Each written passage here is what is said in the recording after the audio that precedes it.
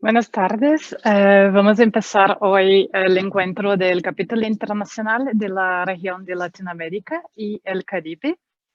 Para nosotros es un gusto tener la participación de todos hoy, a los que son miembros de SWS y también a los no miembros o futuros miembros que nos están acompañando el día de hoy. Bueno, yo soy Tatiana Lobato de Magallanes, soy actualmente co-chair del capítulo internacional y más enfocada en desarrollar actividades para Latinoamérica y el Caribe.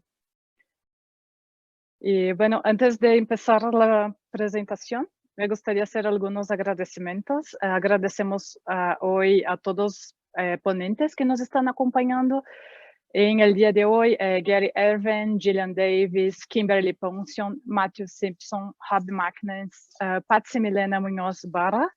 Agradecemos mucho la participación de Marinos Ott, que nos va a dar un entrenamiento, un curso en la parte de la tarde sobre publicación científica. Cabe mencionar que este curso también está certificado por Sws Pcp, que es la certificadora de profesionales científicos de humedales.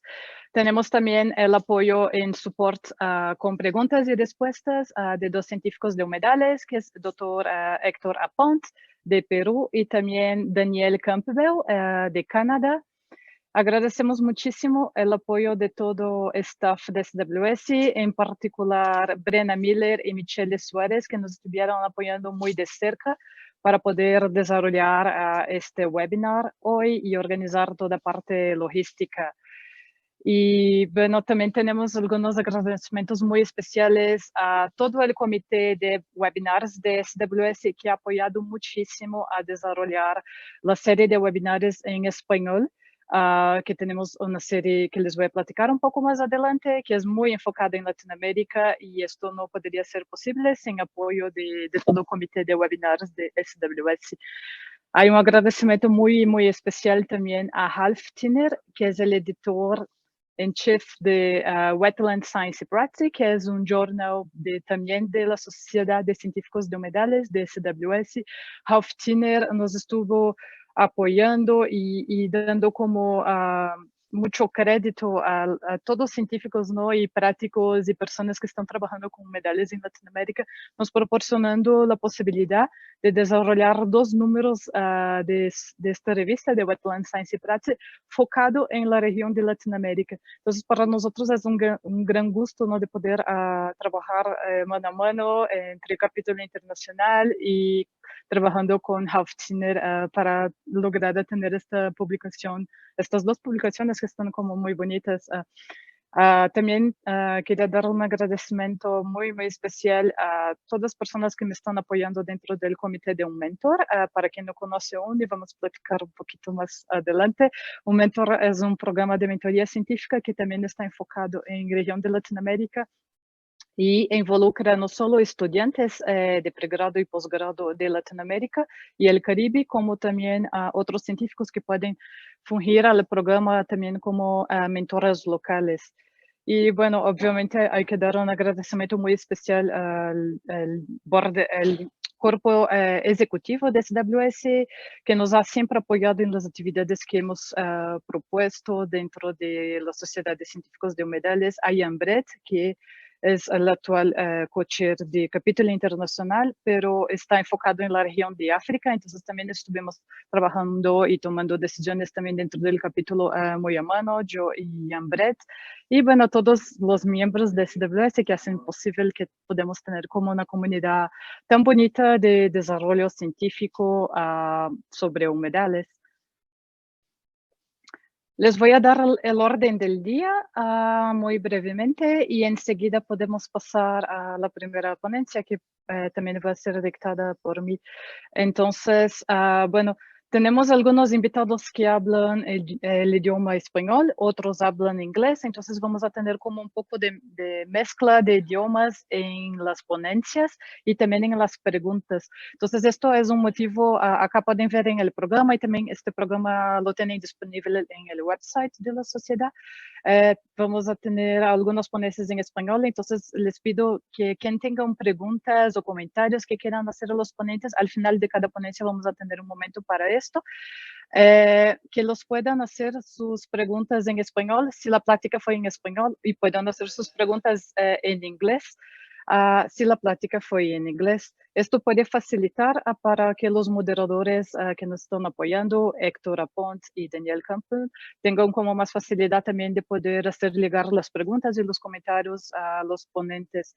Les vamos a pedir si pueden utilizar esta herramienta que tiene de preguntas y respuestas, que está abajo en la plataforma, así también hace como más fácil la dinámica.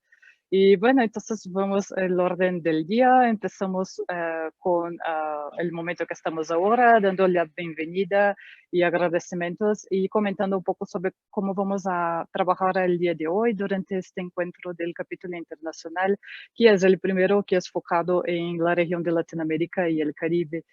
Y bueno, la primera charla es sobre la estructura y función del capítulo internacional para la región de Latinoamérica y el Caribe.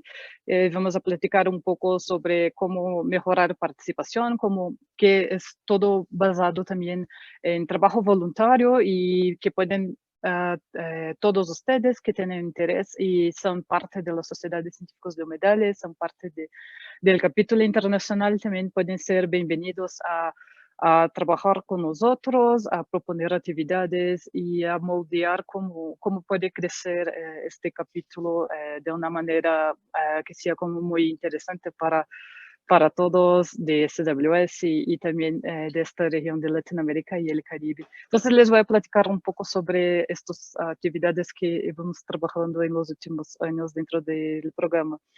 Y bueno, enseguida vamos a tener una charla que es particularmente interesante. Invitamos a Gary Ervin. Gary es un miembro de la Sociedad de Científicos de Humedales durante muchos años.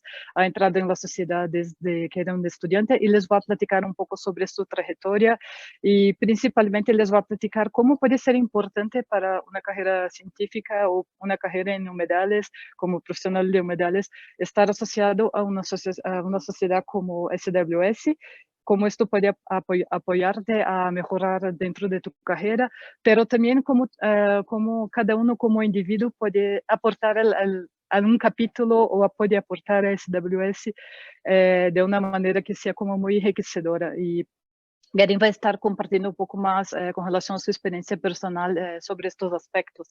Enseguida tenemos una plática bastante interesante que es sobre Sws Pcp. Esto es un programa de certificación profesional para certificar profesionales como científicos de humedales y es como es asociada a SWS, pero no es exactamente SWS, y les voy a platicar un poco más en detalle esto. 4 representantes de esta sociedad, que es Jillian Davies, Kimberly Ponson, Matthew Simpson, Robin McNess, son presidentes pasados, actuales y futuros de este programa de certificación. Entonces ellos van a estar platicando bastante en detalle un poco de toda esta historia y por qué puede ser importante tornarse un profesional como profesional de humedales certificado por este grupo. Es particularmente interesante porque, por ejemplo, todos los webinars de la sociedad son certificados por SWS Pcp y también el curso que vamos a tener hoy dentro de este evento del capítulo internacional, el curso sobre publicación científica, también está certificado por SWS Pcp y entonces todos los participantes de SWS que toman este curso, que toman los webinars, pueden solicitar certificados que valen como créditos hora, por ejemplo, para estudiantes y otras actividades. Enseguida vamos a tener la compañía de Patsy Milena Muñoz Barra, que es una artista de Chile. Ella tiene muchísima experiencia pintando naturaleza y más específicamente los humedales de la región de Biobío, se ha dedicado mucho a esto y nos va a platicar un poco de su trabajo y de todas las conexiones que tienen entre el arte y los humedales. Vamos a tener entonces un momento de break, un intervalo para descanso, comida, etcétera. Y enseguida retornamos en la tarde. En la tarde nos va a acompañar el Marinos Ott, que es un científico de humedales con muchísima experiencia en este asunto. Es editor en chef de journal Wetlands por más de 10 años. Y bueno, Marinos Ott nos va a brindar un curso sobre publicación científica en humedales. Entonces, claramente va a estar hablando sobre el journal Wetlands, va a hablar sobre todo el proceso de comunicación en ciencia y va a dar algunos tips e instrucciones para autores sobre éticas y todo más relacionado a publicación científica. Entonces, con esto finalizamos el evento. Al final vamos a tener una sesión muy breve de clausura para algunos comentarios finales. Y bueno, esto es el emocionante cronograma que tenemos para el día de hoy.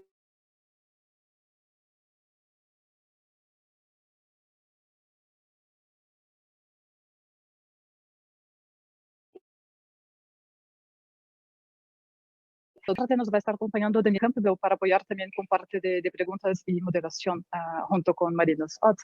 Entonces, con esto seguimos adelante y ya voy a empezar directamente en la primera plática hablando sobre el capítulo internacional de Latinoamérica y el Caribe. Esto es el itinerario que voy a seguir hablando. Vamos a platicar un poco sobre los webinars en español, sobre el programa. Es una iniciativa más reciente en SWS que se llama Wetland Interviews, las entrevistas de humedales. El programa Mentor, voy a platicar un poco sobre Wetland Science in Practice, sobre grants, premios que tienen la sociedad para estudiantes y más particularmente cómo el capítulo internacional ha estado involucrado en esto. Y bueno, también queremos saber quién quiere participar y quién quiere unirse, no solo unirse a la sociedad y al capítulo internacional como miembro, pero también como miembros activos, ¿no? Involucrarse en las actividades, empezar a tener como mayor intercambio entre científicos, prácticos o estudiantes, cualquier persona que esté conectada y afiliada a SWS y que quiera y tenga interés en tiempo a dedicarse para desarrollar como más actividades y colaboración. Bueno, hablando un poco sobre los webinars, tenemos dos series de webinars actualmente en la sociedad. Una es la serie mensual, son webinars que normalmente son platicados en inglés y donde se invitan investigadores de varias partes del mundo, de varios países y están dando pláticas sobre su investigación o sus trabajos prácticos o de outreach en humedales. Y bueno, más recientemente, en 2018, se creó una nueva serie dentro del comité de webinars que se llamó la serie de Spanish Webinars. Es una serie con webinars en español y actualmente, desde los 3 últimos años, ha trabajado con una serie cuaternaria. No, trienal. Tenemos 4 webinars por año, donde se invitan principalmente investigadores que trabajan o investigadores o prácticos o personas que estén trabajando con humedales en Latinoamérica y el Caribe. Esta serie también no solo invitar personas que son de Latinoamérica y darle esta oportunidad también de tener una mayor expresión de Latinoamérica, pero por el fato de tener las pláticas en español, se permite también como un mayor intercambio local. Entonces, nosotros es un gran gusto a través del capítulo internacional de estar trabajando en colaboración en esta serie con el comité de webinars para poder proporcionar como muchísimo más oportunidad y visibilidad para toda investigación y trabajos que se han hecho con humedales en Latinoamérica. Entonces, les invito a conocer la serie. Tenemos, todos los webinars son libres, son abiertos para miembros y no miembros hasta la fecha. Y posteriormente a la presentación del webinar, tenemos Está disponible en el canal de YouTube, en el canal de Society of Wetland Scientists. Hay una parte específica para los webinars en español. Hasta la fecha tenemos 14 videos de webinars que fueron presentados anteriormente. Wetlands Interview es una iniciativa más reciente. Empezamos a trabajar como 2019, finales de 2019. Surgió como una idea principalmente del capítulo internacional, y ahí unimos fuerzas de trabajar en colaboración con el comité de webinars, en este momento más específicamente con Kim Poncio, que también nos acompaña hoy y va a hablar en la charla sobre el programa de certificación profesional. Sin embargo, fue bastante interesante porque fue una colaboración de 3 grupos, la parte de media con Ana Bunkhoff, capítulo internacional y comité de webinars. Entonces, la propuesta era trabajar entrevistas de humedales, más hablando no sobre aspectos técnicos o científicos, ¿no? Que las personas están trabajando, y sí más sobre su experiencia personal dentro del campo de la ciencia de humedales, cómo entraron, empezaron a estar involucrados y todo más. Y entonces tenemos es un trabajo como muy colaborativo y libre, donde miembros pueden nominar a las personas que van a ser entrevistadas, y es abierto a todos los países y abierto a diferentes idiomas, solo que el entrevistador y el entrevistado deben hablar el mismo idioma para que pueda ser con mejor entendimiento. Entonces tuvimos algunas entrevistas, una inicial en 2019, algunas otras en 2020, 2021, y la serie sigue abierta y seguimos invitando a los miembros que puedan participar. Entonces es bastante interesante. Aquí también está en canal de YouTube de Society of Wetland Scientists, y hasta la fecha tenemos 7 videos de entrevistas subidos ahí. Y es bastante interesante porque a las personas que han participado les ha gustado mucho la dinámica y traen como experiencia muy interesante para contar desde un punto de vista como más personal sobre su experiencia dentro del campo de ciencias de humedales. Y tuvimos algunas personas muy interesantes y que estuvieron colaborando con las entrevistas, como Patricia Morena Casolo en México, High Gardner de Estados Unidos, Nick Davison, Antonio Lotte Helgueras, también un científico de plantas acuáticas en México, otras personas que también estuvieron colaborando y fueron invitadas o nominadas por miembros de SWS a participar. También les quería platicar un poco de un mentor, que es una actividad como es una iniciativa muy reciente también en la sociedad. Yo inicialmente la propuse a través de un trabajo que empezamos con un grupo de Perú, con Héctor Apont, que nos acompaña hoy también, y sus estudiantes. Estuvimos trabajando algo de investigación a distancia y levantando bases de datos. Este trabajo está publicado en Wetlands Pcp de octubre de 2020. Si alguien tiene interés en leer la publicación, que fue trabajada mayoritariamente por los estudiantes sobre tutoría mía y de Héctor en este momento.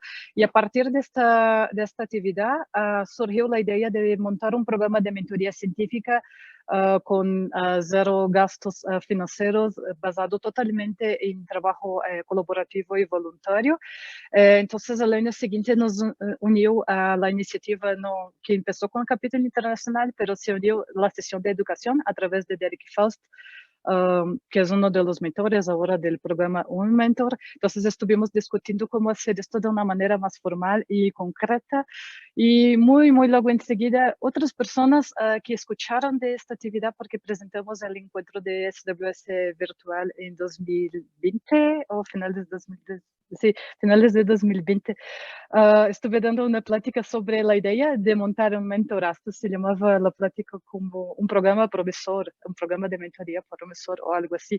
Y luego enseguida Daniel Campbell también se voluntarió a unirse al grupo, y muy enseguida Gary Ervin. Entonces ahora estuvimos trabajando y montando esto de una manera más concreta, y ahora ya estamos con el segundo grupo segundo convocatoria. Año pasado fue la primera, tuvimos algunas aplicaciones de estudiantes de Latinoamérica, y actualmente en el año de 2021 para 2022 tenemos 2 grupos que trabajamos de estudiantes, un grupo que es de sur de México, de región de Yucatán, y otro grupo que involucra una estudiante de Colombia, pero dos mentores locales, uno de Argentina y otro de Colombia, y trabaja su proyecto entre estos dos países. Entonces es particularmente interesante para los estudiantes, pero también muy interesante para los mentores que han unido al programa, sean los mentores locales o los mentores de CWS, porque es una oportunidad de mayor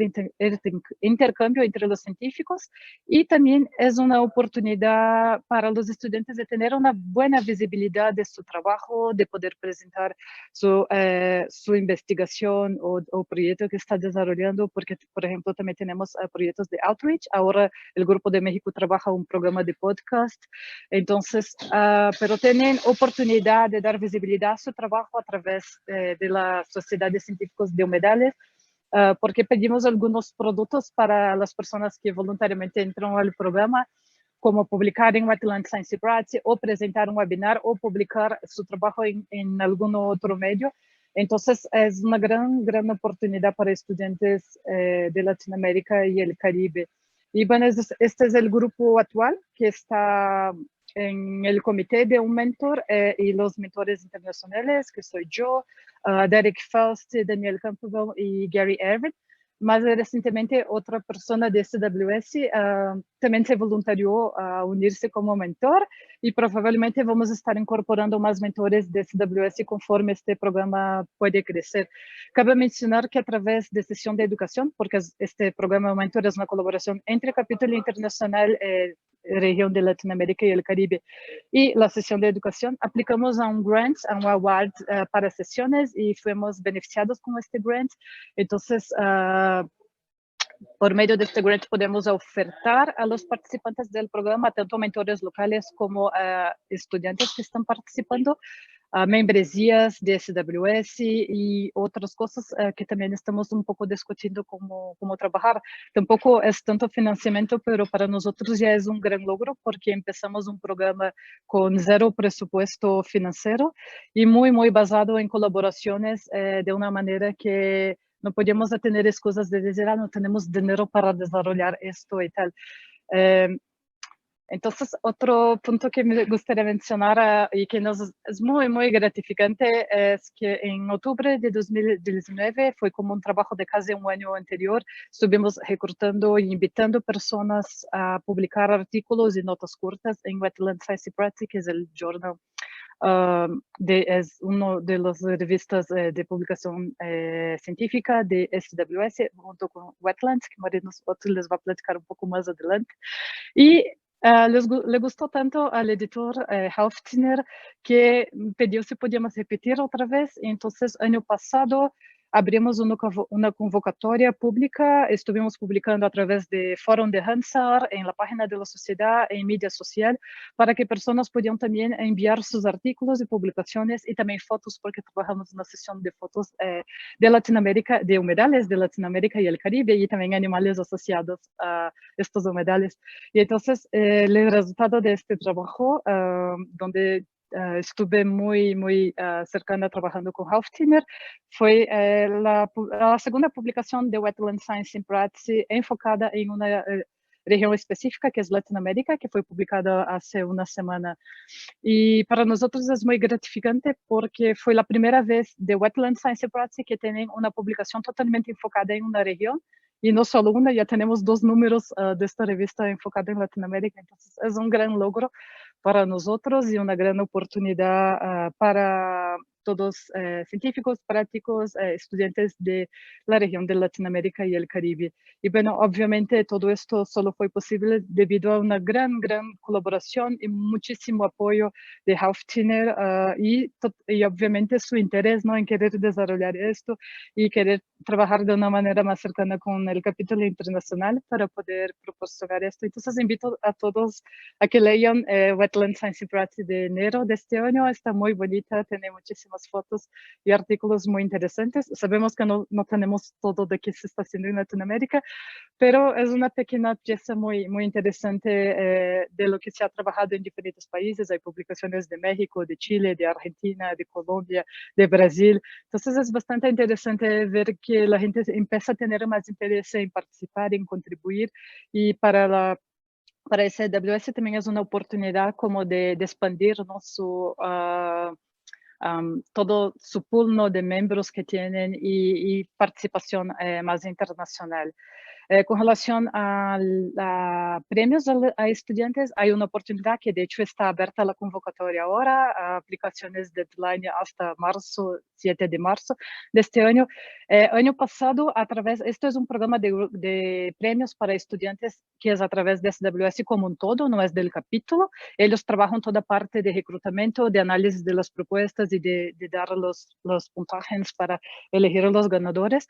Pero, sin embargo, año pasado ofrecieron los capítulos querían dar fondos específicos para la región y a través del capítulo internacional y Ambred y yo decidimos dar $1,000 para fondos para estudiantes. Entonces fueron $500 para el mejor proyecto de un estudiante de África y más $500 para un proyecto de un estudiante de Latinoamérica.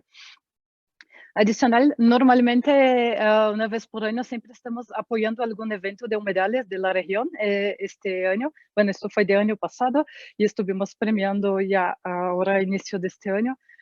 Fue el Congreso de Ríos y Humedales en Colombia. Es un gran congreso que se organiza, es la tercera edición que tienen. Y ahí el propio Congreso estuve trabajando como analizar las propuestas y seleccionar los estudiantes. SWS simplemente contribuyó con el premio y estos fueron los 3 estudiantes que fueron seleccionados en esta oportunidad, pero normalmente a cada año siempre estamos intentando dentro del capítulo internacional apoyar concursos dentro de congresos en África y Latinoamérica y el Caribe. Y bueno, quería preguntar también quién quiere participar más, porque es interesante para el capítulo y para la sociedad como todo tener más miembros, pero no nos interesa simplemente tener un gran número de miembros y no tener como miembros que son activos y que realmente están contribuyendo y participando. Entonces les dejo la pregunta a ustedes. Y bueno, cabe mencionar también que todo trabajo de las personas que están involucradas en SWS, científicos, profesionales, estudiantes, se basa en trabajos voluntarios. Entonces, también es como algo complejo, ¿no? En términos de cuánto quiero dedicarme o qué puedo hacer y cuántos avances se pueden tener en tiempo por no ser como su primer trabajo y si algo que sí estás dedicando realmente porque quieres desarrollar algo en la comunidad. Entonces, les dejo una invitación abierta y les comento de que es muy, muy gratificante estar contribuyendo a la comunidad de humedales de Latinoamérica, estar contribuyendo y teniendo relaciones más cercanas con otros científicos de SWS. Puede ser como gran oportunidad también de desarrollar otros proyectos, ¿no? Dentro de su campo profesional externos a SWS, pero también hay que pensar en cómo estar como contribuyendo al grupo como un todo. También me olvidó mencionar que dentro de la serie de webinars en español, actualmente tenemos 2 personas, que es Silvina Casco y Arturo de Mora. Silvina es de Argentina y Arturo de México. Ellos son ahora actualmente los miembros dentro del comité de webinars, hacen parte de este comité y son más específicos enfocados a moderar y organizar cómo se va a estar desarrollando toda parte de los webinars en seminarios web en español. Y entonces es muy bacana porque empieza a crecer y tener más participación y personas que quieren unirse y también tomar responsabilidad, ¿no? de desarrollar las actividades dentro del capítulo. Y bueno, obviamente agradecer a toda colaboración dentro de otras sesiones y grupos como comité de webinars, como el comité mentor que se formó ahora y todas estas relaciones que se van construyendo dentro de otras sesiones y grupos y con otros miembros de SWS, que está muy, muy interesante y hemos recibido como muchísimo interés y apoyo de diversas personas, como pueden ver ahora en este encuentro de hoy, donde van a ver otras charlas interesantes y personas que están interesadas en Latinoamérica y el Caribe y están interesadas en tener mejores relaciones e intercambios con miembros de SWS de esta región. Entonces agradezco muchísimo a todo apoyo de todos ustedes y bueno, les invito a ser miembros de SWS y les invito a aportar de manera muy colaborativa al capítulo. Y dejo ahora, creo que tenemos 10 minutos para preguntas. Exacto, Tatiana, tenemos 10 minutos y por acá nos han dejado una pregunta. Preguntan si el capítulo consideraría representantes o enlaces por país. Bueno, primero el capítulo tiene que crecer, ¿no? Es una buena pregunta, porque ¿qué es el capítulo en sí? El capítulo son todos que están dentro del capítulo y quieren hacer algo, ¿no? Entonces, como todo se basa en trabajo voluntario, bueno, en SWS la estructura tienes staffs, que son personal contratado, como Brena, Michele, que nos apoyan hoy en esta actividad. Es una empresa que SWS le paga para hacer servicios de soporte. Sin embargo, toda otra parte, quien es un presidente, quien es un chair de capítulo, quien coordena un comité de webinars, quien es todo aporte del comité, esto todo se basa en trabajo voluntario. Entonces, esto todo depende de las personas que son parte del capítulo y que quieren formarlo. Obviamente, si tenemos un grupo grande en el capítulo y queremos tener representación, somos tantos que queremos tener representación por país, esto es fantástico. Esto es lo que pasa. Bueno, me imagino que tal vez varias personas que están escuchando la plática hoy no conocen un poco de la historia de SWS, pero es una sociedad que empezó en 85, tiene muchísimos años, tiene casi 4.000 miembros alrededor del mundo.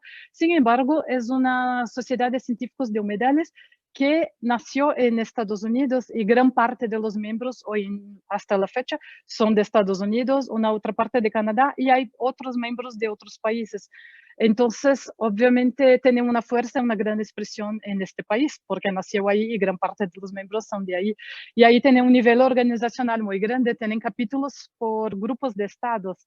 Entonces, Gary les va a platicar un poco, porque Gary es particularmente una persona interesante para hablarles de esto, porque él es de uno de los capítulos más recientes de Estados Unidos. Es un capítulo muy nuevo y reciente de Estados Unidos y nos va a platicar un poco cómo esto se desarrolló y cuál es la importancia de tener interés y colaboración dentro del capítulo. Entonces, por ejemplo, hoy dentro del capítulo internacional, no tenemos como un grupo muy colaborativo o grande o una gran expresión de participación de los miembros. Entonces, yo no veo por qué vamos a tener representación por país si no tenemos ni el capítulo de Latinoamérica. Hasta el enfoque, el capítulo internacional existe ya como 20, 30 años.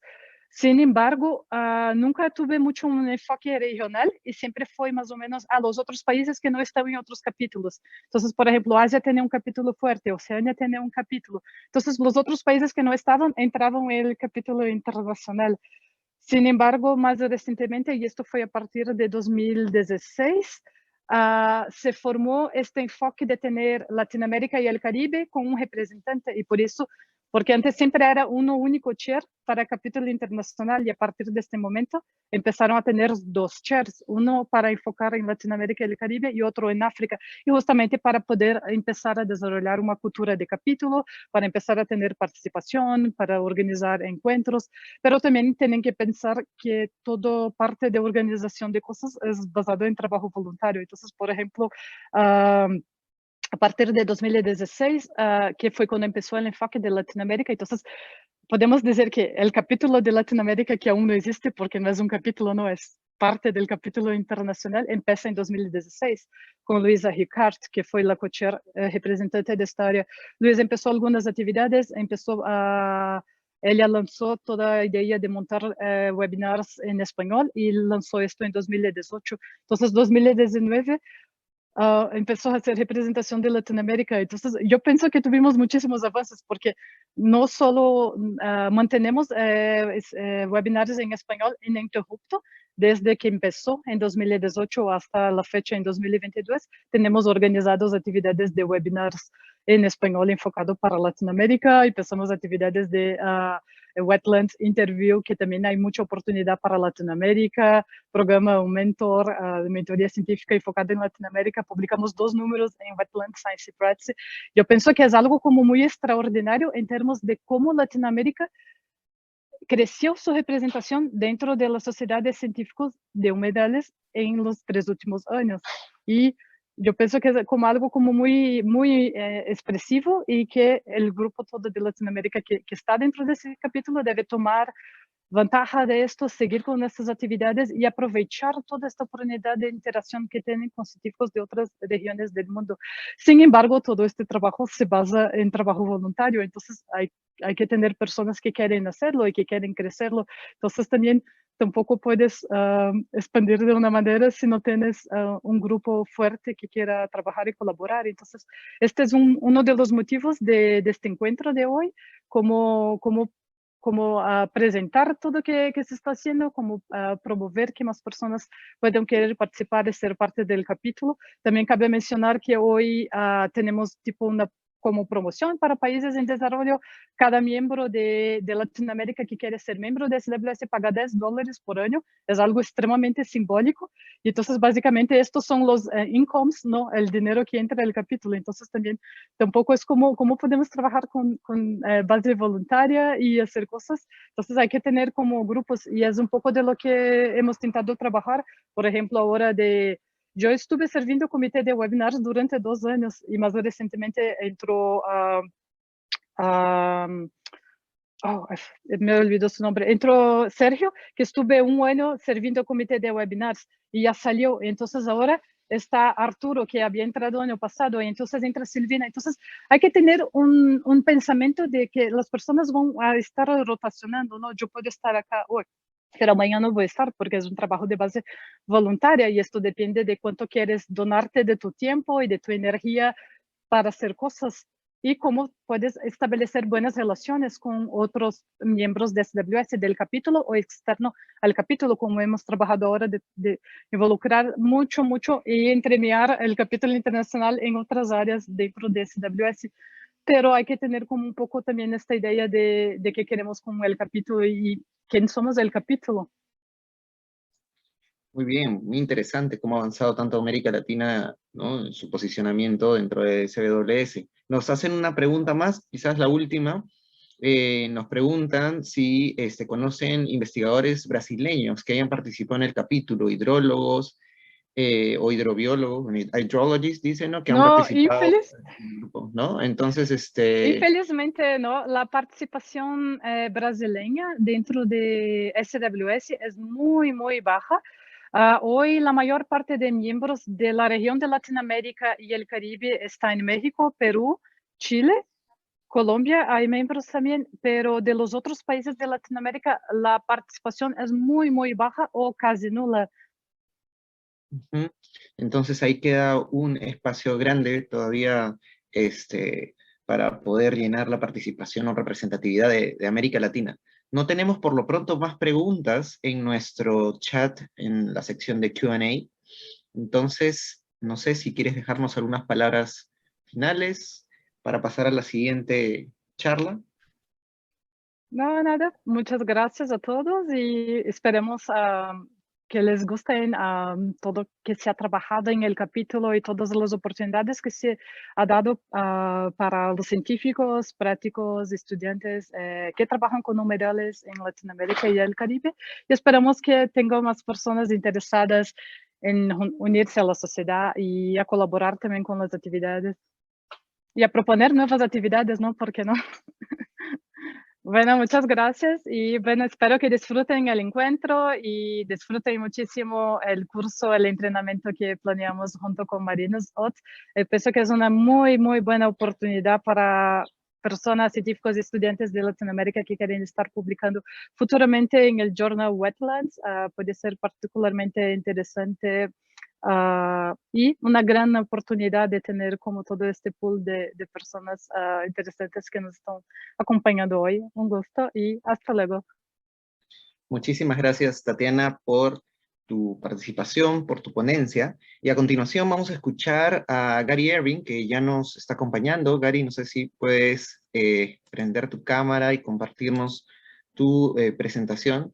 Gary nos va a hablar sobre qué es lo que significa, dice, what chapter membership has meant for me, ¿no? ¿Qué es lo que significa ser miembro de un capítulo para mí? Y creo que Gary nos va a hablar también en español, ¿verdad? Sí, sí, gracias. Gracias. Excelente, Gary. Te dejo con el uso de la palabra.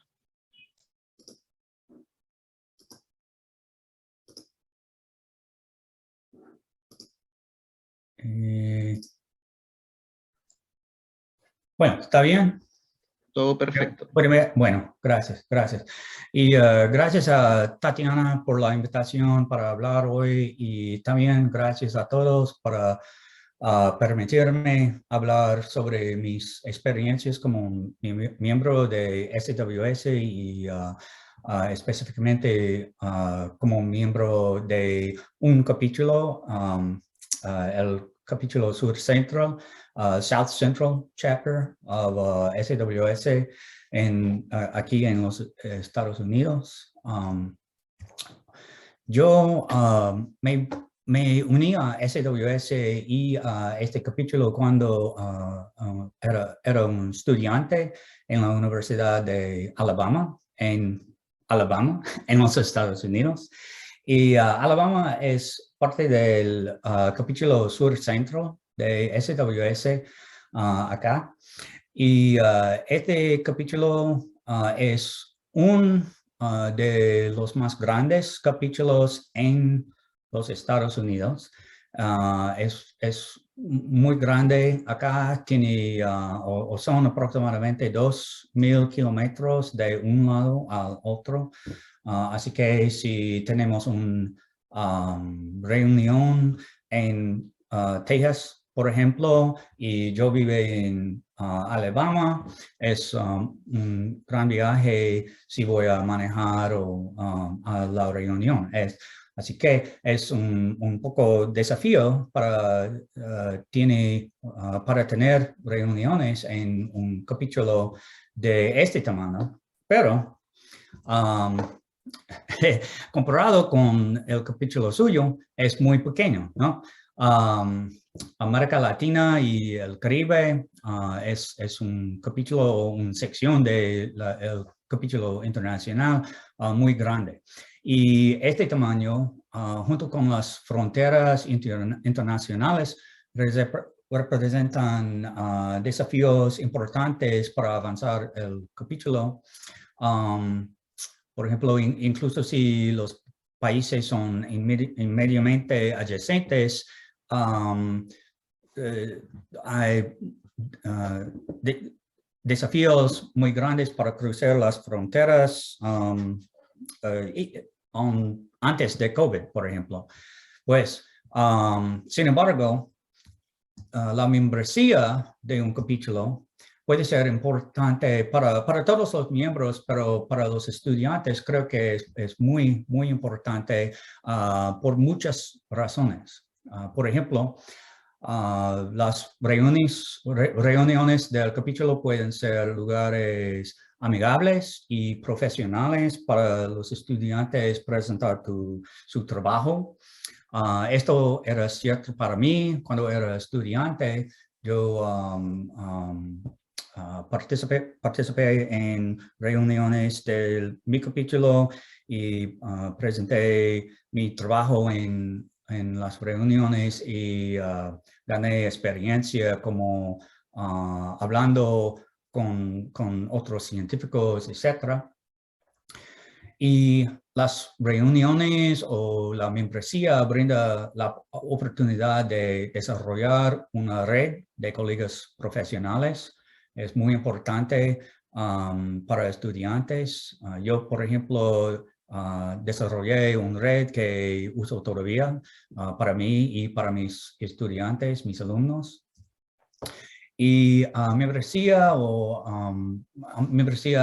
en un capítulo puede apoyar para que los estudiantes se preparen para congresos más grandes.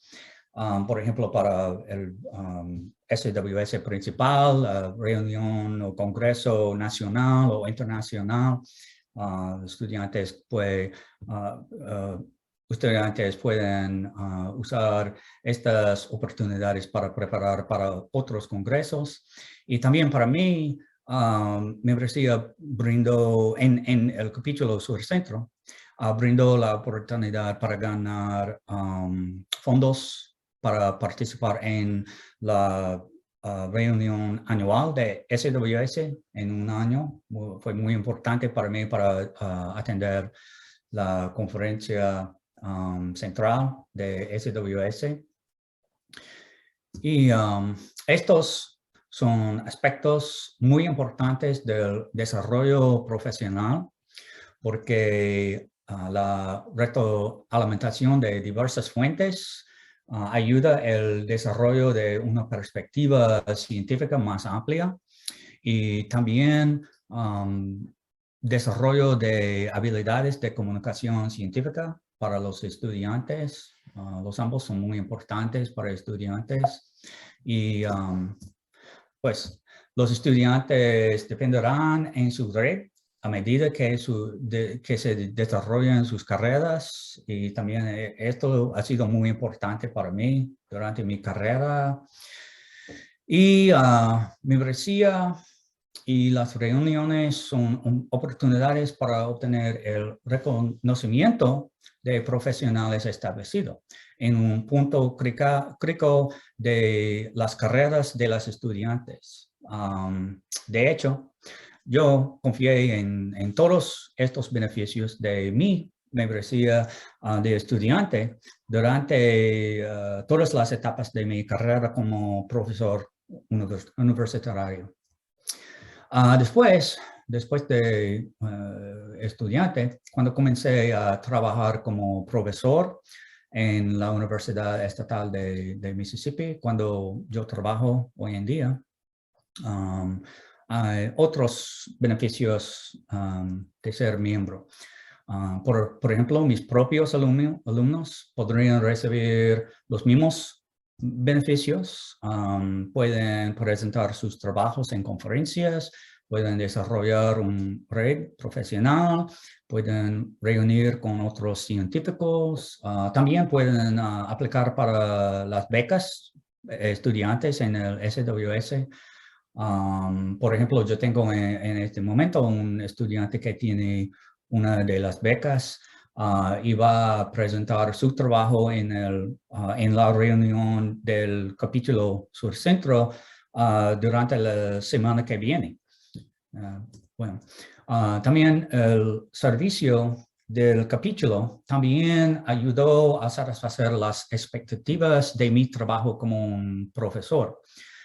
Por ejemplo, servicio como miembro de la Junta Ejecutiva en el capítulo Sur Centro no solo ayudó al capítulo, sino que contribuyó a las expectativas de servicio a la comunidad científica para mi trabajo como un profesor en la universidad.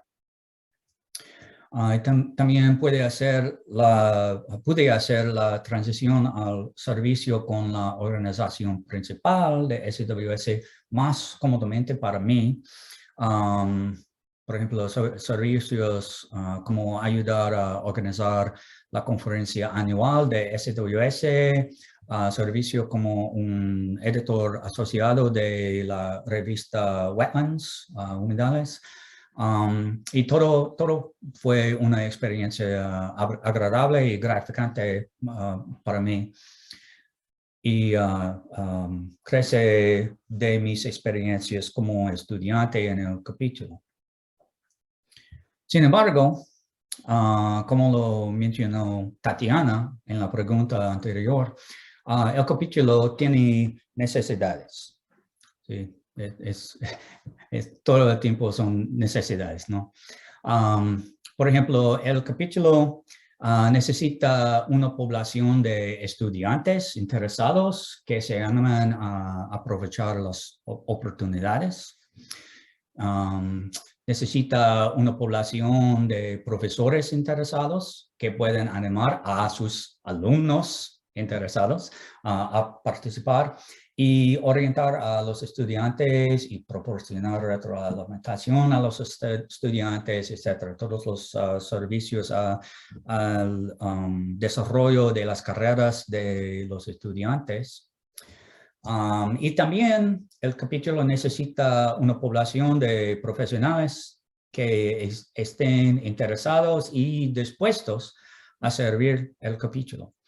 Para, por ejemplo, funcionarios, para organizadores de conferencias, para brindar talleres, necesito mentores para los estudiantes que están involucrados en el capítulo, etc. Hay muchas necesidades, ¿no? Por ejemplo, en mi capítulo, en el capítulo subcentral, estos son los lugares de reuniones anteriores, antes de COVID, claro, reuniones de mi capítulo. Y en cada lugar necesitamos alguien para alguien que está dispuesto a ayudar a organizar la conferencia.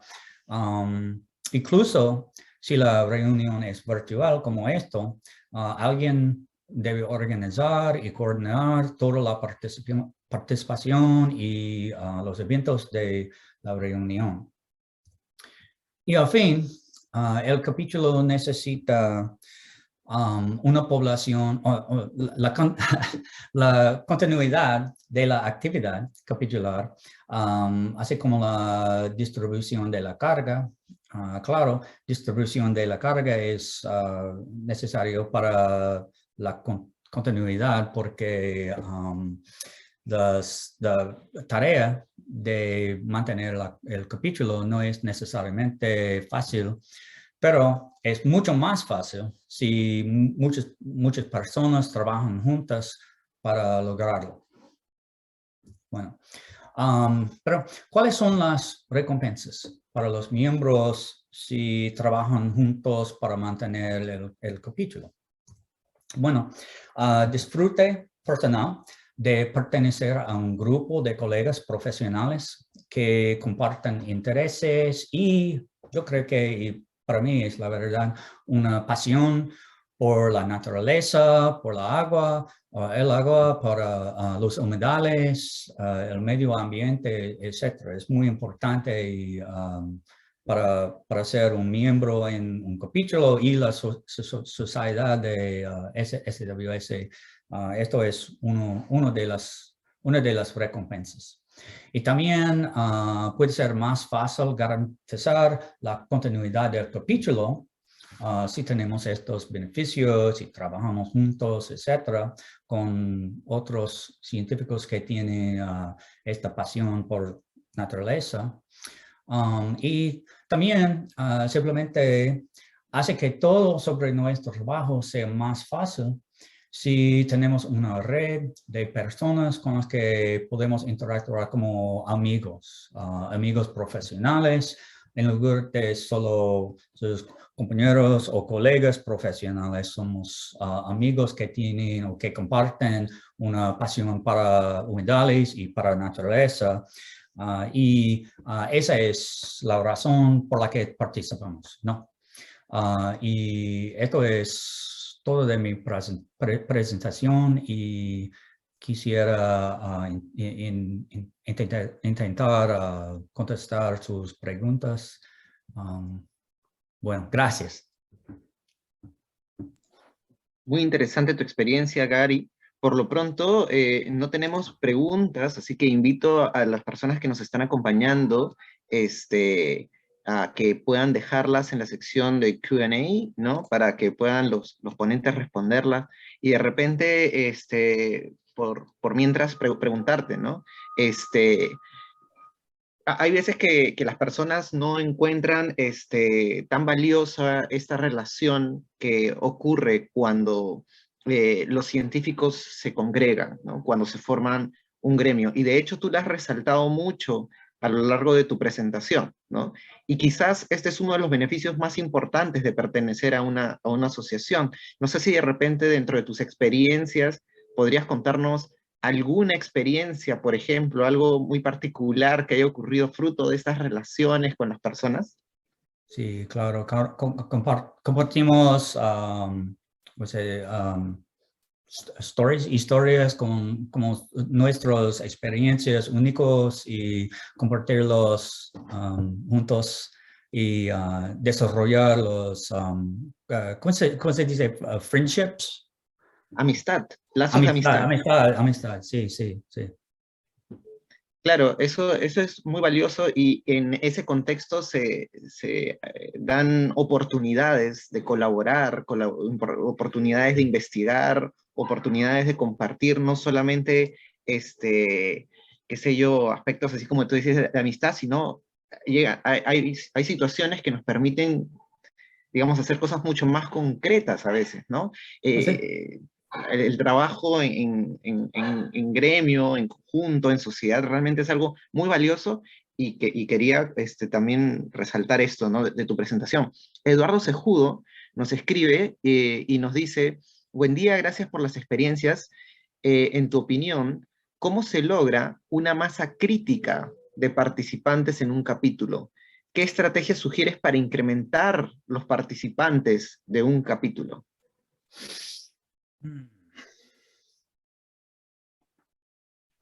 En inglés, no es una pregunta fácil. So we in our chapter, things seem to go in cycles. So sometimes there are a lot of people and maybe it's related to money, to have the money to do the research. And so when we have a lot of faculty who have a lot of students who are all working at the same time, it seems like the chapter is more active. Claro, a ver, una traducción rápida de lo que acabas de decir es que pues muchas veces depende de una cuestión de oportunidades que convergen, ¿no? Por ejemplo, la presencia de dinero que permite la participación de las personas, la presencia de una facultad, por ejemplo, con jóvenes o con estudiantes o con personas que quieran participar de ello, y pues eso definitivamente genera las oportunidades para que crezca un capítulo, ¿no? Efectivamente, es un conjunto de cosas que a veces tienen que ocurrir. Y de hecho, complementando quizás un poco la experiencia que nos ha comentado Gary, en Perú hemos podido también crecer un poco en cuestión de científicos abocados a humedales, justamente aprovechando experiencias como la que, o mejor dicho, justamente aprovechando oportunidades como la que nos comenta Gary, ¿no? Esas oportunidades de trabajar en sociedad, trabajar en conjunto, pero aún todavía nos falta mucho por crecer, ¿no? Todavía nos falta mucho por desarrollar. Gary, nos quedan un par de minutos, no sé si te gustaría cerrar con algún mensaje, algunas palabras finales. Palabras finales. No, gracias. Muchísimas gracias por la oportunidad de participar en esta reunión y me gusta mucho que estamos 42 personas en la reunión en este momento. Creo que en mi capítulo 42 es muchas personas para atender una reunión y creo que este capítulo o esta sección tiene mucho potencial para crecer. Espero que muy rápidamente, porque es muy interesante y me gusta mucho que ustedes tienen interés en compartir sus experiencias y colaborar en este esfuerzo. Pues, ok, Gary, muchísimas gracias. Antes que te vayas de repente, porque tenemos un par de minutos, ha llegado una pregunta de Daniela Guajardo y nos dice, en tu experiencia participando en la SWS, ¿se logra hacer cooperación entre diferentes capítulos? Entre los capítulos nuevos o antiguos, por ejemplo, teniendo en cuenta que el de Latinoamérica es nuevo, ¿se logra cooperar entre capítulos? Sí, en los Estados Unidos, en nuestro capítulo teníamos 2 reuniones entre el capítulo Sur Central y Sur Atlantic capítulo, 2 reuniones juntos en Florida, porque Florida es un lugar en el que todos quieren viajar. Pero creo que con el tamaño de su capítulo es necesario para colaborar among los países, porque cada país es como un capítulo, ¿no? En los Estados Unidos. Efectivamente. Sí. Ok, listo. Ahora sí ya no tenemos más preguntas. Nuevamente agradecerte, Gary, por tu presentación, por compartir tu experiencia con nosotros. Espero que nos volvamos a ver pronto. Gracias, muchísimas gracias. Buen día. Gracias a ti también, Gary. And now I think we're going to change to English because we have a presentation about the SWS PCP panel discussion entitled "Find Out Why You Should Become a Certified Professional Wetland Scientist." And the people that is going to be in charge of this presentation, it's like the dream team of the SWS. I had the opportunity to meet some of them a few years ago in Baltimore. It was a very beautiful experience. So I will give these minutes in charge of Jillian Davies, Kimberly Poncio, Matthew Simpson, and Rob McInnes, or McInnes. I'm not pretty sure about the pronunciation, but please. Thank you very much, Hector. We're really happy to be here today. And I'm going to share my screen to start this off. So can everybody see that okay? Yes, everything. Okay, great. Well, thanks again, Hector, for that very nice introduction. And I'd like to thank the other organizers of today, Tatiana and everyone else. We're really honored to be here at the SWS International Chapter Latin America Inaugural Meeting. So my name is Jillian Davies, and I'm president of the Society of Wetland Scientists Professional Certification Program. And I've been working in wetlands as a wetland scientist in Massachusetts, USA for the past 30 years.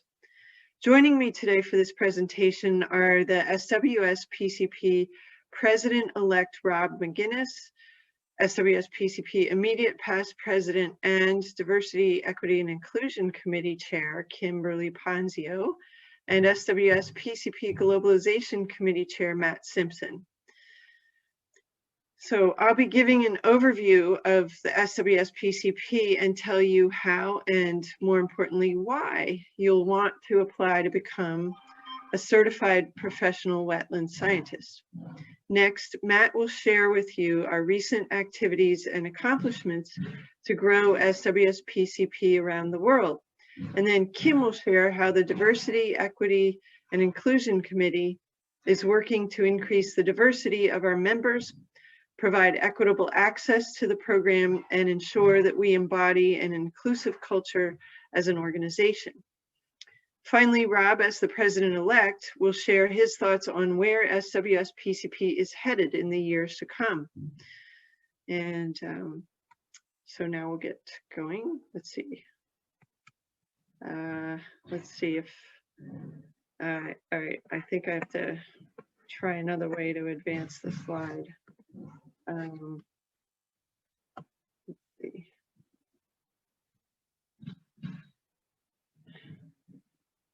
Okay, that went a little too far, so now, okay, looking good now.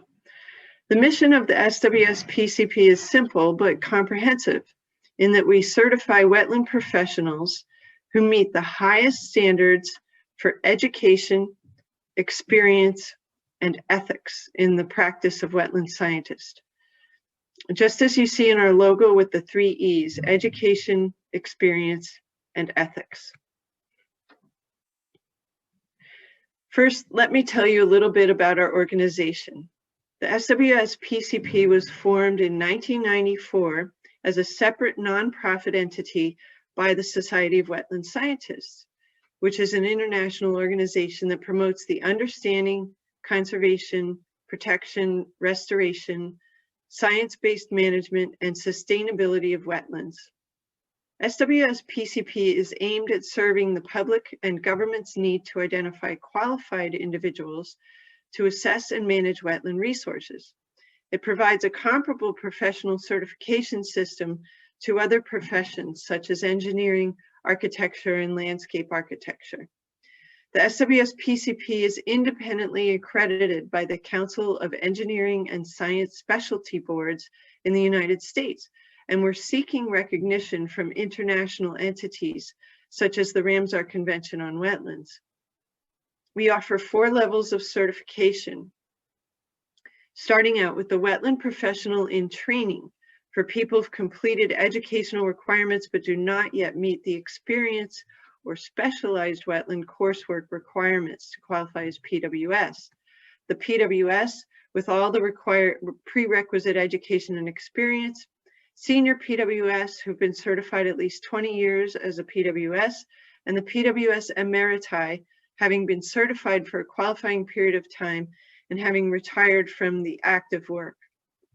The SWS PCP is unique in that there's no other national or international certification of its kind for wetland science. The objectives of the SWS PCP program are to establish professional standards and to identify those individuals that are qualified to assess and manage wetland resources. SWS PCP maintains a certification registry of wetland professionals, provides guidance on wetland coursework and training to qualify or maintain certification, and finally enforces a code of ethics in the practice of wetland science. Who actually makes up this group of wetlands professionals? Well, it's likely that many of you did not start out your careers planning to become wetland scientists. My graduate school studies focused more broadly on ecosystem ecology, and then I happened to see a job advertisement for a wetland scientist and landed the job, leading me to focus my career on wetlands. But the SWS PCP umbrella is big, and we cover a diverse assemblage of professionals with specialties in wetland science, including but not limited to ecologists, hydrologists, soil scientists, biologists, academics and researchers, agency professionals, consultants, and many other subdisciplines or sectors of employment. So what are the benefits of the certification program? They're benefits to the public sector by providing standards for education, skill sets, and ethics comparable to other professions such as engineering, architecture, etc., as I mentioned earlier. Certification also enhances recognition of wetland science by people working on multidisciplinary teams, adds credibility to the profession of wetland science by requiring that PWS commit to ethical behavior, but it also elevates the profession. Perhaps someday, children will not only dream of being doctors, lawyers, astronauts, and teachers, but they'll dream of being wetland scientists. This certification allows a PWS to be recognized for his or her skills and experience, even when working outside of your home country, whether that be in person or more likely in a virtual setting during the pandemic. Additionally, for those who are practicing wetland scientists, the certification program encourages skill development and ensures that we remain active and up to speed on our industry. Many of you will be pleased to see that there are also benefits to the academic sector by setting a high standard for students to follow. Certification gives students an extra edge when applying for positions when they graduate if they're certified whippets. It demonstrates the academic achievements not only of the students, but also of the educators in their institutions. And because we have a large sector of our members that are in the private and consulting world, it helps to achieve a balance between the academic and private consulting professions, as well as government and NGO employees, by keeping them up to date and on their toes with the latest developments in wetland science. So what exactly are the requirements of becoming a PWS? Like so many of you listening today, I'm sure you can easily check the boxes off of 15 credits in biological sciences, such as biology, botany, zoology, ecology, etc. 15 credits in physical sciences, such as chemistry, soils, hydrology, geology, etc. 6 credits in quantitative sciences, such as math, computer science, statistics, etc. And for the PWS, not the WIPIT, we require 15 credits in specialized wetland coursework, such as wetland plant taxonomy, wetland hydrology, soil morphology, wetland mapping, wetland restoration, and wetland delineation, etc. And this can be classes that are not exclusively wetland focused. And in that case, the credits are prorated for the proportion of the class that covered wetland topics or instruction. For experience, you will need 5 years of full-time professional work in wetlands to become a PWS. That can be as a consultant, a teacher, professor, government researcher or manager, government regulator, a graduate student, or as an NGO employee. And full-time means that 75% of your daily, weekly, or monthly duties are devoted specifically to wetland science.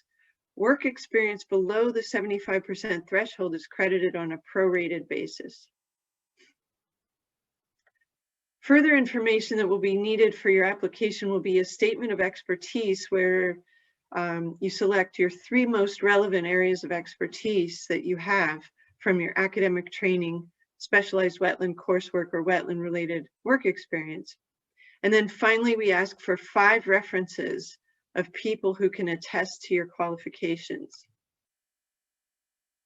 Recently, the SWS Pcp developed a lower fee structure for professionals from developing countries, or for those who are already members of SWS, ranging from $30 for a WIPIT that a SWS member to a PWS application of a non-SWS member of $140 US dollars for application. Once you become certified, the annual maintenance fee is much lower at just $25 per year.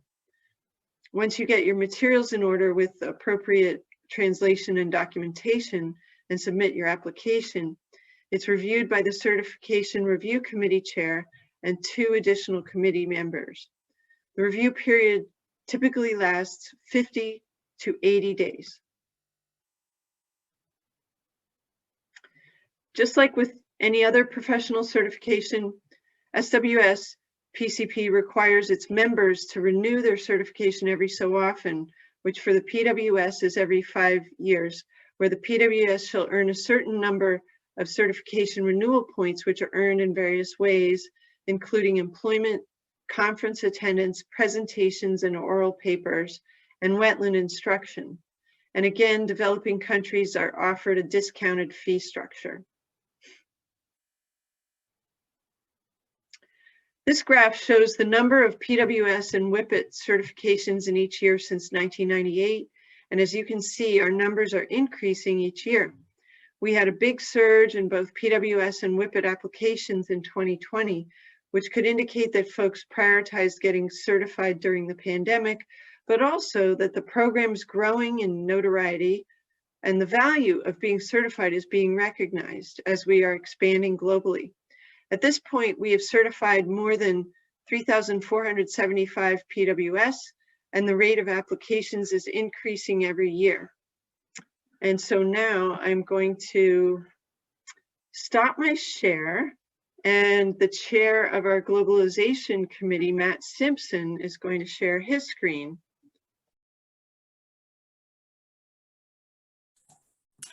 Thanks, Jillian. That's great. Let me see if I can just launch my presentation. Yeah, brilliant. Okay, I'm going to talk about how we're trying to make the program more global at the moment.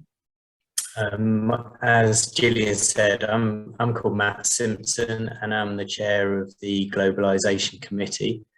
And I really want to say a big thank you to the organisers today, to Hector and Tatiana. It's fantastic to be part of this first international chapter meeting. So I've worked in wetlands for kind of over 20 years, and I've been lucky enough to work in many different parts of the world with government agencies, with other wetland professionals, with local communities, with NGOs. And there's many people in different parts of the world that I would say are wetland professionals and dedicate their lives to working on wetland science and wetland management and practice. And in some circumstances, in some countries, they don't really get the recognition that they should get. And as Jillian says, you know, what we're trying to do is raise the profile of wetland science and being a wetland scientist and a professional wetland scientist. You know, too often you sit in meetings with an architect or an engineer, and because you're a wetland scientist, you don't get that same level of credibility. So this program is all about giving that level of credibility. And it's really required in many different countries. The program started in the United States, as Jillian said, but now it's spreading all around the world, and it's really fulfilling something that is required for many people that have a profession in wetland science. So in terms of globalizing, we've had a number of key initiatives. First was to establish champions for the program in different areas, and I'll talk about that in a minute. We want to seek international recognition through the Ramsar Convention on Wetlands, and Jillian mentioned that we are developing a resolution that will go to the convention, and hopefully the 172 parties will sign that. To give further recognition for the importance of having professional certification for wetland scientists. We're in the process of establishing memorandums of cooperation with different wetland organisations around the world to raise the profile of the programme. And we're really trying to promote and approve international, regional and national wetland training courses. We get contacted a lot by people asking, oh, where can I get a wetland course on this, or where can I do a course on that? And so we are calling for everyone to send in any training courses they're aware of so that we can promote them and help assist people who want to apply to be a professional wetland scientist, because we can direct them to a course if they need extra credits. We also have been promoting the programme at regional and international wetland meetings, this being one of them, but more recently, we've had promotion at the Intercol conference in Christchurch in New Zealand, and we'll be continuing to do that in many different meetings around the world. And we also recognise that there are many wetland professional social scientists, and so we're developing a parallel certification programme, which I'll talk a little bit more about in a minute. So in terms of champions and expanding our global reach, we now have representation in Southeast Asia, in South Asia, obviously in North America, in Africa, Latin America and the Caribbean, Oceania and South America. So you can see some of the champions are pictured here, and they're helping promote the program in different regions. But we're very keen to get more champions in different countries to help establish the program. So what the champions do, they help identify individuals, and particularly they help support them in their applications. I think some people, when they look at the application process that Jillian just spelled out, it seems a bit daunting, and they get worried that their particularly their education qualifications would not fit.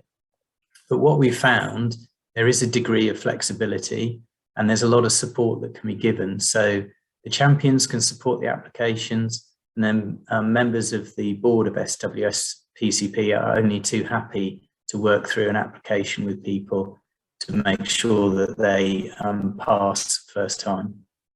We've also asked the champions to identify wetland organisations in their region so that we can establish memorandums of cooperation with them, to identify important regional and national meetings that we can attend, and also, as I said, to identify these wetland training courses so that they can be approved by SWS PCP for credits for applications and also renewals. Now, I mentioned that for some people, it's quite difficult to particularly get the education requirements, excuse me, because they come from a non-physical science background. And there's a lot of people that would consider themselves wetland professional scientists, but don't come from a physical science education background. And so we've got two situations where we're trying to address at the moment. So individuals that have a non-physical science education, such as maybe in the arts, but they've switched careers to become wetland professionals.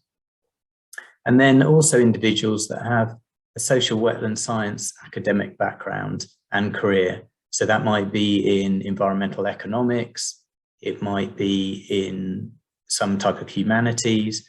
There are many different social sciences that are really important with wetland science now, particularly working with communities in different parts of the world.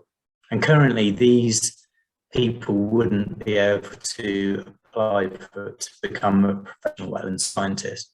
But we're hoping by the end of this year, we will have a parallel program up and running so that even people from a social science background can apply to become a professional wetland scientist.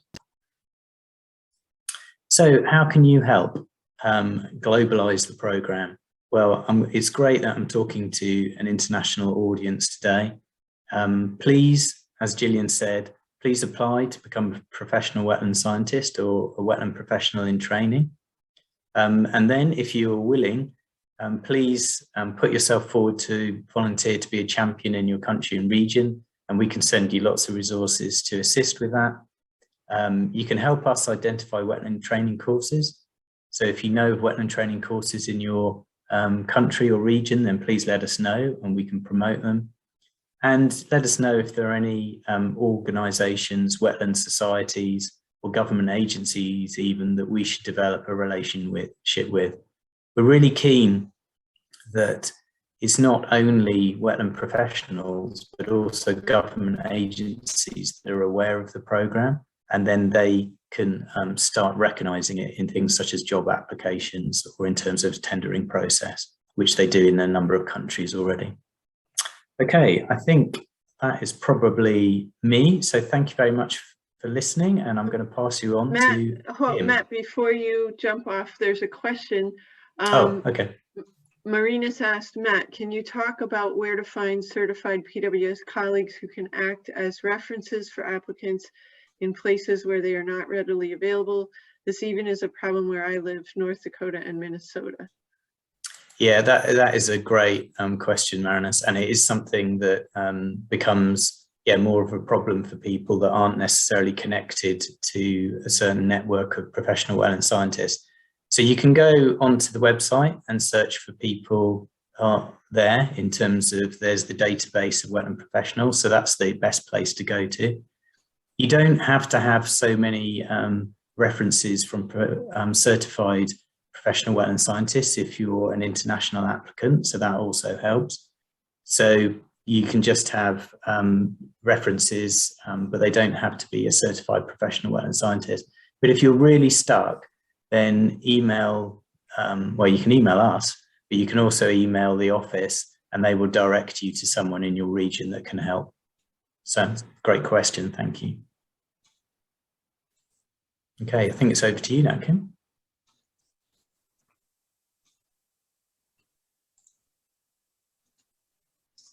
Okay, I'm just getting started with my screen share. Hopefully you all are seeing this. Are you seeing the presentation properly?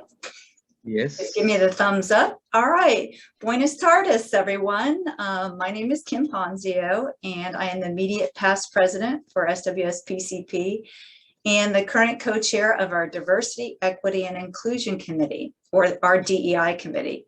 And today I'm going to tell you about what we're doing to address DEI in our organization. So we developed back in September, we developed our first ever strategic plan. And Jillian shared our mission with you at the beginning of the presentation. And one of our 5 goals was to enhance diversity, both in our membership and our leadership. And we developed a DEI committee to help us address that in our organization. But what exactly do we mean by diversity, equity, and inclusion? I'm actually learning quite a bit in leading, co-chairing this committee. And one of the things that we identified is that diversity asks the question, who is in the room? And we recognize the who, excuse me, as the representation of various identities and differences in our certification program. And that broadly includes race, sex, gender identity and expression, sexual orientation, age, religion, economic status, country of origin and citizenship, ethnic background, disability, education, career stage, and professional status. And whereas equity asks who is trying to get it, equity asks who's trying to get into the room and can't get into the room. And then finally, inclusion asks, once everyone is in the room, has everyone's ideas been heard? So I just kind of want to put that out there because a lot of times there's misunderstandings about what we mean by diversity, equity, and inclusion. So one of the DEI committee's first actions is to conduct a survey to gain a better understanding of our current demographics and to assess member perspectives concerning DEI within our organization. So we asked members to share their experiences and their opinions about the process of addressing DEI and the possible actions that we could implement to enhance it. So this survey is currently being conducted and it ends on February 14th. And we do plan to share the results and conduct the survey every few years to gauge our effectiveness in enhancing DEI in SWS PCP. There are some things that we had already started to do to enhance DEI in SWS PCP, and a large integral part of that is something you learned from Matt, and then we're making great progress in increasing our global reach with champions outside the US, which greatly enhances DEI. And we're also updating our website and materials to be inclusive of other cultures and languages. And this is a recent informational flyer we put together, which was translated into Spanish by members of the SWS student section, I believe of whom is on this call today participating. Stephanie's probably here. Now our flyer has also been translated into Mandarin Chinese by our colleagues in China. So we're making progress there. And to increase DEI, we also recognize the importance of involving the next generation of wetland scientists in our program and getting student or young professional feedback and input on our activities and initiatives of the program. So to that end, we added a student representative to the board of directors in 2021 and a student member on our outreach committee as a social media intern. Both of whom get scholarships for their WIPIT, which is the Wetland Professional in Training application or maintenance fees. We're also enhancing DEI by holding what we call these SWS PCP Connect sessions over Zoom. And we started these during the pandemic, and this was mainly to increase access and to provide a sense of community for our members. And we found that this is a really great tool because it's not bound geographically or financially to be able to participate in these Zoom connection sessions that we have. I think we have another one coming up in February. But last year, this time, we had a Connect session on DEI. And so you're welcome to view the recording of that session on our SWS PCP website. And we're also actively giving informational and promotional presentations at conferences and workshops to other countries and other venues. Matt mentioned the presentation at Inaugural in New Zealand. We also did a presentation for our colleagues in Colombia in both March and October last year. So in other words, doing presentations just like this to get the word out there and to connect with more people globally. And some things we'd like to do in the future are to update our website. Maybe you recognize a couple of these people on here. We can highlight the diversity of our existing membership. You may recognize Tatiana and Hector on here. Also, we aim to place a DEI statement on our website, and that we hope will outline the proactive steps we plan to take. And we want to build diversity among our members and leadership. We want to provide equal opportunity and equal access to certification such as considering geographical and financial status. And we want to ensure inclusivity to members and leaders and actively participating in the program and serving as certified wetland scientists. We're also developing an idea of these ERPs, which may be more aptly named MRPs, for member resource groups. And these are member-led groups formed around common interests, common bonds, and similar backgrounds that kind of help us to build that sense of community and belonging amongst our membership. And then finally, we offer ethics training every year, and our members have to sign on to a code of ethics every time they renew their certification. So every 5 years, like Jillian pointed out. And we hope to include a DEI portion for that ethics training every year. So this is the SWS DEI committee as we exist now. We have others that are interested in helping us. And if you're interested in being on the SWS PCP DEI committee and you are a PWS or a WIPIT, we'd be happy to include you in our committee. And I hope I'll be able to answer any questions you might have about what SWS PCP is doing with DEI at the end of the overall presentation. So thank you very much to Tatiana and Hector and those that invited us to give a presentation about SWS PCP today.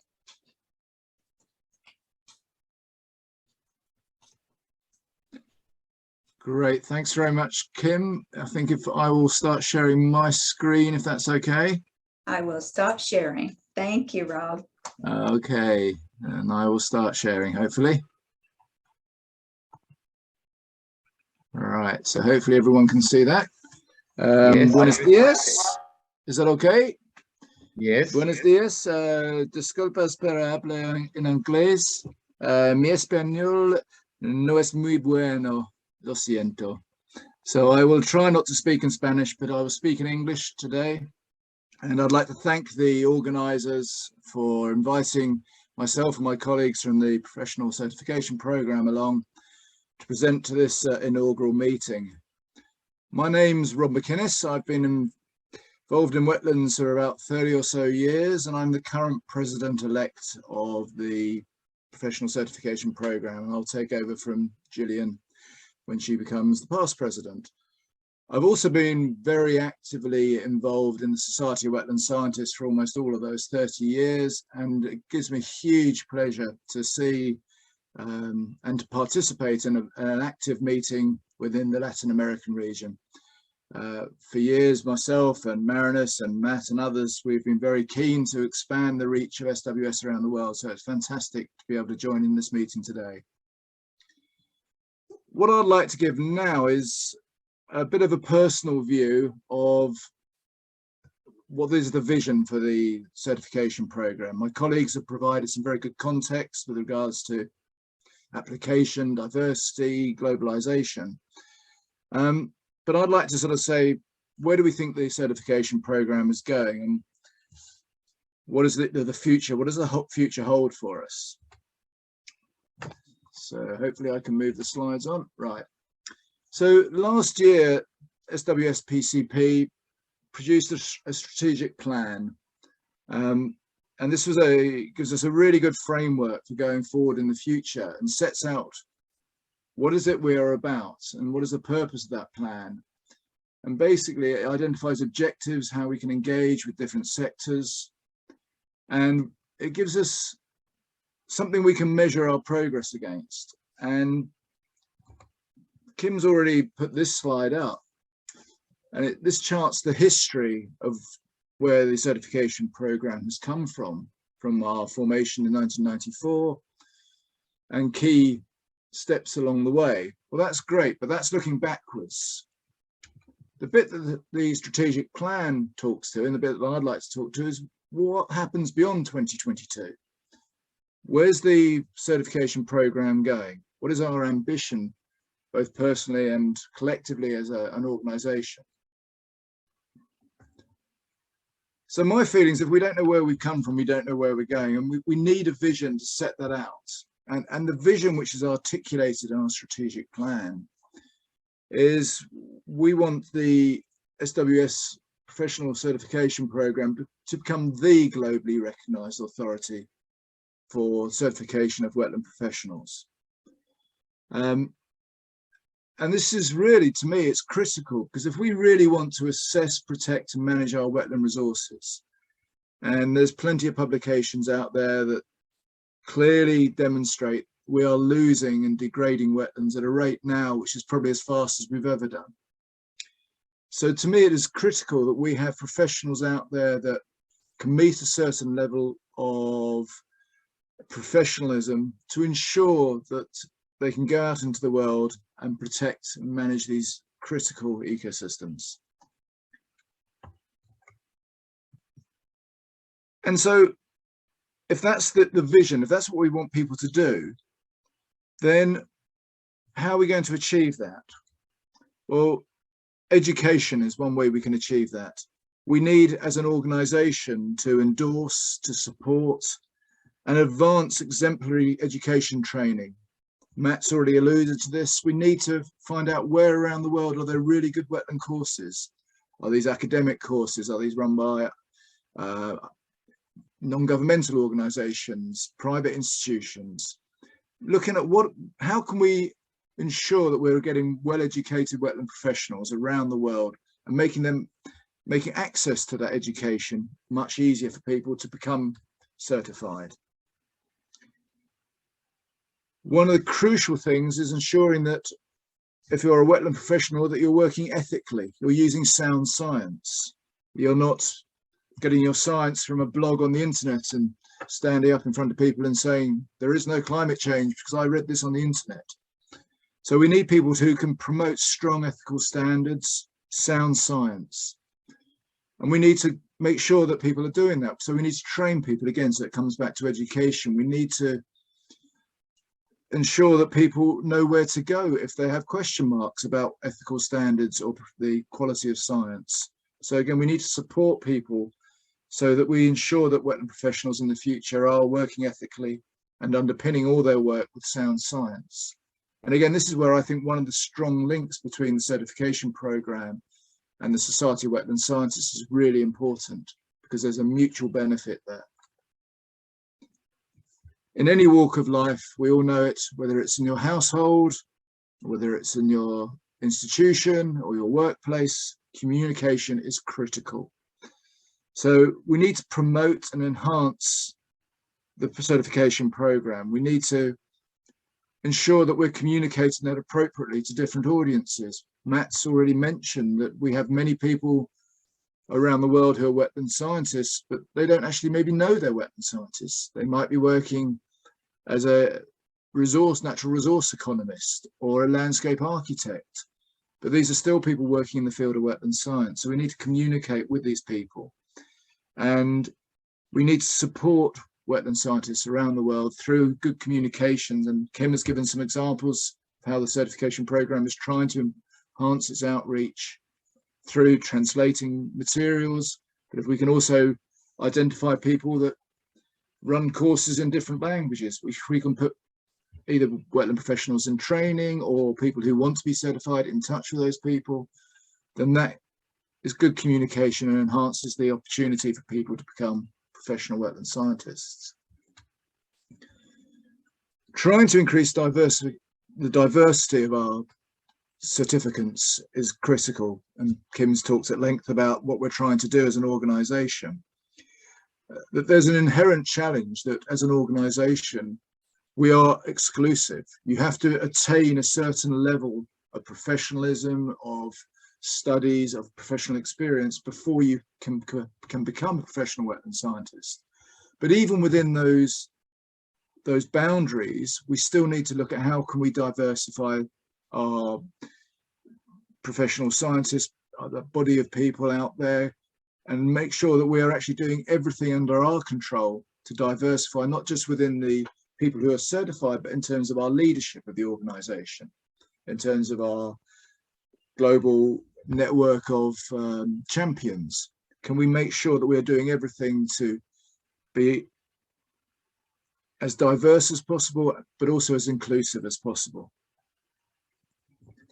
And a lot of these ambitions for the certification program revolve around the visibility of it. For many years, the certification program existed, but it didn't really exist outside of the USA, let alone North America.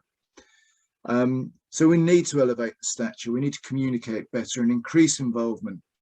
And again, Kim has alluded to the fact we've been trying to increase our presence at a range of meetings and conferences.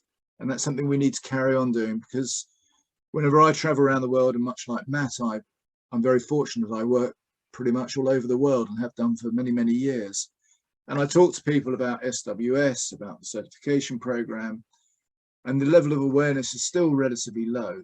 So it's incumbent on all of us, whether we're SWS or SWS PCP, to elevate the stature of those two organizations, to make it much more visible, to push the brand of it, and try and market it to our colleagues in the workplace, in our institutions, etc.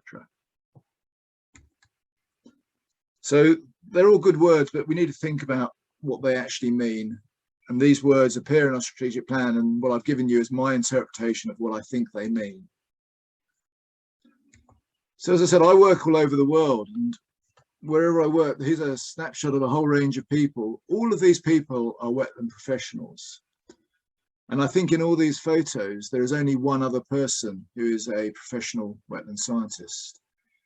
Yet, wherever I work with some very, very good wetland professionals, whether it's in South America, whether it's in Europe, whether it's in Asia, Middle East, Australia.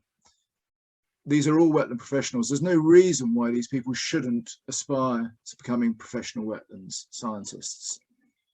And as Matt's alluded to, if we can get recognition through the Ramsar Convention, then that really elevates the status of the certification program. And it means, in terms of assisting with a global convention, that the convention can know it can go and find right across the world people who are working to a high level of ethical standards, a high level of professional and scientific knowledge. So there's no reason why all these people should not be wetland scientists in some time in the future. So this is my personal vision for the SWS PCP, is it's recognized and respected right across the world, wherever you go, from the roof of the world in countries like Bhutan, right down across the whole world, that it is a symbol of best professional standards. And if you come across someone who's a PWS, you know what you're going to get. You know you've got someone who's going to do an extremely good job, who genuinely is motivated in terms of trying to deliver the best for the protection of wetlands in the future. And I think, to me, it's critical to do this. Otherwise, we run the risk of carrying on degrading and losing wetlands without having a good body of professional wetland scientists out there. So thank you from me, and I'm going to hand back to Jillian now, who's going to try and wrap up our session. Muchas gracias. Thanks, Rob. And I'm going to share my screen again. And this is just a quick list of ways to get in touch with us. If you want to find out more or apply to become a WIPIT or PWS, you can visit our website, which is right at the top there. You can contact Adriana Borsic, our program coordinator, who's on the staff. So she's available during the regular workday. John Lowenthal is the person who's in charge of our certification standards. So if you have questions about the criteria and the standards, you can get in touch with him.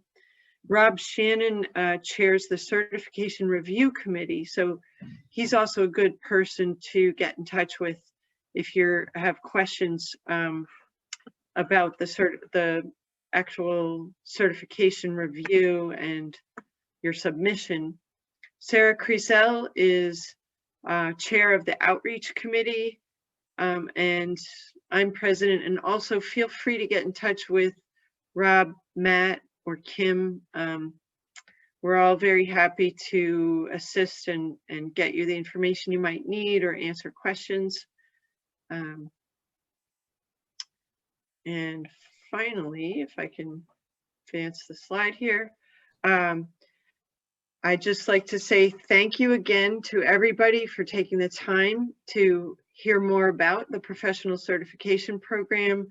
And again, Hector and Tatiana, thank you, and the other organizers for including us in this this meeting, which is really a wonderful chance to spread the word and be part of the inaugural Latin America and Caribbean International Chapter meeting. And I'd really love to see your name, everybody who's listening today, on the certificate that's shown up here. This is the certificate that you will eventually get if you become a PWS.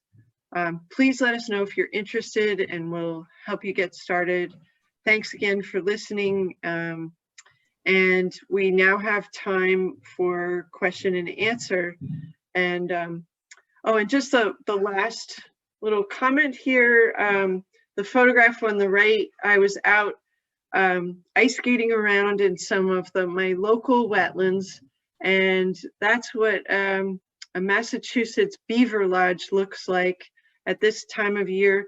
The beavers are right in there, they're hibernating and keeping warm, and I just thought that would be a little interesting note from this northern cold climate at this time of year. Okay, thank you very much for your participation. I think that all questions have been answered during the presentation, and I don't know if somebody else wants to maybe type right now your questions or comments for our presenters. I just wanted to share my experience applying to this Professional Wetland Scientist Certification Program, and it was very nice. I mean, I found a lot of help during the applying process, and that is very important, because most people is afraid of what is going on when I apply. I mean, what am I going to be rejected or not?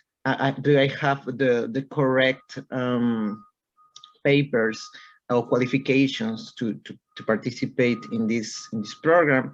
But do not be afraid, because you will find a lot of people very helpful, very friendly, that will help you during the applying process.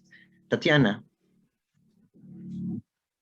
Yes, thank you for all the PCP team for the talk today, Ken, Davis, Rob, and Matt.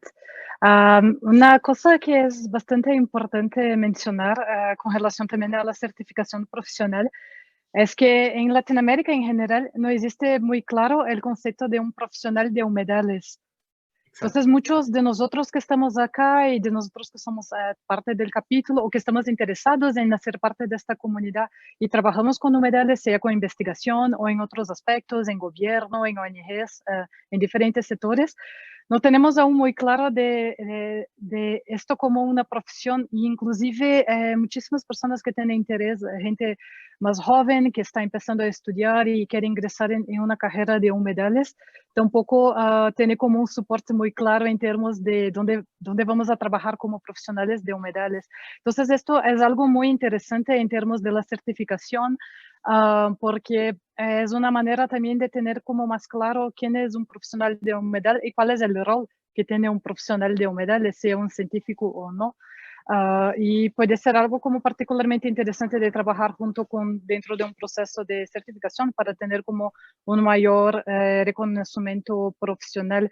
E inclusive pueden ver en detalle si van a buscar trabajo y colocan Wetland Jobs, pueden encontrar muchísimas posiciones de trabajo para personas que trabajan con humedales en Estados Unidos, en Canadá, pero si colocas trabajo con humedales o empleo humedales, prácticamente no te va a aparecer prácticamente nada en las búsquedas en Latinoamérica y en portugués o otros idiomas también. Entonces es algo como bastante crítico en el sentido de que si queremos fortalecernos como una comunidad de científicos de humedales, de profesionales de humedales, es como bastante importante aportarnos entre nosotros para tipo crecer como una comunidad de científicos y profesionales de humedales. Era como algo que me gustaría comentar con relación al panel de PCP y bueno, y agradecerlos por la participación. Ok, Tatiana, sí, definitivamente, ¿no? Eso es algo que incluso Rob también mencionó durante su presentación, ¿no? Am I a wetland scientist? Surprisingly, I am. So, a veces es eso, ¿no? How close are we to be a wetland scientist? Sometimes we are, but we don't know. Sometimes because we are not familiar with the word wetland scientist, and that is something that is like a boundary we are going to pass with all these activities that you are proposing. I'm pretty sure about that. Yeah, but a first step could be recognize it's yourself like a wetland scientist or a wetland professional and start to using this kind of terminology when you present yourself and things like that. I think that could be very helpful to start this wetland community in the Latin America and Caribbean region. So thank you very much, you all. Rob, please. I think that's a very, very good point. I mean, I put up a slide showing wetland scientists from all over the world, and I've had that very conversation with them. Do they see themselves as wetland scientists? Some of them see themselves as hydrologists. Some of them see themselves as nature conservationists. Some of them, the work I was doing when Oman was working with people who were from the tourism sector, but their tourism all revolved around wetlands. Some of them are people who manage wetlands, actually on the ground, they're site managers for international Ramsar sites. And a lot of them don't think of themselves as wetland scientists because they don't work in a university, in a scientific department. And so I think there is a big challenge to make people aware that you can still be a scientist, even if you're not undertaking sort of pure research science. You're still using scientific knowledge, scientific methods, you're still working with the ethics of a scientist, but you're being much more practical with the application of that knowledge. But it is a very good point. So a lot of people don't recognize themselves in the first place. And if they don't recognize themselves, they're not going to go and look for certification because they don't think they're a wetland scientist. So there's a challenge there for us to educate people and communicate with people. Thanks. Yes, Kimberly, please. Well, I just wanted to add to sort of the idea of what Jillian said, that we have a big umbrella and trying to recognize who would even qualify to be a PWS or even a wetland professional in training, because you know, a lot of people think that this is something where you're delineating wetlands or something like that. And if you don't do that, then you're not a wetland scientist. And we do have people from a majority of our membership are from consulting and private industry, but we also have people like myself that are from government agencies that are not consultants. I'm a state government agency, and federal agencies, as well as, you know, NGOs. And I know there's a lot of people that are from the university situation, right? So like Hector, right?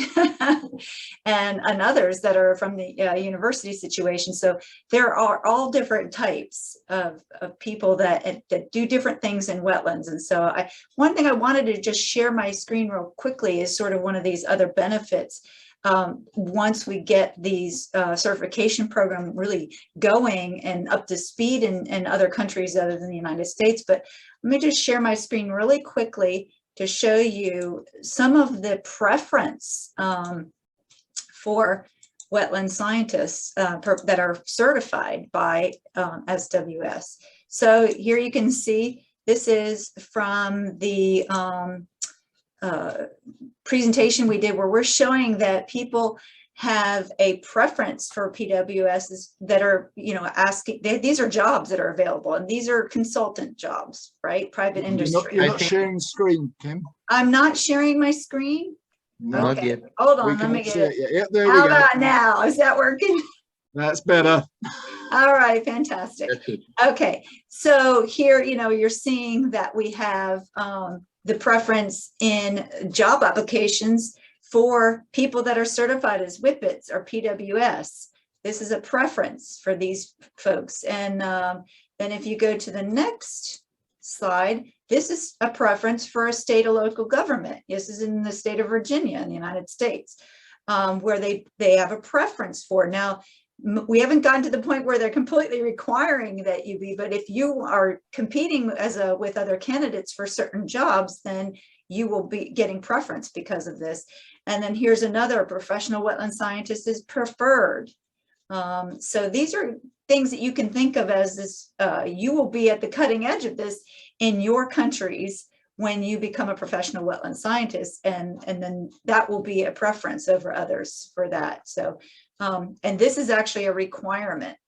This one has a requirement that you have to have a PWS. So I just wanted to share that with you. I will stop sharing that. Okay, very interesting. Rob, would you like to add something else? Yes, if I could. I mean, just following on from that, I'm fortunate. Over the years, I do a lot of work with the Ramsar Convention, and I've undertaken what are called Ramsar advisory missions to sites in Chile, in the Middle East, in Africa, and where basically the government has asked the Ramsar Secretariat, who are based in Switzerland, we have a problem with the Ramsar site. We need a team of professionals to come out and review that site independently and to undertake what's called a Ramsar advisory mission to produce a set of recommendations for the government to help fix the problem with the Ramsar site. It's not a bad thing, it's a good thing. It's a government acknowledging that they need help. And on several of the missions I've done, we've always struggled to find good wetland scientists within the country to help us when you're trying to put a team of people together.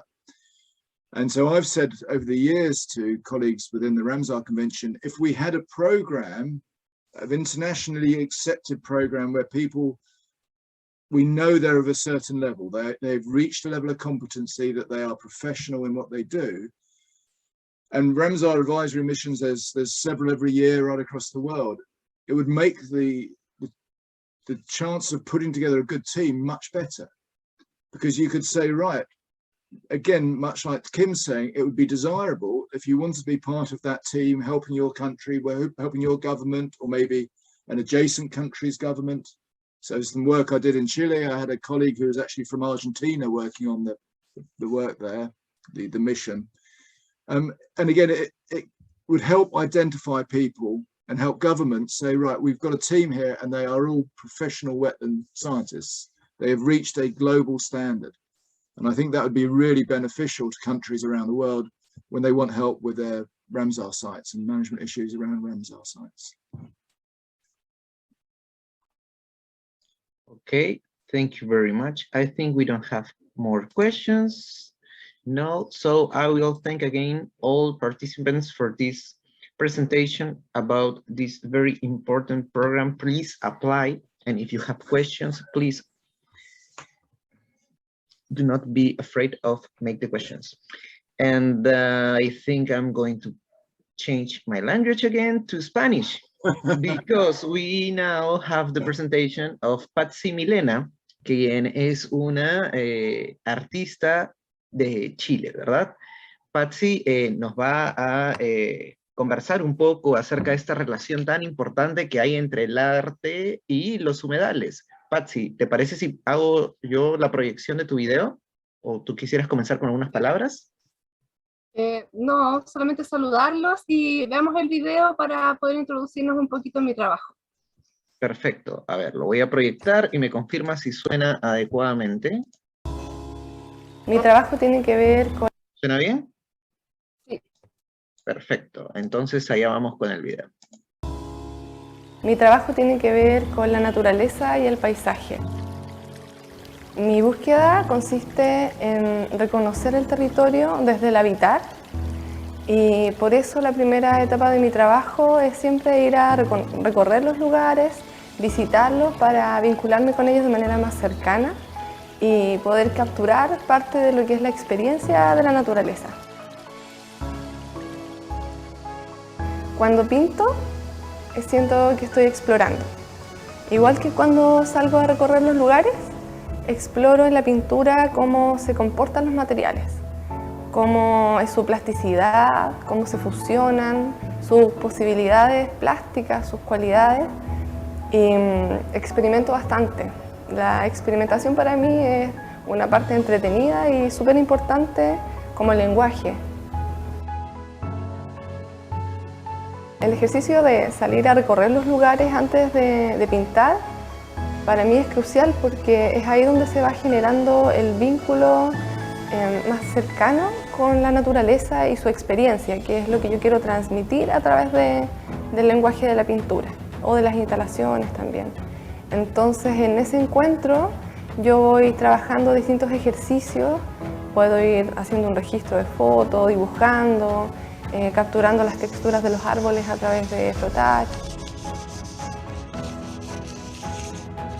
Representar como concepto tiene un sentido de conciencia, es como la conciencia del paisaje. La misma palabra, representar, como volver a mostrar lo que ya conocemos, lo que tenemos en nuestra memoria, en nuestros recuerdos, y rearmarlo de otra manera, con otro lenguaje, en este caso con el lenguaje de la pintura.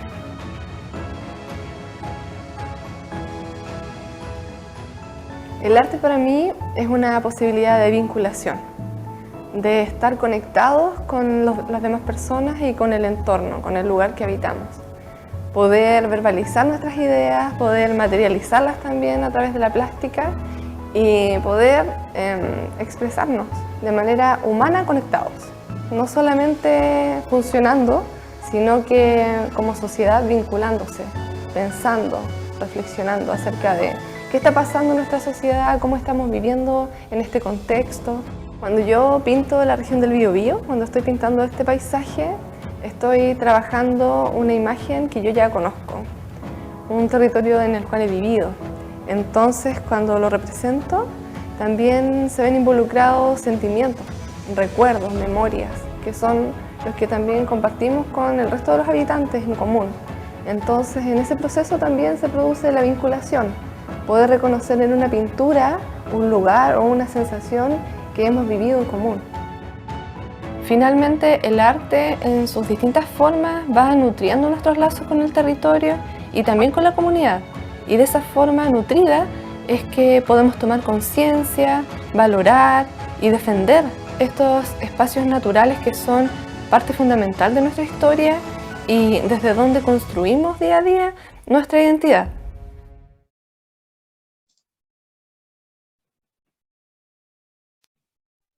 Bien. Gracias, Héctor.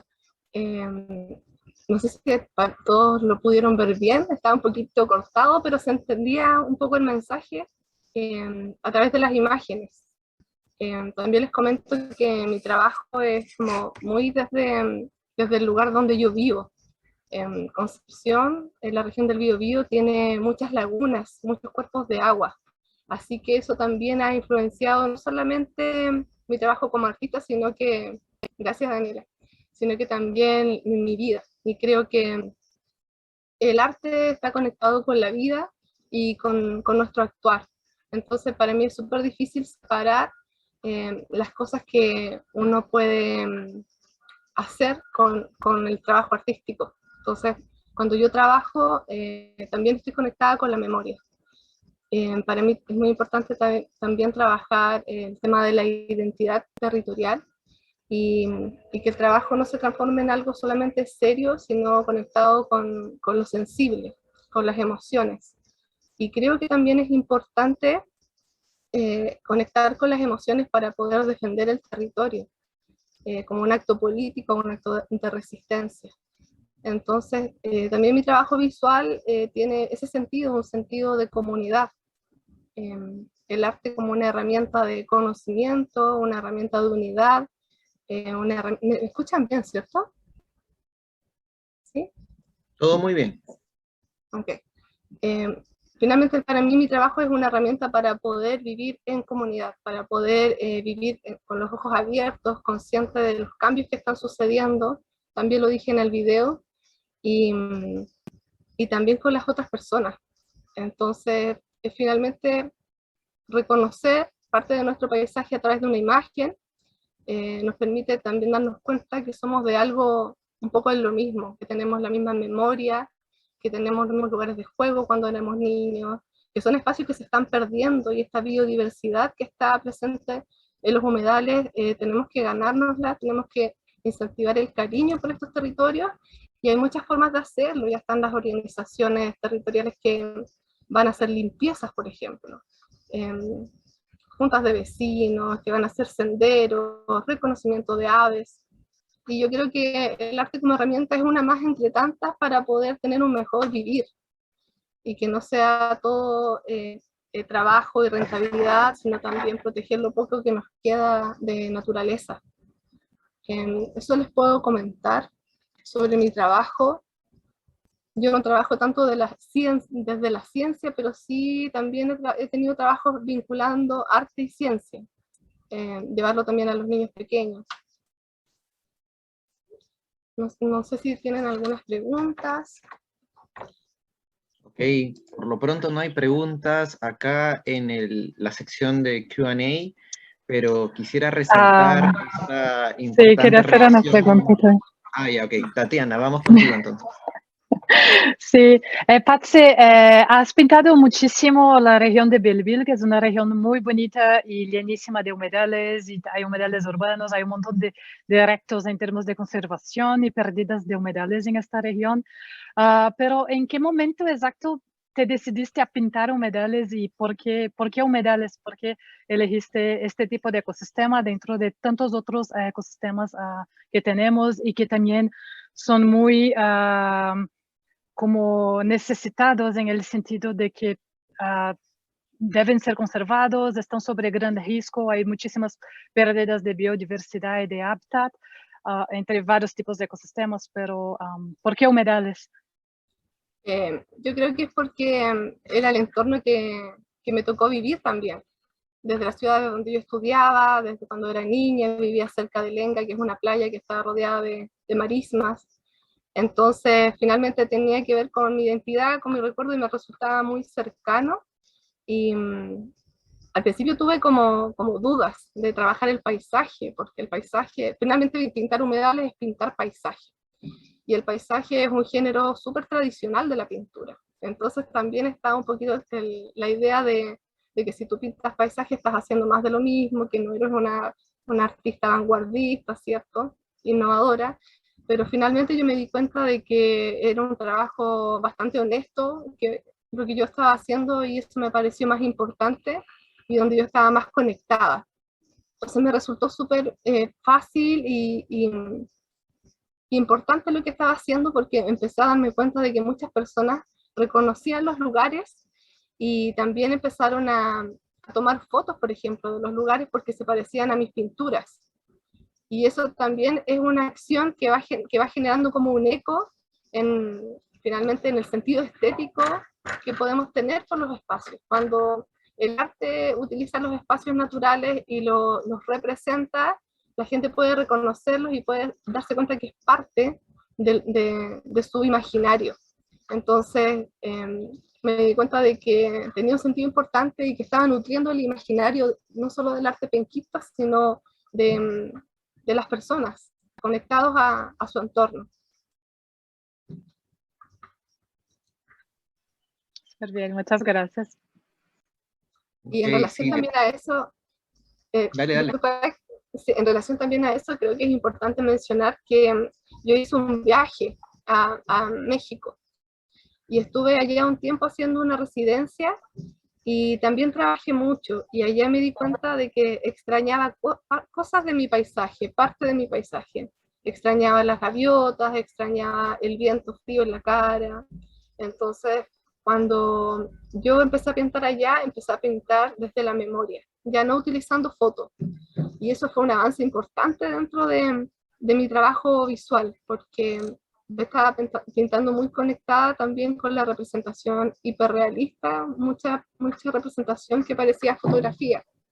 Y después cuando me di cuenta de que podía pintar a partir de lo que yo cerraba los ojos y veía, que es parte de la memoria particular del imaginario personal que todos tenemos, que tiene que ver con los libros que hemos leído, los lugares donde hemos estado, ¿cierto? Las películas que hemos visto, las fotografías que hemos visto, y que es un poco inconsciente, pero todos tenemos un imaginario que está cargado. Entonces, cuando me di cuenta de que mi imaginario estaba súper cargado de las aves, de los junquillos, de los humedales, de los reflejos del paisaje en el agua, el paisaje en movimiento, que es esta imagen un poco abstracta que permite el reflejo en el agua de un paisaje, esa riqueza visual, empecé a abordarla de una manera más libre. Así que me sirvió mucho darme cuenta de que podía prescindir de copiar una fotografía y de trabajar en base a un registro fotográfico, y que la base de las imágenes que yo trabajaba estaban en mi imaginario personal y también como en mi corazón, estaba parte de mi vida y lo llevo conmigo donde yo vaya. Y eso es un pilar fundamental para mí como persona creativa y para poder hacer aporte dentro de la comunidad de la que formo parte. Y verás que también tu experiencia para nosotros como científicos es sumamente valiosa, porque los científicos, por ejemplo, hablamos mucho de servicios ecosistémicos y de valoración ecosistémica, y a veces llegamos a un punto en el que tenemos que relacionar, por ejemplo, la inspiración que brindan los ecosistemas al ser humano.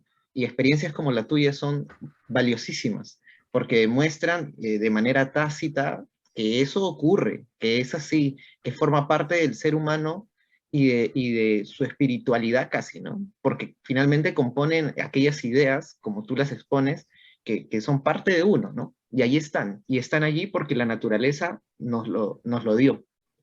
Entonces, claro, formas en arte, y eso es increíble. Sí, Sí, todo valor estético también de pintar humedales.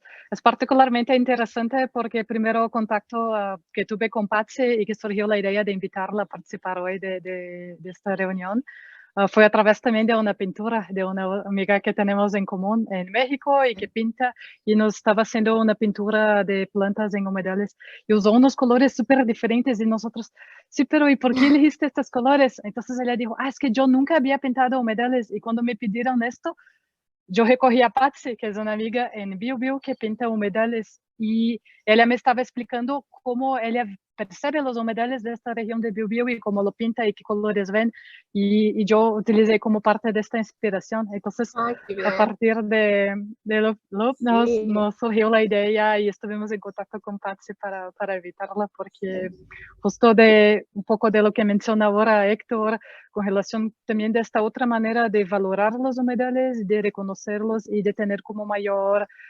sentimiento de pertenencia, ¿no?, con el ecosistema, sobre todo en Biobío, que es una región donde tenés muchísimos humedales urbanos, así como también en Lima y varias otras partes del mundo. Entonces es como una manera muy, muy bonita también de conectar a la ciudadanía, ¿no?, las personas en general, no solamente los científicos, con este motivo en común que creo que tenemos todos nosotros que estamos acá hoy, de querer conservar los humedales, de mantener lo más protegido posible y entenderlos de mejor manera posible, sea desde el punto de vista estético, espiritual o desde el punto de vista científico, cómo queremos conservar y entender estos ecosistemas. Sí, y claro, los humedales son espacios también para el ocio, y el ocio nos da la oportunidad de enriquecer el espíritu y de ser creativos y de descansar y de conectarnos también con el ingenio, con la música, con muchas herramientas de creación.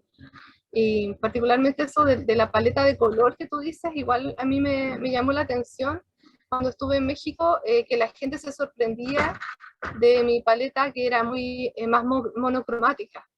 trabajé mucho con los grises coloreados, por ejemplo, con los colores fríos, una paleta súper amplia, pero de puros grises coloreados. Entonces la gente me decía, es muy diferente a lo que hay acá, ¿por qué no usas otros colores? ¿Por qué tu paleta es, cómo puedes crear con tan poco color?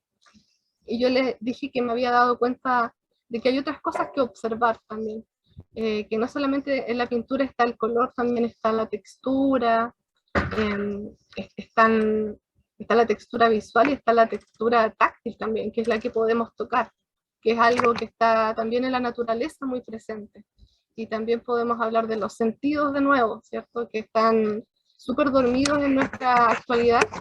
Tenemos, claro, el sentido que está más activo es el sentido de la vista, lo que vemos.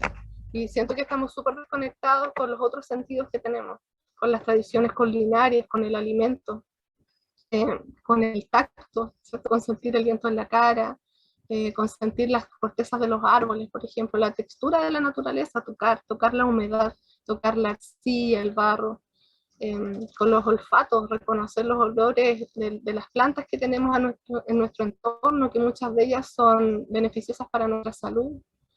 Y bueno, siento que el arte también es una herramienta para conectarnos con nuestro cuerpo y con nuestros sentidos, y mientras más despiertos estén nuestros sentidos a través del deporte, de la música, del canto, de la poesía, de la pintura, del dibujo, de la literatura, nosotros vamos a estar mejor mentalmente y nuestro cuerpo va a estar más sano y vamos a hacer una mejor sociedad. En ese sentido creo que el arte es una tremenda herramienta, y que no es una herramienta que esté sola, individual, es una herramienta dependiente de otras ramas, está súper conectada con muchas ramas de conocimiento. Entonces yo creo que por eso es importante que otras ramas del conocimiento, como el lenguaje, como la ciencia, la investigación, estén vinculadas con el arte, que podamos trabajar no de manera tan independiente, sino estar unidos para aprender unos de otros también. Creo que así nos potenciamos mucho más. Pregunta Luis, aquí, ¿dónde puedes seguir tu trabajo, Patsy? Tengo Instagram, Patsy Milena, así me puedes encontrar en mi Instagram. Ahí estoy subiendo siempre las pinturas que hago. También el video está en YouTube. Si pones Patsy Milena en el buscador, vas a encontrar rápidamente ese video. Estuvo un poquito pausado ahora, pero ya con el movimiento de las nubes o del agua, puedes conectarte un poquito más con cómo es acá el paisaje. Patsy Milena, así como lo escribió Tatiana en el texto. En el chat, excelente. Sí.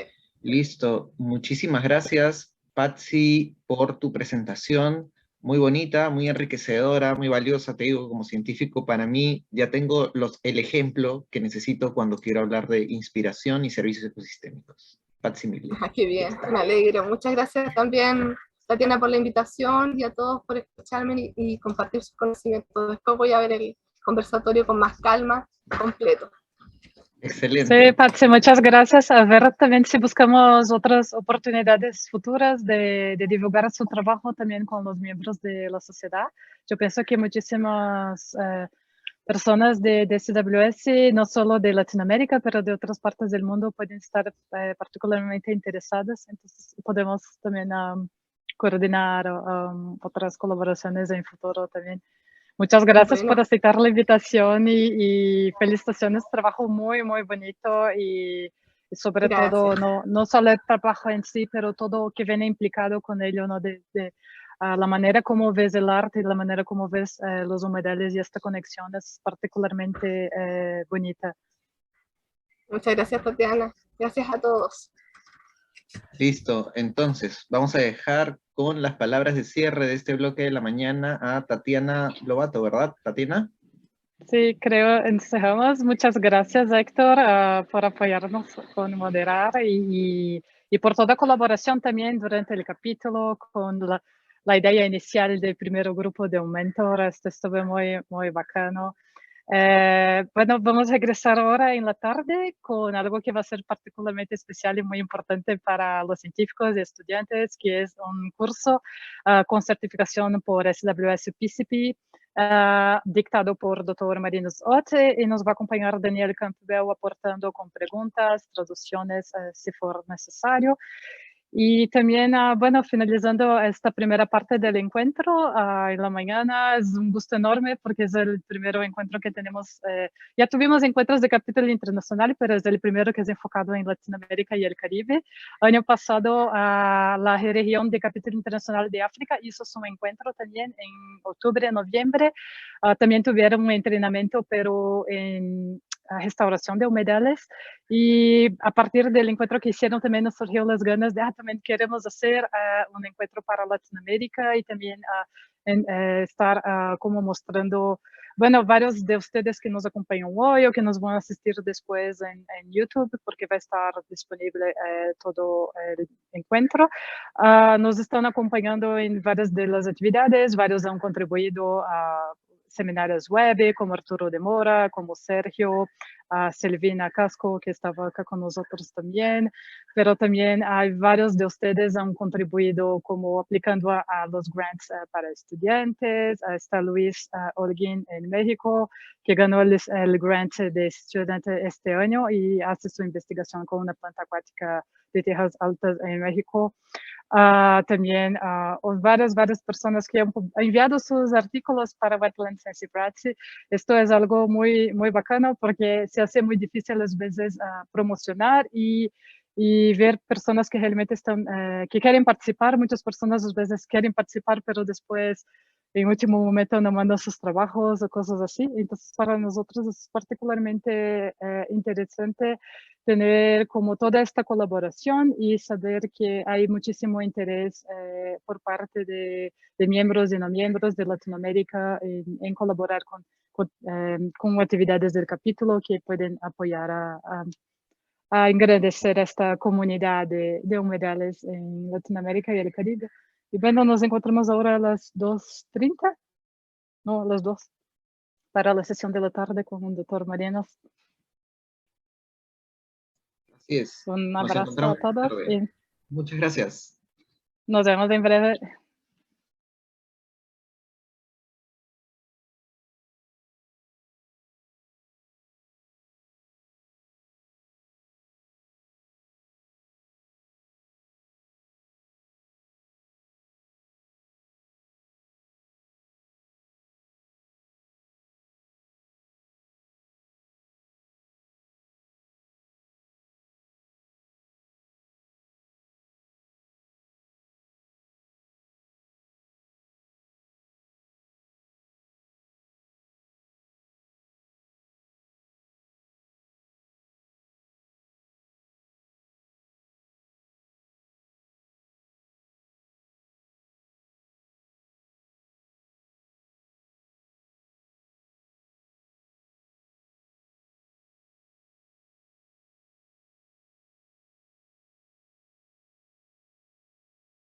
And I think we're good to start.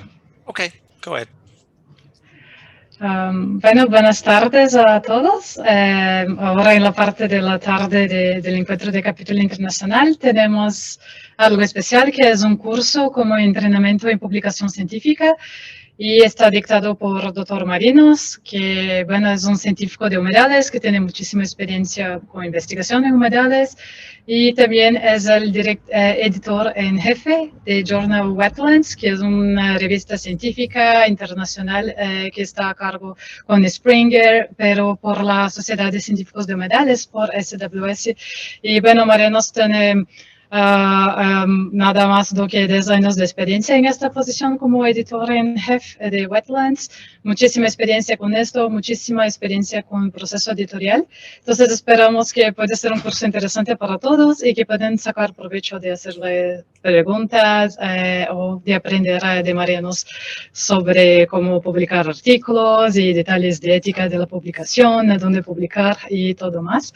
Para nosotros es un gusto ver organizado este evento porque en gran parte surgió de una petición de Marinos porque tiene un interés muy grande en expandir Wetlands del journal, la revista Wetlands, en la región de Latinoamérica, y entonces habíamos hablado finales de año pasado en algunas opciones de organizar un encuentro en México o en Colombia. Y la idea era hacer un encuentro en persona, pero nos hace todo muy complicado por COVID y todo más. Y también por un poco de lo que comentaba Gary, de que tenemos una región muy amplia y con mucha diversidad, y acaba siendo también un poco complicado elegir un país. Entonces, por eso decidimos hacer online, y decidimos tener gran parte de este encuentro del capítulo internacional enfocado en publicación y más enfocado en la revista Wetlands, y también cómo promover e incentivar que más personas, científicos de Latinoamérica, también publiquen sus proyectos, sus investigaciones y otros proyectos asociados en Wetlands. Entonces, espero que aprovechen mucho la plática hoy, y dejo la palabra con Marinos. Daniel va a estar apoyando también con traducciones y preguntas, y entonces está con ustedes.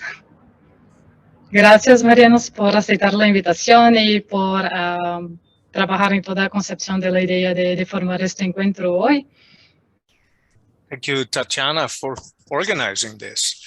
Can you first ask the attendees if they are all comfortable with English? The presentation is translated entirely, but...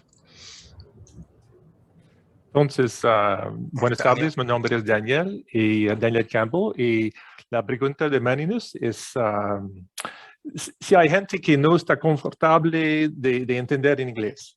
Si no está confortable, por favor, si puedes levantar empujar el botón de levantar su mano, y así podemos obtener una idea de si tenemos que traducir más o no. I see one response in the chat. I'm okay in English. There's also a hand raised, Daniel. Entonces hay una persona. Okay. There's a hand raised by Arturo Mora Olivo. Okay, Arturo. So, Marinus, how would you like to proceed? Well, if I don't hear anybody say that they find English problematic, but maybe you can help. Every now and then we'll stop and see if they need clarification. Entonces, okay. Para Arturo u otras personas, vamos a hacer pausas cada unos diapositivos para que pueda traducir, y vamos a ver si está bien para ustedes. Yeah, and then first we start with a poll. Tatiana needs to do that. I cannot do that. Tatiana, are you there? Yes, I am. Voy a enviar el poll. También gustaría que si tienen alguna duda quieren enviar en questions and answers de Q en botón, pueden colocar sus preguntas ahí y Marinos puede estar contestando. Daniel va a estar buscando las preguntas para pasar a Marinos y estar contestando a lo largo de la plática. Les voy a compartir el pool. Si todos los participantes pueden contestar. ¿Ya está disponible? Give them enough time to read it. Yeah. Just to give it a minute. También les recuerdo que enviamos toda la programación del curso de publicación científica dentro del encuentro del capítulo internacional para Sws Pcp, y hicimos una aplicación para tener la aprobación por esta certificadora de humedales, de certificadora profesional de humedales. Entonces, este curso también está certificado, y los participantes, no estoy segura si van para todos los participantes, porque al final decidimos abrir para miembros y no miembros de SWS, si va a estar disponible el certificado solo para miembros, pero si no me engaño, estaría disponible a todos que participaron y lograron en la cuenta en Zoom. Van a estar recibiendo por email, o si no, también se puede solicitar a través de su login en la página de SWS. También hay la posibilidad de solicitar el certificado posteriormente. Tenemos 72% de los votos hasta ahora. Vamos a esperar más un poco, 13 de 18 respuestas. I think there were a few more questions, but I'm not sure. No, it's just one question. Is it just one? Okay. Yeah. Let's see. Okay, yeah, maybe. So maybe it's time to close the poll and see what the outcome is. Yes. 31% of the participants are students and have a little experience with publishing. Soy estudiante y tengo poca experiencia con la publicación. No, we have no person that an early career academic. Okay. With a little experience in publish. 31% are early career practitioner in wetlands and have little experience with publish. Okay. 38% of the participants have some experience with publishing scientific papers, and no one have much experience with publishing scientific papers or are classifying themselves in this category. So good. Then everybody can learn a bit from this. Yes, excellent. Thank you. I like that. That's good. So I'll go share my screen and start the presentation. Then we'll take it from there, Danielle. And if you think I need to stop to discuss something, if there's a chat or whatever, then by all means, tell me. Okay. We have one comment that one person says they can understand English, but if you can speak slowly and with good pause, that would be helpful. I will try and go not too fast. I also am not a native English speaker. I'm actually Dutch, so I have an accent at least. Okay, so let me share. There we go. Okay. This is English, Spanish. I do have translation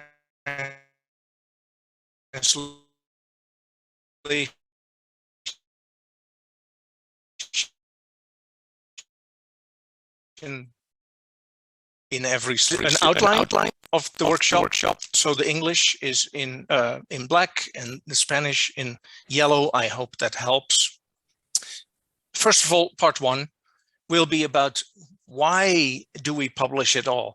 And that seems a logical question, but I have noticed from students particularly that they don't quite understand why they should publish.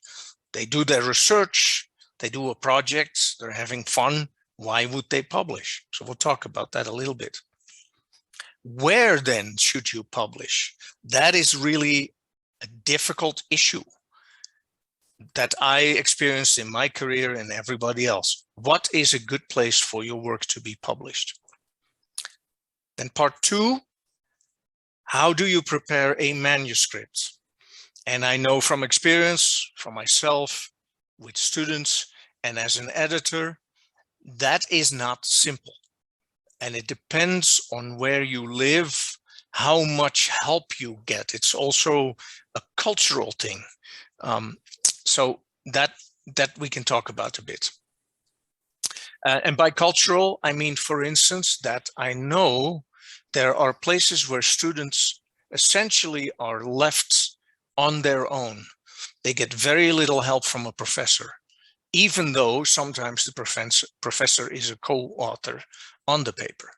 In other places, people get a lot of help. So how to prepare a manuscript is important. Then we'll talk a bit about the process of submission of your manuscripts. What do you do? And I will use Wetlands as an example, since we're talking about Wetlands and I'm the editor of that journal. Okay, so part one. Why should we publish? And there are actually a number of reasons. One is, you can do all the research in the world, but it has no value if your results are not shared with society. So it has no value unless the results are shared with society. Other people need to be able to benefit from your researches. One reason. Another reason is that somebody pays for your research, you cannot expect to get more funding for research if the funding sources don't see the results published. So in my case, for instance, I have projects at the moment that are funded by the US Environmental Protection Agency. That's federal money. People pay taxes. It goes to that agency. They give it to me to do research. They need something back. So it's an obligation to do that. Then there are many students that write a thesis, which goes into a library. And yes, if you know where to go, you can get the thesis. But that work is not readily available to everybody. So you need to publish in other places. For your own good, if you want to be a scientist, particularly working in academia, you have to have publications from your own research, ideally. Otherwise, you don't get a job. And so you need to have publications for that reason.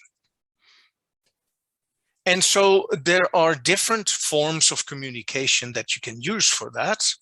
How then does this work? How does your work get published, and then how does it become knowledge? And this is what this slide is about. I'll see if I can do a pointer, laser pointer. This is you. You do research, and you do that as a master's student, an undergraduate student, maybe a PhD student or a researcher, but that is you. You do your work. And you write a manuscript, and that then goes to reviewers. That is one thing about that question about where to publish. And when I say there are many different places to publish your work, if you just put your work on Facebook, it is only going to be seen by a few people. But you want your research to be such, your papers to be such, that other people can find them. Even after you're long gone, that paper is still there and somebody needs to be able to find it. So it needs to be published, but it needs to be checked by other researchers who understand the field, that what you're writing is correct, is based on real science. And so it goes to review, and they tell you you must do something and revise it. And maybe it is reviewed again and revised again. And then hopefully at some point, it will be published. Okay, so now your paper gets published. And it's this one paper that talks about one highly specialized part of your field. How now do we know if what you have found is actually something important and real? Well, how do we do that? Somebody else, colleague, does similar work, goes through the same process, and publishes paper.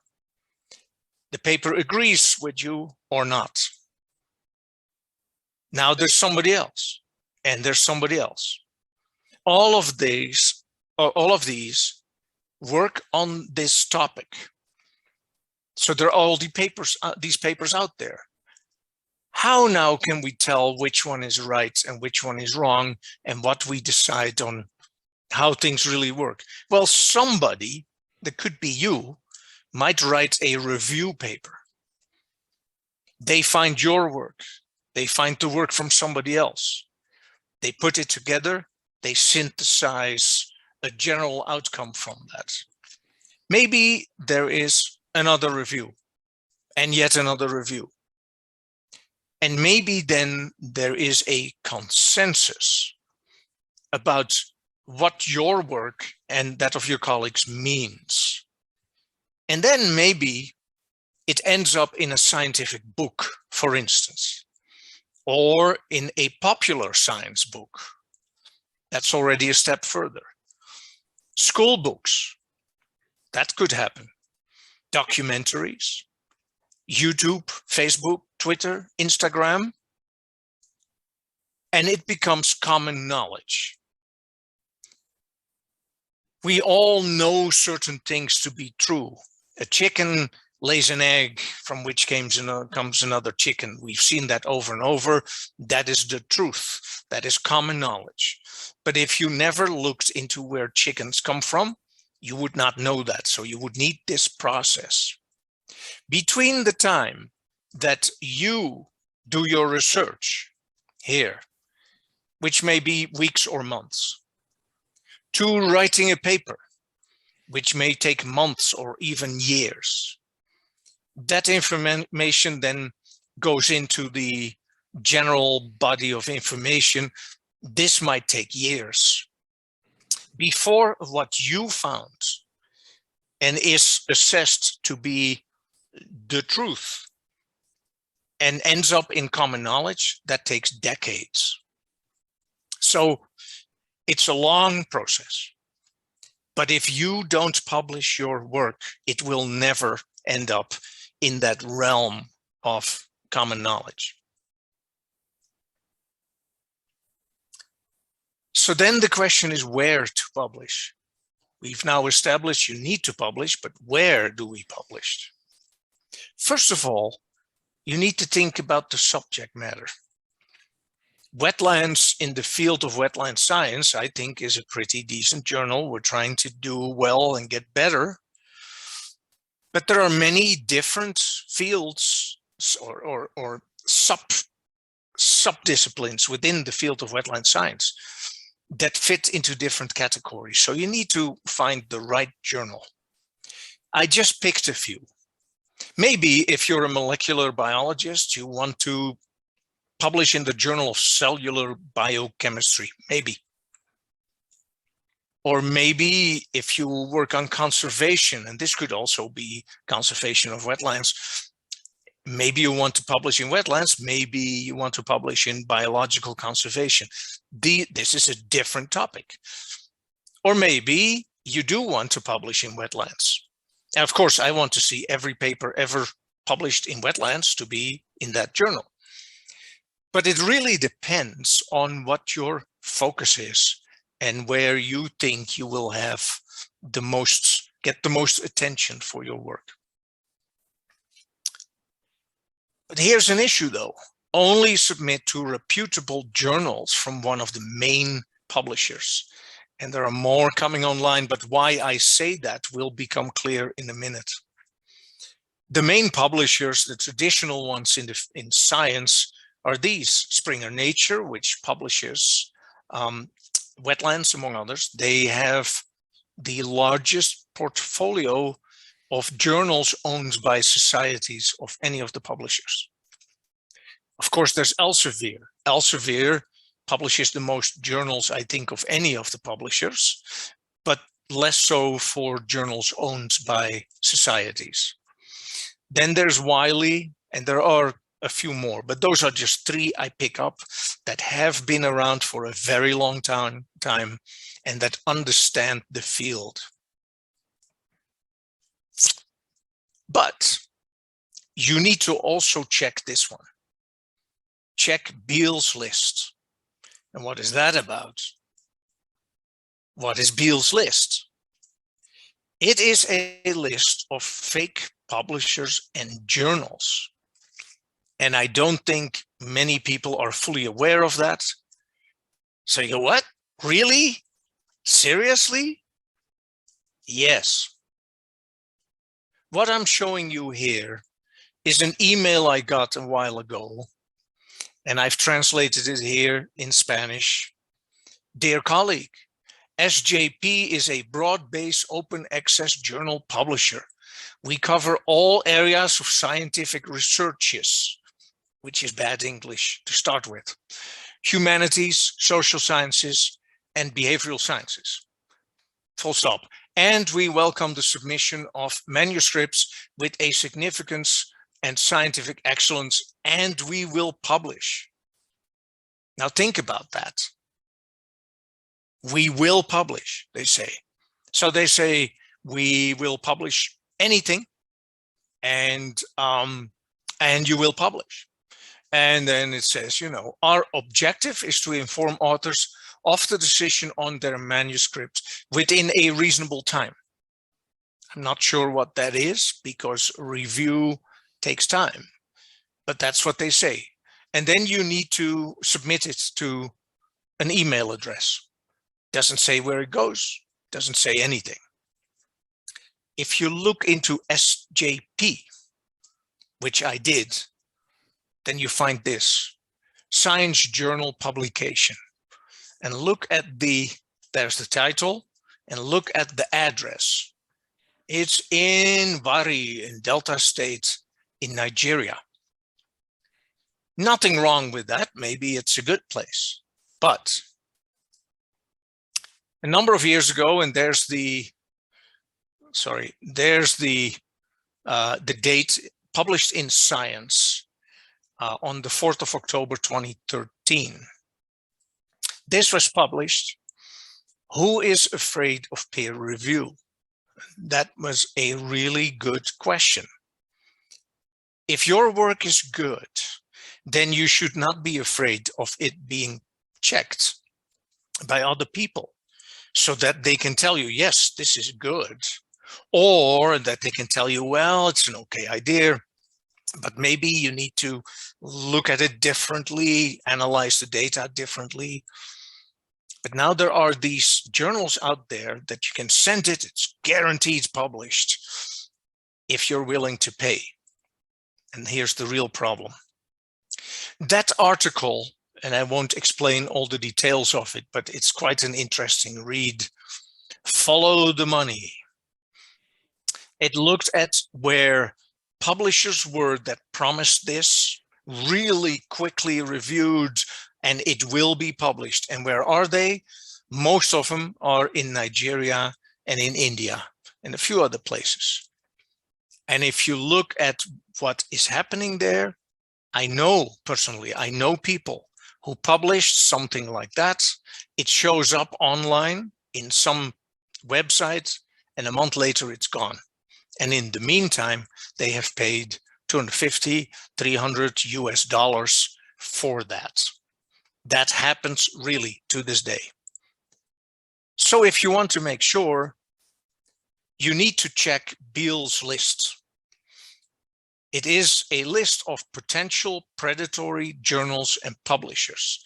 And so when you look at that one example, SJP, you look it up here, then you will see that it is listed there. So before I continue, Daniel, maybe I'll go out of this for a minute and see if there are questions. Entonces, ¿hay preguntas para Marinus?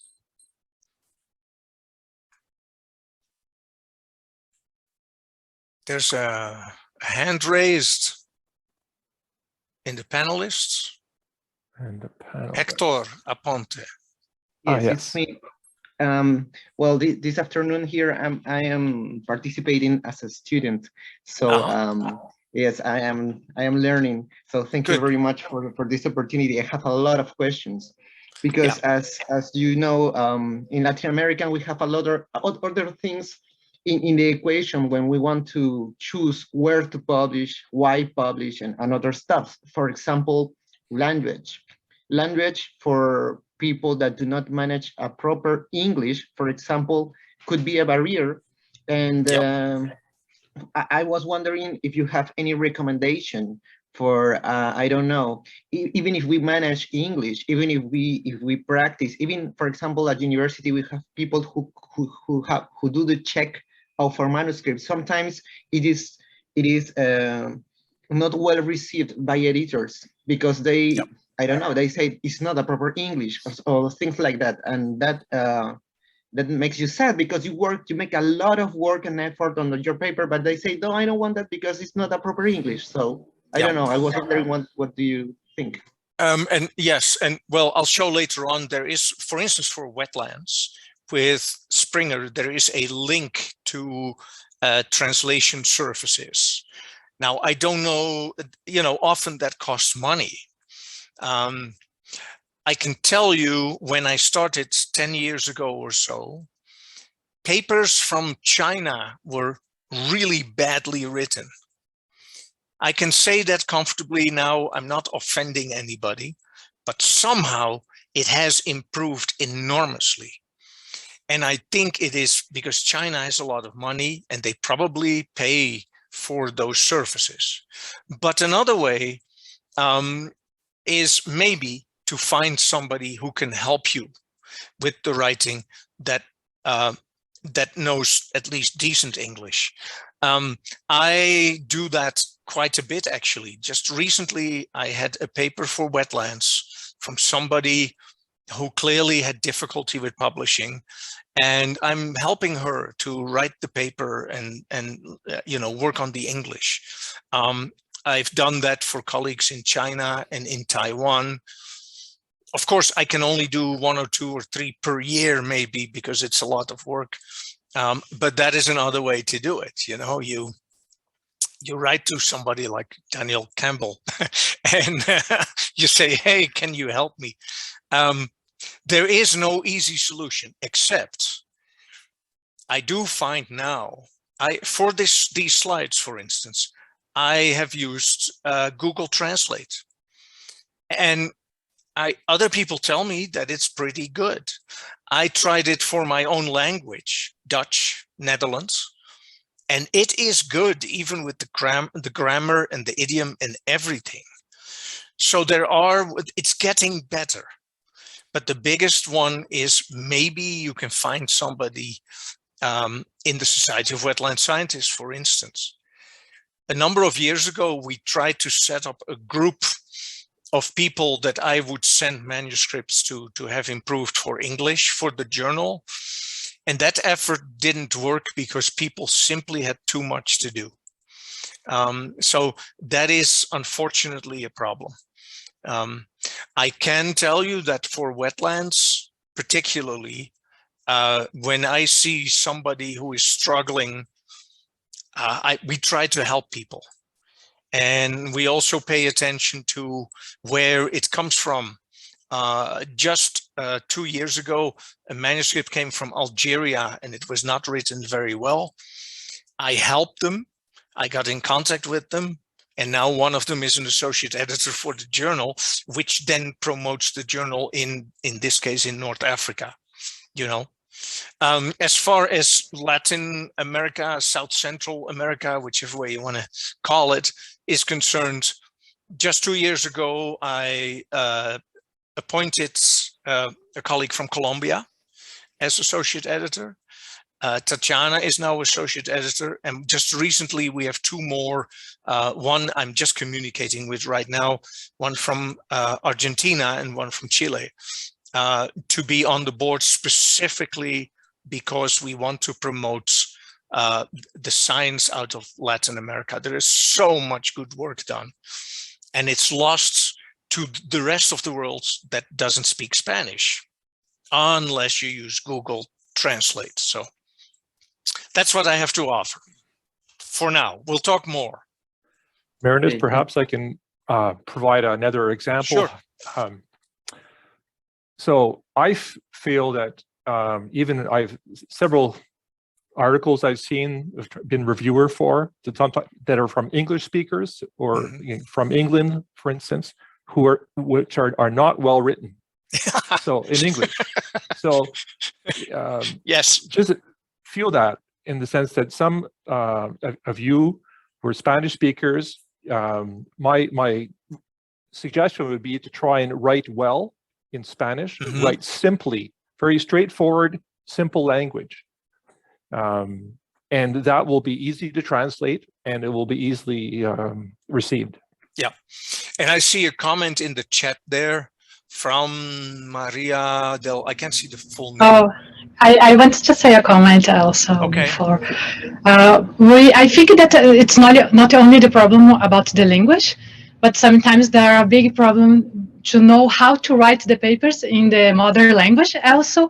For example, people that speak Spanish speakers cannot have sometimes a good idea about how to write it in Spanish and neither in English. So it may make much more difficult the way about communicate in both languages and they communicate science. And we, Danielle and I and another colleagues are facing a little bit of it with the mentor, and it was one of the objectives that you had with this program to get a mentorship for students, folks that in Latin America is made to try giving better opportunity and teaching in how to write papers and things like that. But I think that that's a very concerned point about how to communicate. It's not only English, the language, but much more about how to think about a topic and how to write a paper per se, not in English or in all languages. Yeah, and I'll talk about that a bit more. I want to reply to Maria del Socorro. Maria, first of all, the editors of Wetlands typically do not reject it just because of the language. What we do, if the science is good, we may decide to say major revisions if the science is good, or reject but encourage, I think is what it says, reject but encourage to revise and resubmit.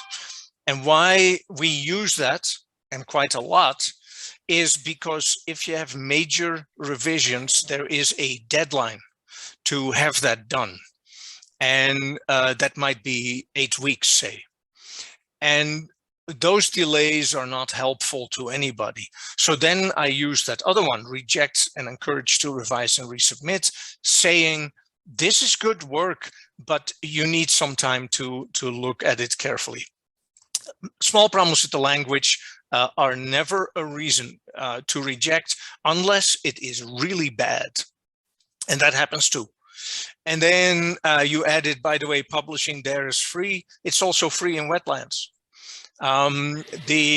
You pay for open access. That is expensive through most of these journals. But if you are willing to publish the old-fashioned way, which is just to transfer copyright to the publisher, then it is free. I actually have great difficulty with open access because the people that benefit from the data do not pay for it. This is the big industries, for instance, that benefit from your work, but they don't pay. You pay, or your funding. And I'm actually getting to a point where I'll write a commentary or something to the journal Science about that, because it's really a problem. But publishing in Wetlands is free. Okay, let me go back for now, Danielle, if that's okay, to the publication, and we'll continue on.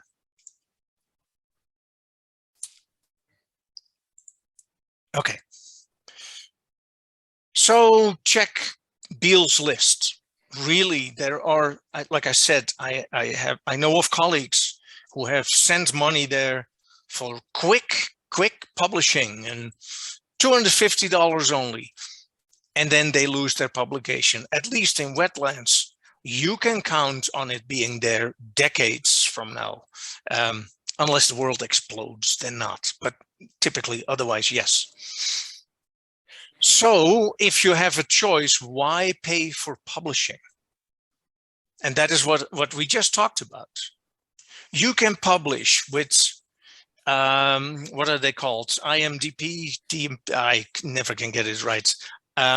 There is a publishing house out of Switzerland, and you pay less than Springer Nature. You pay $700. They publish journals like Water. MDPI is what they're called. Why would you spend money at all on that? It is free in Wetlands. And almost every journal published by Springer Nature, as far as I know, and also Elsevier, is free of charge. All you do is transfer the copyright and nobody has to pay for it. What it does do is that these big industries that I was just talking about, they need to subscribe to a library to get access to it, and they should. Why should you pay for it? So don't do it. Publish in Wetlands, publish in any other journal that does not charge. So open access makes your article immediately available for anyone who wants to read it, but can you afford the cost? I do not publish open access. I'm co-author on some papers that were open access, but I don't pay for that myself ever. Through Springer, if I would want to publish in the journal open access, I would have to pay something like $3,000. That's ridiculous. So don't do it. Transfer copyrights, publish the traditional way. And then don't pay much attention to impact factor because it says nothing about quality. You say, what? Impact factors say nothing about quality? No, they don't. The impact factor, and I know there are other metrics as well, but they tend to suffer from the same problem. Impact factor is the most quoted. What is it? First of all, it was developed for librarians, for people who run libraries, to see how many people would read a certain journal, and then to decide whether or not they wanted to continue subscribing to it. That's where it comes from. It is calculated as the average number of times an article is cited, or on average across a journal, within 2 or sometimes 5 years following publication. The most used one is 2 years. Now think about that. I think about my own work.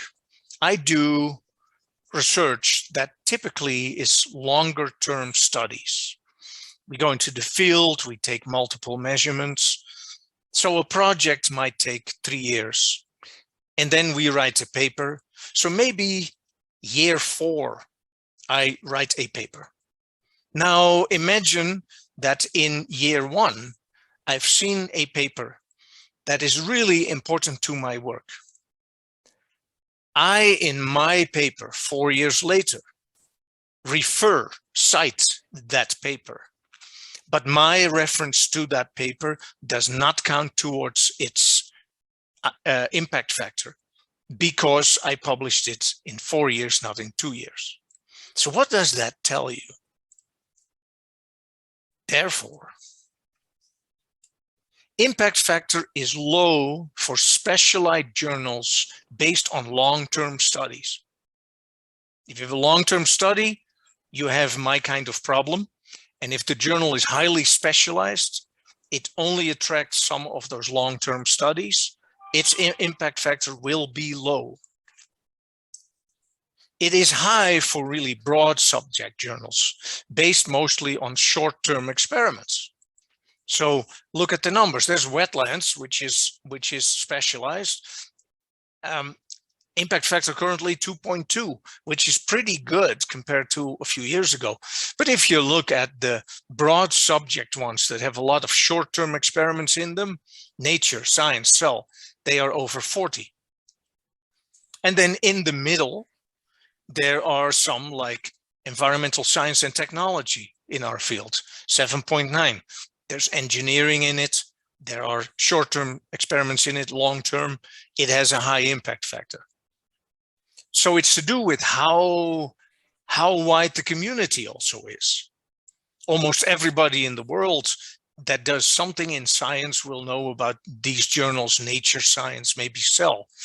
But in the world, there are a few thousands, maybe tens of thousands of people working in wetlands. Some of those, not all, would know this journal. So it's to do with how many people read it. In other words, it is not a measure of quality. It is a measure of popularity. How many people read it and think that they should cite it? Nothing to do with quality. I've seen really bad papers in Nature and Science, and I've seen outstanding papers in Wetlands and other ones. So not a measure of quality. Okay, maybe we need to, let me see. I think we'll look again if there are other questions at this point. Maybe not, maybe yes. I guess preguntas para Marinus? Not yet, maybe. No. Okay, I'll continue. Oh, we have one question. Oh, we have one question. Yeah. Hector. Of course, of course. As I told you, I have a lot of questions. One at a time, Hector, yeah. One at a So time. about And, what I just talked, right? Not exactly, because I agree a lot about your comment of the impact factor and other factors that people use. Then I propose hold on to that question, and because at the end we'll have you got it. Okay, go on. Okay, the question was not about impact factors. Okay, let's first, because then what you ask about, I might talk about already further on, is what I mean. Okay. Okay. So pardon, there are another question from Francisca Contreras. Okay. Yes. So I don't. What is your opinion about Figshare, an online open access repository where researchers can preserve and share their research outputs? Thank you. Yes, thanks for that question. Francisca saying. So that site, and there are others as well, pre-review sites, there are problems that I have come across where people put it on sites like that. The other one is what's it called, Science Square or something like that. And the problem, or Research Square is the one. I had an issue recently where somebody published that in Research Square. It was pre-review. Then it was sent to Wetlands. And this person worked with a federal agency and then was told that they couldn't do that. All I can say is that if you share your data or manuscripts in other places, make sure that you can either remove it again or can that it doesn't infringe on the issue of copyrights and multiple publications in different places. Figshare, I don't use it myself. I don't know it very well, but there's certainly, I've seen it used for instance, online data. If you want to use that, you can do that. For Wetlands as well, though, if you publish with Wetlands, you can simply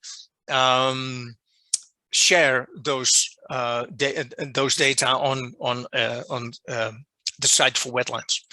So all I can say is just be careful. I can see how sharing it online like that can help you think about the data, but just be aware that there are situations where if there's too much overlap in the text, then you might not be able to publish it in an outlet like Wetlands. All right. More questions, or shall I continue? No more questions right now. Okay, I'll continue. All right, so parte 2. See, my Spanish is improving. Okay, so how do I get my work published, right? And I use Wetlands as an example, of course, as the editor-in-chief, but it's similar for almost all journals. So this is nothing new. First of all, when you consider a journal, look exactly at what the journal is about. Here's a description. This happens to be the description available through SWS, but you can just go straight to the journal and the information is the same. And it will tell you what it is about. Another way, of course, to see what the journal is about, to actually look at papers that are published in the journal. I have many cases where I get a manuscript in my inbox and it clearly is sent to the wrong journal. And you can tell from the way it's written that the authors have never really looked at papers published in the journal. And so that is one thing. Look at what the journal publishes. Don't pay too much attention to impact factor. It doesn't affect you typically, even though I do know this, there are, particularly at the level of countries where people get national money funding, that there might be a requirement to publish only in a journal with a certain impact factor. I know that. That is again based on that misunderstanding that it's anything to do with quality. But look at what the journal is about. And so this one, Wetlands offers only the highest quality peer-reviewed material. We try.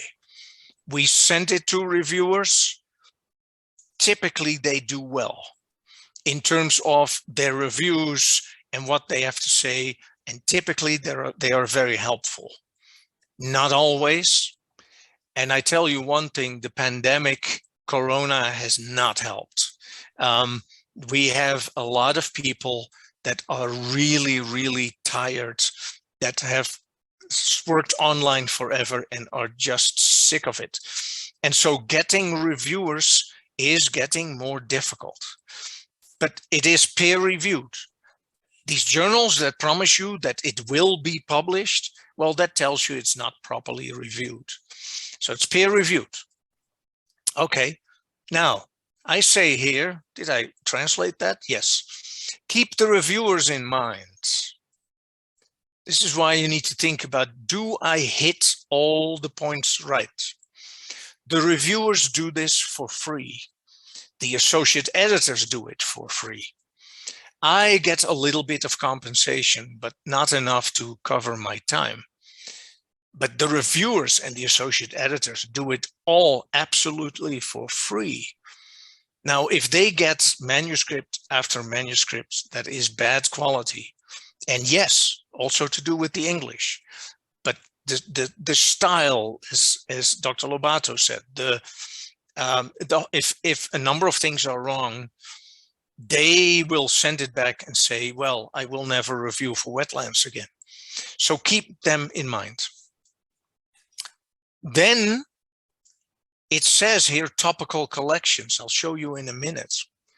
Which topical collection does it fit? I'll get back to that. And then there are the guidelines. And I cannot stress enough, look carefully at the guidelines. And we'll do a small exercise in a minute, well, a few minutes, but look carefully at the guidelines because that is important. Why are things like formats important? Because if the reviewers see a manuscript that is perfect science, but not the right format, they get upset. And if they're upset, they are more likely to reject your paper. So follow the guidelines carefully. And I cannot stress that enough. Okay, so in the case of the journal Wetlands, this, you see the website. Oh, I should do the pointer thing again. There's the website for it, and you can easily find it. And so it shows you here a link, submission guidelines. If you go to that, you get a screen like this, and it says here, cover letter. Mandatory. You must write certain things in the cover letter. Topical collections. I'll say something about that in a minute. Article types are things like research article, review article. Those are article types, short communication. But we now have, since a year or two, topical collections. Then it must be in the scientific style. And there's instructions here about the text and then the references as well. There's that thing that Hector asked about just a while ago. There is a link for help with English language editing. And I have not kept track of exactly what they do, but it will send you to a Springer site, and I believe they are quite helpful. I do not know if that costs anything, and if so, how much. But there is help with that. So the topical collections, if I go back here, if you click there on topical collections, it brings you to this. This is just a screenshot, and you see there topical collections download PDF. Okay. So when I do that, this is what you see, a whole list there. So what we have done is we have moved from traditional publishing to another model where the moment a manuscript is accepted, it is published online within days, and they are collected in order of acceptance in issues, which are published now 8 times per year, but they're also put together in these topical collections. There's applied wetland science, coastal wetlands, humidalis costeros, and so forth and so forth. There's biogeochimica, the humidalis, etc. Vegetación, the humidalis, all are there. So you pick one that best suits your particular, excuse me, that best suits the subject matter of your paper. So it will be put in topical collections. And then here it says Wetlands published various article types, including original researcher and reviews. And then also here it shows Mark Brinson reviews. And it says here that these are, you know, it's for reviews that are for a bigger audience that may have a much wider impact in the field of wetland science. Those are called Mark Brinson reviews. And we have several there that fall into that category. So if you write a review paper and it's really one that helps bring together new concepts in wetland science, or an overview, the latest one that I remember was one, it's not the latest one, but not so long ago, there was one, for instance, about cattails, about the genus Tifa, and it's an excellent review. So those are Mark Brinson reviews. Okay, so if you then live somewhere, you don't have subscription, if you're not a member of SWS, you don't have a library that gives access to wetlands, you can still look at examples of the of what we publish, because there are papers that are open access. And so here's just one example: monitoring impact of salt marsh vegetation by, as it so happens, a number of Dutch researchers. But if you can click on that and download. Here you see that here on the right, download the PDF. And there it is. And then you can look at the style. And the style, for instance, one thing is, how do they reference? How do they do citations? This is something I pay attention to because we get so many manuscripts that get it wrong. Look at how this is done. Muller et al. 2014, Faulk et al. 2016. Etc., etc. And here, some are single authors. Here's 2 authors, Anderson and Smith, 2014. If you do that right from the start in the manuscripts, then the reviewers are going to be happy. They see that you pay attention to details, and those details matter. And we'll go to that in a minute. So check the style of citation. Then, not only is publication in Wetlands free, when I started, you had to pay for color images quite a lot. I took care of that very quickly and told Springer that it had to be free, and it is now. So you can put in color images and it will be free of charge. So that is good too. Okay, and then, like I said, what is the format of the references? So you can look at this and see how this is done. Adam P, salt marshes in a time of change, environmental. Okay. In a minute, we'll do an exercise with that. But there's something else on this page that I wanted you to see, which is really important. You have to put in a number of declarations. One is that you need to talk about conflicts of interest. There, conflict of interest. A conflict of interest is when you are involved with a paper and then later that might benefit you, for instance, because you work for a company that benefits from these data being published. That is okay as long as you mention it when you publish and then ensure that there's no bad conflict, something that might be against you or other people. Okay, so there's a link there that can be shared later, I guess, to that. But if you go to the page for Springer, you can see what are competing interests. Ethics approval is another one. Ethics include things like permissions to collect organisms. You cannot just collect any organism. There are many that are protected. You have to have proper permission. To do the work, did you do that? You have to declare that you did or not, or that it was not needed. Permission to use software. You need to say something like that yes, you use software that you paid for or that you were allowed to use. You cannot talk bad about other people or organizations.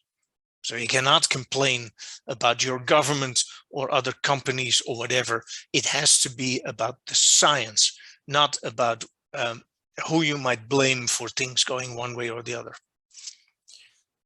No incorrect manipulation of data. You cannot, excuse me, you cannot massage the data to make it look better than it really is. And this is, of course, also a big one, no plagiarism. Not even from your own papers. You cannot copy the text from one paper for another paper from a paper that you wrote yourself. You cannot do that. Okay, so there's information there about that as well. Let me check this here. I'll answer this quickly. Can you publish in Wetlands if you're not a member of SWS? Yes, yes, you can.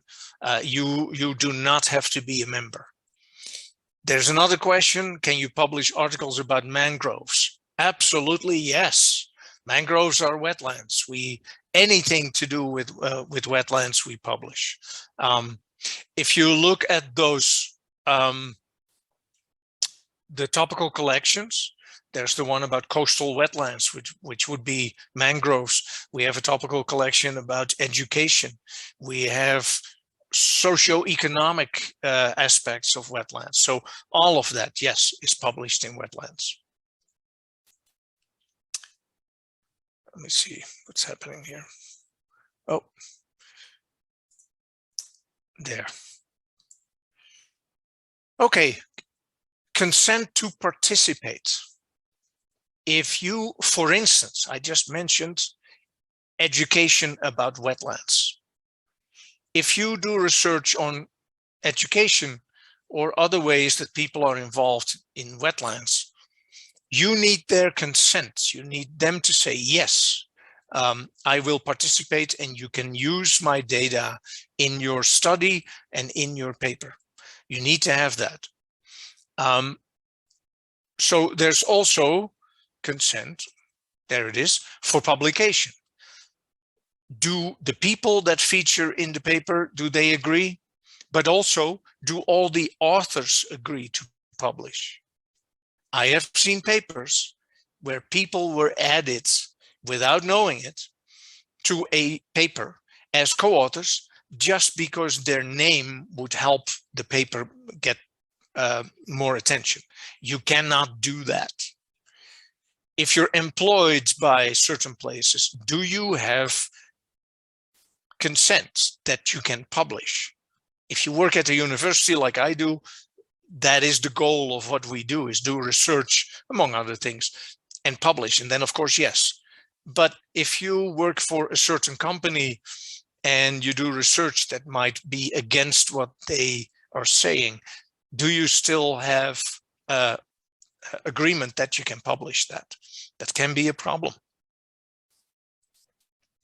Code availability, you see that there. That is really about public data, software. You know, you need to be able. So Figshare could feature here. Where are the data or software packages located? It doesn't have to be in the Springer database when your paper gets published. It can be somewhere else, but you need to clearly explain that. So you need to say somewhere here, in this particular case, they said XBeach is a public domain model and Symbiosis is a public domain information system. And then there are the links. So you need to do that. Let me see. I don't know if I'm going too fast, it doesn't really matter. Are there any questions at this point, and do we need a little break, or shall we continue? Daniel, what do you think? I'm okay. I can go on. Yeah. La gente tiene preguntas para Marinos? All clear at this point?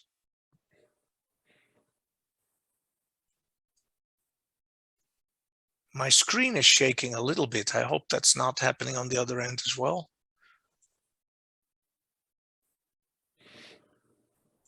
Okay.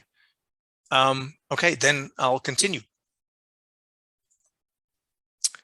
Okay. PowerPoints. This is the one.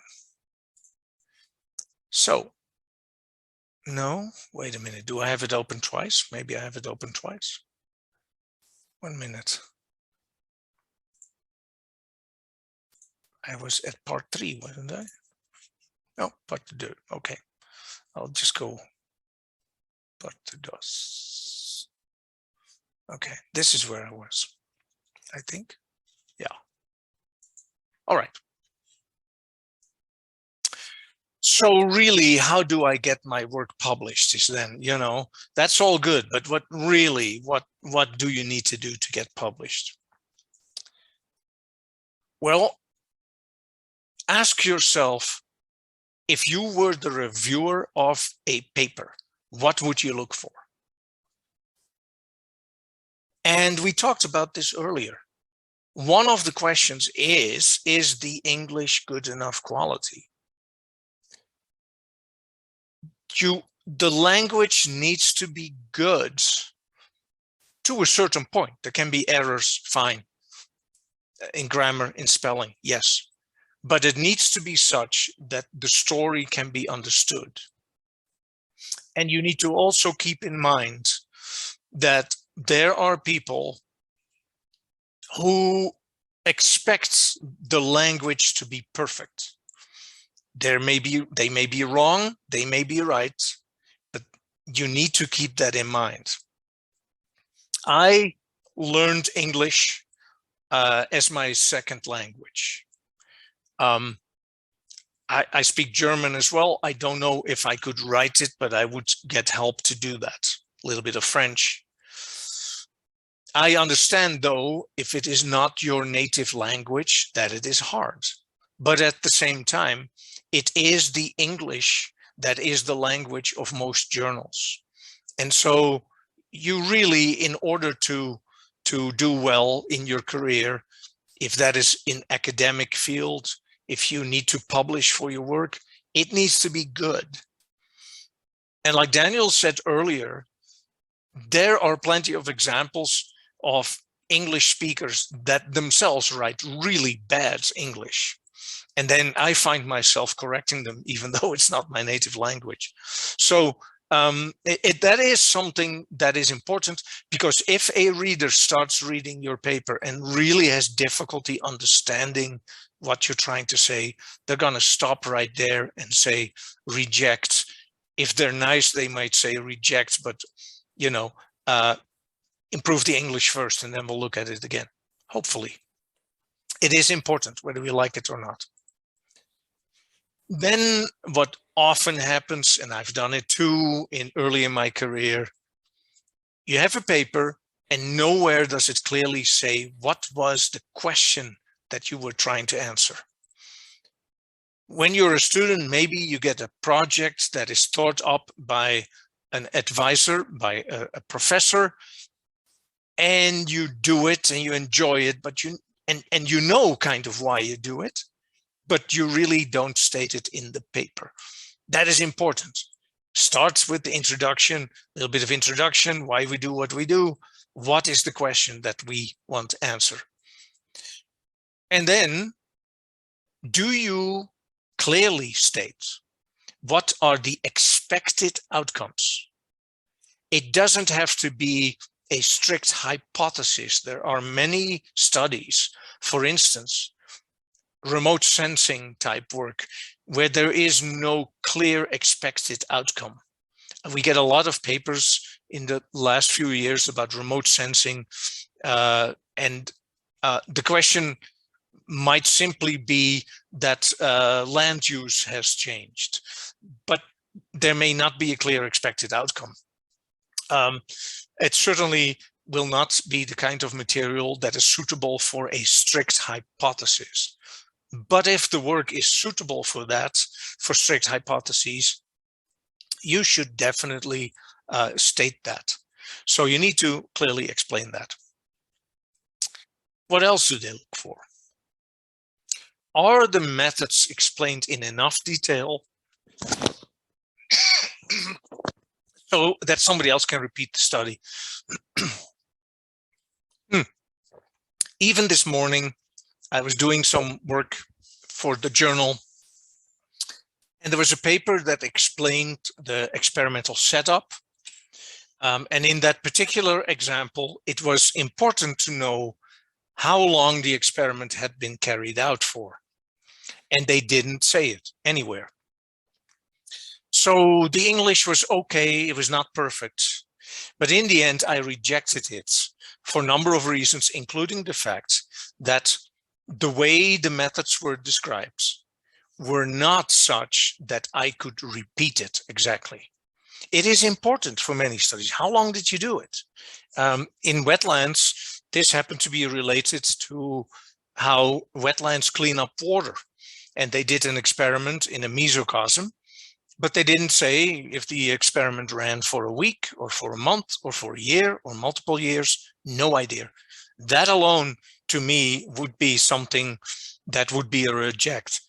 If it is just that one, I typically still send it to a handling editor if I don't handle it myself, because if the rest is good, that may be something that can be simply addressed in a revision.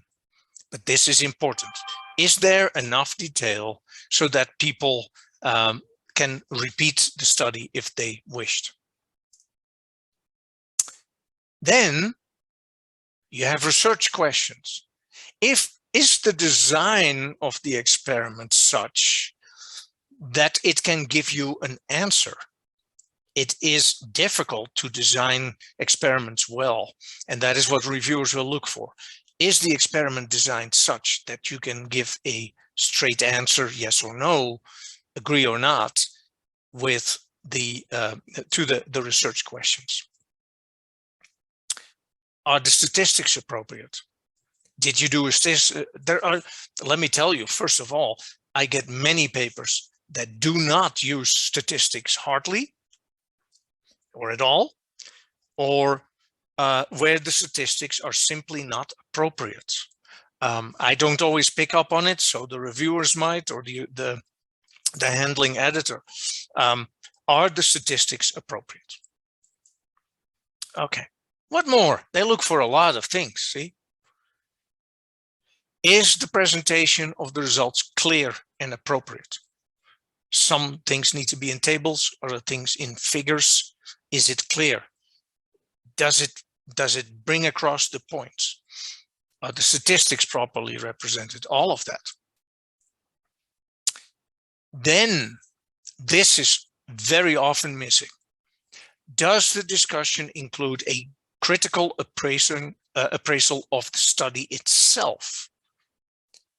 When you discuss your outcomes, the first thing you should start with is to explain why you think that work was done correctly and why you think the data are reliable. One thing I often have difficulty with is I get papers that show numbers something like 1,283.5565. So many decimals that suggest an accuracy that is not correct. These are immediate alarm bells for me to see that the authors really don't understand how to interpret their data and talk about how reliable it is. If you say that something, you know, is likely to happen with a likelihood of 60%, is it 60%? Is it 61%, 60, 59%, or is it maybe ranging between 40 and 80%? You need to talk about how well the work answered your questions. And then also put it into context with other with other studies. What did other people find that is maybe in line with what I found, or is the opposite? Very often discussions are not in enough detail like that. Very often I see discussions that immediately continue on the point of, well, our data are really useful for future management of this wetland, without any explanation of how reliable their own data were. So that is important. More that the reviewers look for. Are the conclusions logical? Is what you're saying, does it make sense?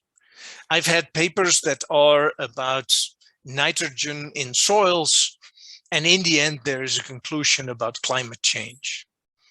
And the authors presented absolutely nothing about climate change. They have no logical conclusions. They put it in because climate change is a popular topic. So think about what you write. It has to be logical. So here are some problems with manuscripts. I get quite a few manuscripts that have really long titles. Here's a recent one. Status of heavy metal accumulation and contamination in surface sediments of Fembanat wetlands, a post-flood scenario. That's a long title. Most people like Twitter, clickbait, quick things. They want it short. What is the problem with this title? Heavy metals. That's one of the things I don't like. I've worked on metals a lot. That term is outdated. There is no chemical, biological, toxicological reason to separate them from light metals. So you don't need that heavy there. There are metals that are more toxic than most heavy metals that are not heavy. Aluminum is one example. So why is that in there? Status of heavy metals, accumulation and contamination. Do you need those two words there, or is it simply contamination? In surface sediments, so that's what I'm saying. Why are the terms relevant in this title? Why not metals in surface sediments? Of Fembanat wetlands. If you put the location of your site in the title, then many readers will immediately decide that they're not interested because their wetland is not where your wetland was. They don't see from the title that what you're saying is of interest to the wider community. They could interpret this as being just applicable to Vembanat wetlands. So, are the observations only relevant to that wetland? If so, then why would you publish it in an international journal? So what happens a lot is that the reviewers then say, well, you know, this is only of regional application. And then the authors get upset because to them it is of very great importance to the entire world. Well, then you need to explain that properly. First of all, leave it out of the title. And then that last bit, a post-flood scenario. What does that say? What does scenario mean here? Are there other scenarios? Is that important? What about pre-flood? The whole title is problematic. And so you could just write this here. Look, metals in wetland sediments after a major flood. Great title, short, doesn't matter where it was. You can explain that in the materials and methods. But now when you look at this, metals in wetland sediments after a major flood means could be any metal. They don't have to be heavy, which is kind of a weird cutoff anyway. And they're in sediments and it's after a major flood. That's all you need. So that is one of the problems. Daniel, without stopping the share, are there questions or shall I continue? There are no questions right now. Okay, I'll continue then. Then we'll get to another point, hopefully, where there are more questions. Okay, right. So another problem is old-fashioned language. I actually saw one again today. And that is a tough one because people think that they are speaking proper English, and it is not. This is one that I always have great difficulty with. pH of water, electrical conductivity of water, soil pH, organic carbon of the soil varied from 3.54 to 8.53, 5.11 to 115 or so, 36, 3.07 to 708, and 0.6 to 8.51, respectively. By the time I get to respectively, I have completely lost the story. This is a very old-fashioned way of writing because you need to go back here. If you really want to know what the electrical conductivity of water was, for instance, you need to realize that this is the thing that is mentioned second. And then you have to go there and go, oh, wait a minute, it's this one here. That is really, really old-fashioned writing, but it happens a lot. Instead, just write that. pH of water ranged from that to that, electrical conductivity, that to that, soil, that to that, and soil organic carbon, that to that. Much better, much more direct. So don't fall into the trap of writing old-fashioned English, and maybe this is true in Spanish as well, just to sound, I don't know, to sound more intelligent, because it doesn't really. Happens a lot though. Not following the prescribed format for references. Here I have a little assignment, a tiny one, but I'll stop sharing because we need to look at something. Let me see where it is here, there, no.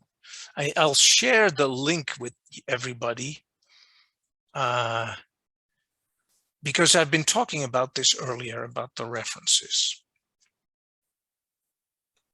Okay, here, I'll put in this chat a link. Oh, I need to do it to everyone. Okay, there's a link. And if all the participants, please, would take some time, a few minutes, maybe 5 minutes, to look at that carefully. So these are the instructions for the references. And I see, Daniel, you're trying to see if it works. It works. Good. So if all participants, please, would just look at that and try to understand what it's saying. And like I said earlier, the style of referencing seems unimportant, but you cannot make up your own style, and they are different for different journals. And it's one of these small things that are very easy to do correct. And at the same time, they're the things that reviewers over and over again complain about.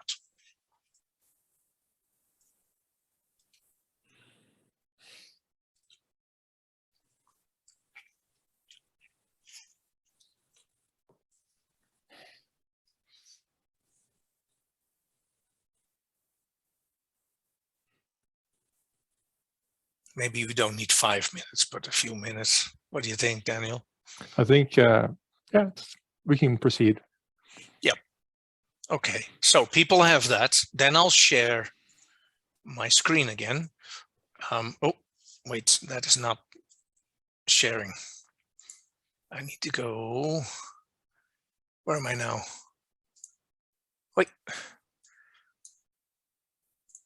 Nearly crashed out of the whole thing. Why can I not see share? Oh, there it is. There it is. Okay, okay. Okay, so there's the link that I just sent you all, and I hope you had time to look at it. Now look at this text here. That is from an actual manuscript.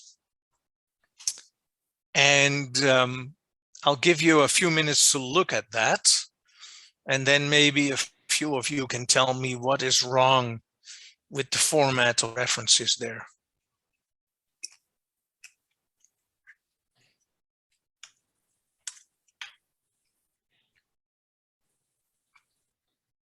If you see a few things, maybe you can open your mic and tell me, or maybe you can put it in the chat, and then I don't see the chat right now, but then Daniel can probably tell me.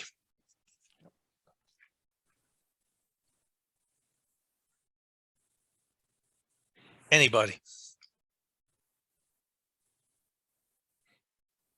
Particularly students, they never say anything, right?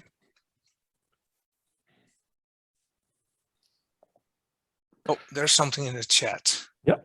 So Hector Aponte said the name of the authors. What's wrong with the name of the authors, Hector? I think we have to use just the first letter. Is that it? Correct. Not just the first one. So Constanza, well, in the case of Constanza there at the top, that's Robert, that would be R. But there are some that have more, you see below there, for instance, Eagle Stephen J, that SJ. should be Eagle SJ, right? Right. What else is wrong? I think, Hector, you're the only one who can talk, it sounds like, you know? There are other students there. Come on, guys. What else is wrong?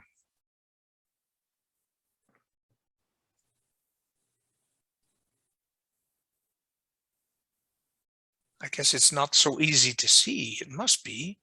Hector, do you see another one? Yes. Tell me what. Tell us. So, I think there's people participated in the Q&A. yes, so we have two. Oh, in the Q&A? Yeah, okay. Yeah, so Maria del Socorro Gonzalez Elizondo said the name of the journal should be abbreviated.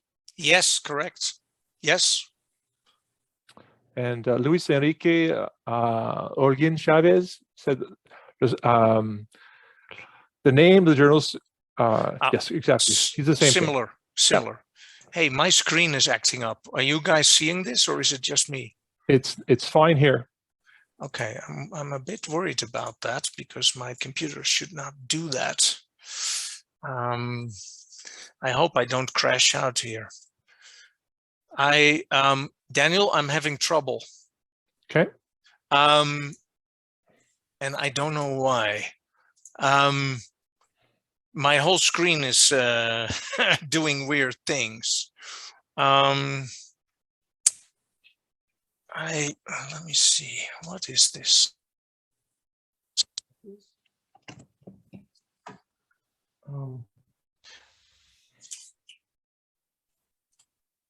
Microphone array. You can hear me? Yep. Yes. Weird. Okay, I hope that this will keep going. Okay, so so those observations were correct.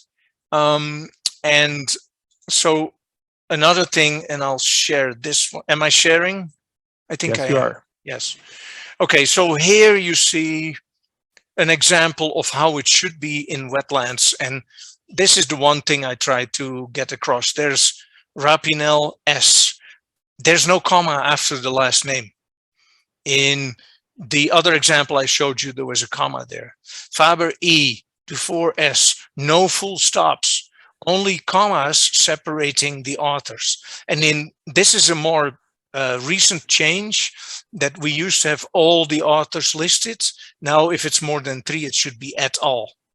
Then the date, the year, no full stop. Then the title, then, as was correctly shown or observed, the proper abbreviation of the journal, and then it continues on with the DOI. So that is to bring the point across that you need to be very careful, because there are reviewers that will say, no, that's not good. So you need to pay attention to that. Okay. So let's go to the next slide. Like I said, I hope my screen will continue because there's a problem here. The process of submission of manuscripts is what I'll talk about a bit now. It's entirely online and it's anonymous. We decided quite a while ago that anonymity is really important because there were a few really negative issues that I had to deal with. It's entirely online and it is anonymous. When a manuscript is ready for review, and we've gone through all the things that are needed to make it ready for review, the manuscripts are reviewed by at least 2 reviewers. They're invited by the handling editor. In fact, nowadays we tend to invite 5, 6, 7 reviewers to just get 2. And then it is reviewed. To be ready for review is kind of a recap of what we talked about before. It needs to be based on good science. It is written in good English and follows the correct format. That is important. So after review, it comes back, the reviewers give something back to a response back to the handling editor, and the editor may say, okay, what do we do? Well, first of all, the handling editor, when I send it to them, they may say, Marinus, this is actually not very good. Let's reject it without review. They can do that. I typically do follow the recommendations from the handling editors because usually they are spot on. Here's this one that can come later or from the start. Rejected but invited to review and resubmit. That is saying, you know, this is actually, there's some good information in that, but you really should revise it and then you can resubmit it again. It will be rejected. It will become a new manuscript, but it's clearly telling you this is pretty good, but you need to do more work on it. Then it may be major revisions. That's saying, well, it's quite a bit of work and it can still be rejected. You get 6 weeks to 2 months for that. I don't remember the exact number, but we use that if we think, well, this is doable. It's a lot of work, but it's doable in a few weeks.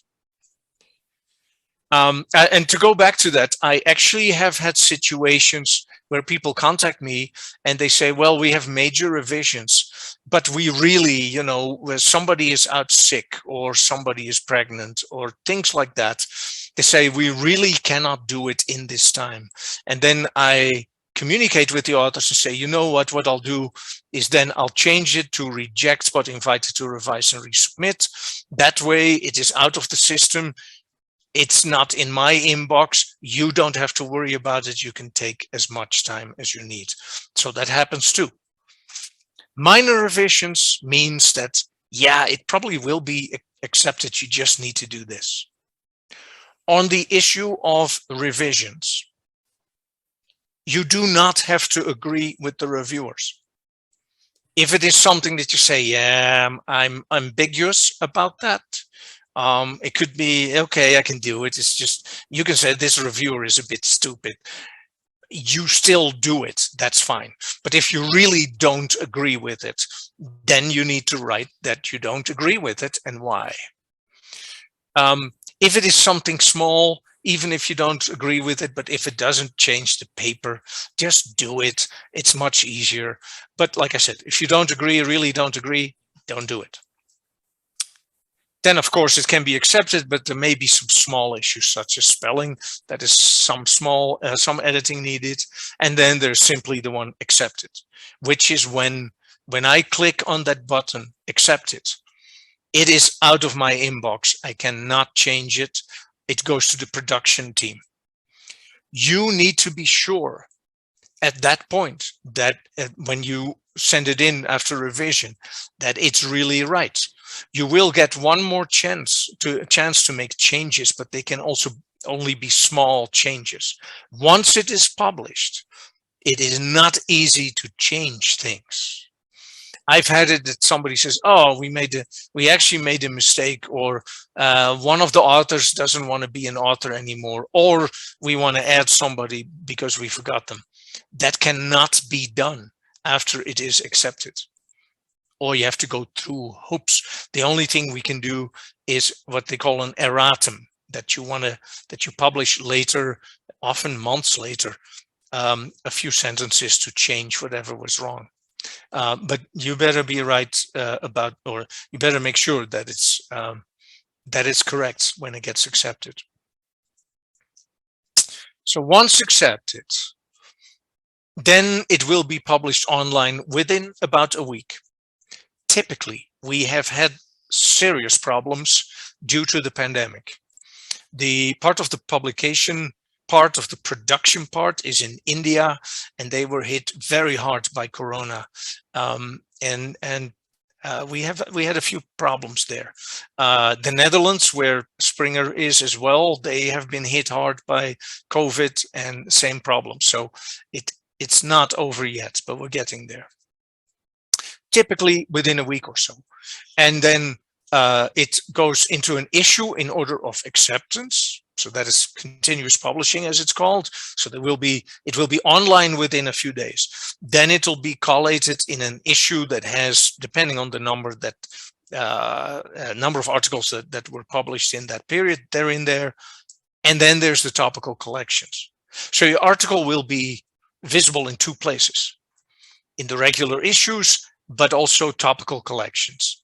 And the idea is that papers of similar topic, for instance, biogeochemistry of wetlands, that they are in the same one.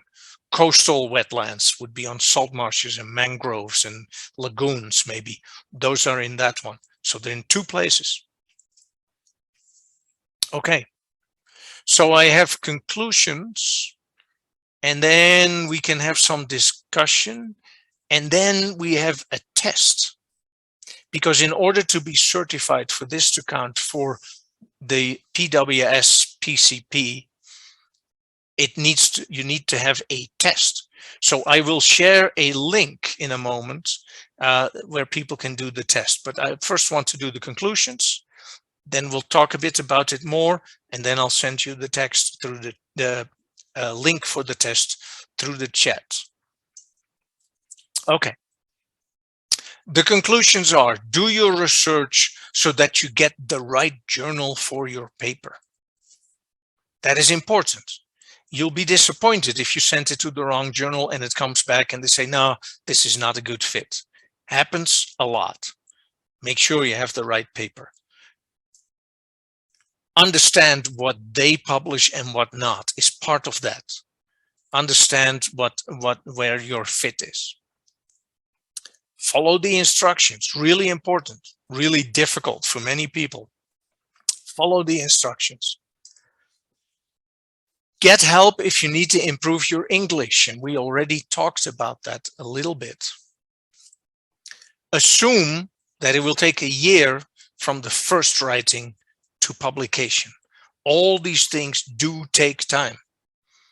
I get requests very often from certain countries particularly, where people say, oh, I'm nearly graduating and I have to have this paper published before I graduate. Can you please speed it up? And they give me 2 weeks. No, that's not gonna happen. You need time. I need time to look at it. Then the handling editor needs time to look at it. Then it goes to the reviewers. Then there may be revisions. It comes back to the authors. You need time to do the revisions. Then it goes back for review. Maybe then there are still some revisions. Then it gets published. It all takes time. And keep in mind that everybody does that work for free as a volunteer. And it's a lot of work. So it takes time. If you don't have the time, you can send it to a fake journal, of course. But it might disappear before you know it.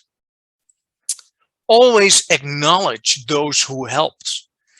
Be considerate there. People that really helped you, that paid money to do your research, that helped you write.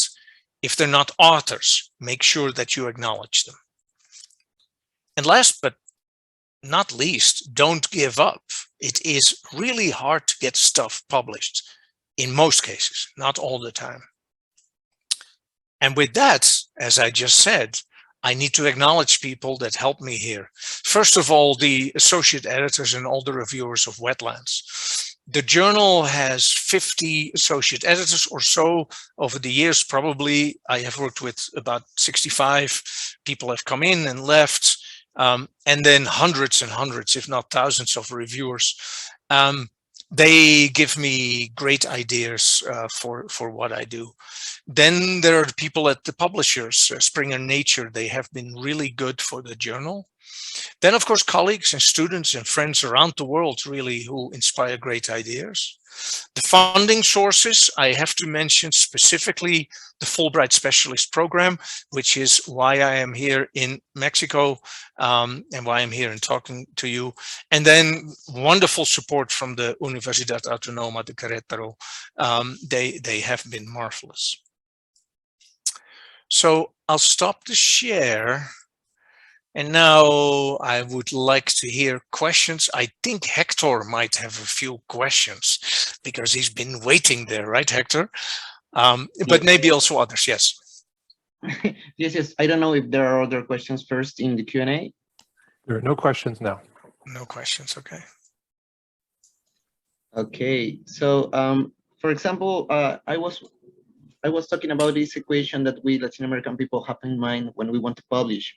Yep. And for example, one of the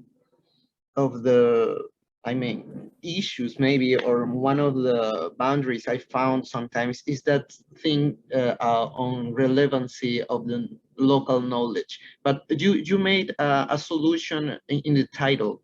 For example, you said do not put, excuse me, the name of the place in the title. So that's a very good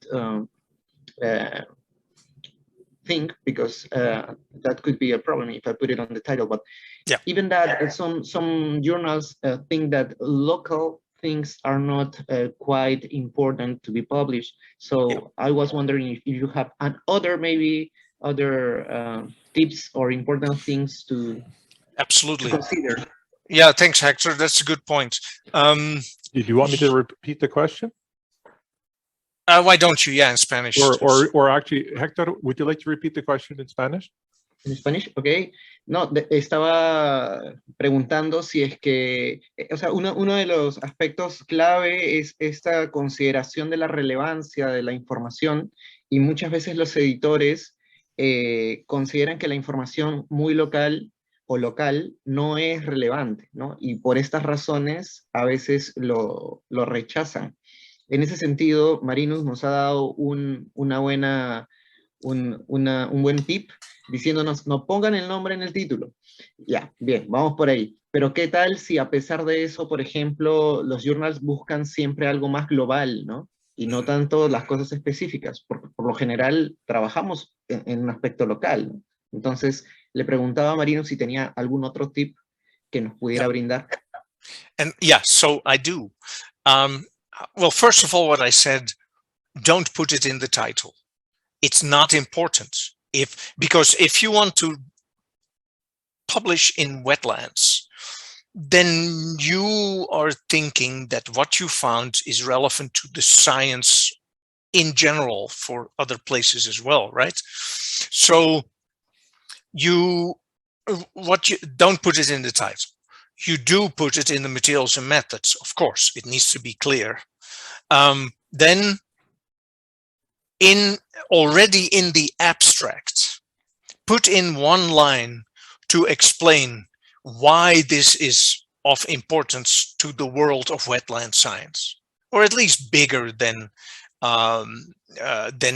what you say, you know. And it's an interesting problem, because there are many papers that, particularly here in America, that are, say, about the Everglades, and nobody will ever say, oh, that's only regional, because Americans think that the Everglades is the best wetland in the world. You know, so, but unfortunately that is true, that you need to do that. And so I would not put it in the title. I would explain in the abstract upfront why this is important to understand processes or something like that. And then again, do that in the discussion and explain why is this important to the rest of the world. But you need to do it also in the abstract, and maybe even in the introduction, refer to that, because most people read the title and the abstract and then nothing. This is the truth, because you don't often need those details. So that would be my tip. Yeah. So, por introducción, entonces, Marino está diciendo que si hay un estudio local, es mejor no poner el nombre del sitio en el título, pero al menos en la introducción o en el resumen, decir por qué, dónde está hecho y por qué está hecho en este lugar. Right. Other questions? There's no other questions, but I have a follow-up for that. Absolutely, do. So, for instance, I would argue, I'm going to play devil's advocate for a second, and I'll say that there are lots of places, lots of wetlands in that are local in South America that have global importance. Yep. So Amazonian wetlands, Pantanal. Yeah. Pantanal. So can you not include these regional wetlands in a title? I know it's done commonly in North America. Those really big ones, probably it's okay, yes. Those really big ones, Pantanal, the Brazilian flood forests, yes. You know, the Everglades, nobody has problems with. But it is also what people know. There are, for instance, there are enormous a great area of wetlands in the northeast of China that I have worked on, but most people don't know it. And the Chinese have a solution by not saying that it's that particular region. They just say wetlands in the northeast of China, for instance. So it depends a lot on what the reviewers and the readers are familiar with. I agree. But we get some other ones that is from one little wetland up in the mountains in Nepal, and still what they found has wider impacts, but they don't explain that well. And then you get that problem that they say, well, you need to go to a regional journal. So I have a question from Angel Alberto Martinez. So the cartography of a national wetland system of a given country in which a topic collection, could it be included? So could this be an aspect to be published on the magazine, for instance, I don't know, wetlands of Peru or Colombia? Absolutely. In fact, I've been thinking a lot about having a whole series of these where that is done. Yes, absolutely. I mean, the United States developed what they call the National Wetland Inventory, and there are plenty of papers about that. Yes, I think that is important, particularly if it's not just the map, but if there could be an element of maybe importance relative to land uses or something like that. But yes, absolutely. Yeah. So if it had an international lessons, for instance. Yeah, I've seen, for instance, we have some papers about wetlands in Iran, and I've sent it back to the authors at some point saying, well, could you explain a little bit more how what you learned from these wetlands, how that applies to other arid regions, for instance? Those kinds of questions are interesting. Entonces, un artículo sobre la cartografía de humedales en un país es un buen asunto para el jurista Wetlands. Está bien, está local, un parte, pero también es una gran región y también puede tener unas lecciones para otros países alrededor. Any more questions? ¿Hay otras preguntas? I've made a few lists here of questions if I don't get any.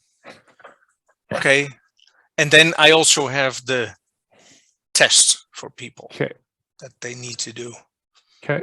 So I'd like to come back a little bit about language and to see, and my argument is that you can write well in any language, and it's relatively easy to translate.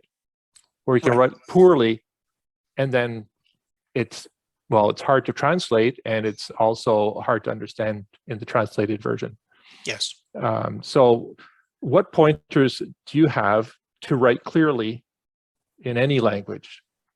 Now, and a few points that I've tried to do is, well, first of all, does Wetlands, or do you recommend to write in an active voice or in a passive voice? I personally prefer active voice. So it's much more direct. It makes it more personal. And before I forget to mention, we just recently agreed that it is it's acceptable to upload an abstract in the native language of the person if that is not English. And actually, even today I was thinking about this. I want a second abstract to be allowed in the main text in another language. You know, Canadian journals for years have had French and English, but why not have English and Chinese or English and Spanish? I mean, it's so easy to do it. So that is ongoing, but at the moment we agree that an abstract in the person's personal, language, any language, is allowed and can be uploaded as an online supplementary material. Okay. So I'll just translate that. So en resumen, se trata la revista Wetlands está tratando de incluir un resumen en un otro idioma, entonces no solamente en inglés, pero puede ser en portugués o en español, por ejemplo. Yeah.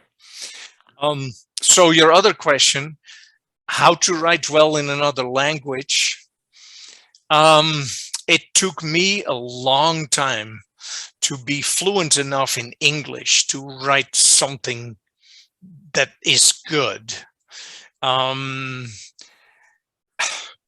It is hard. I think if you don't speak the other language, you have to find somebody who can do it.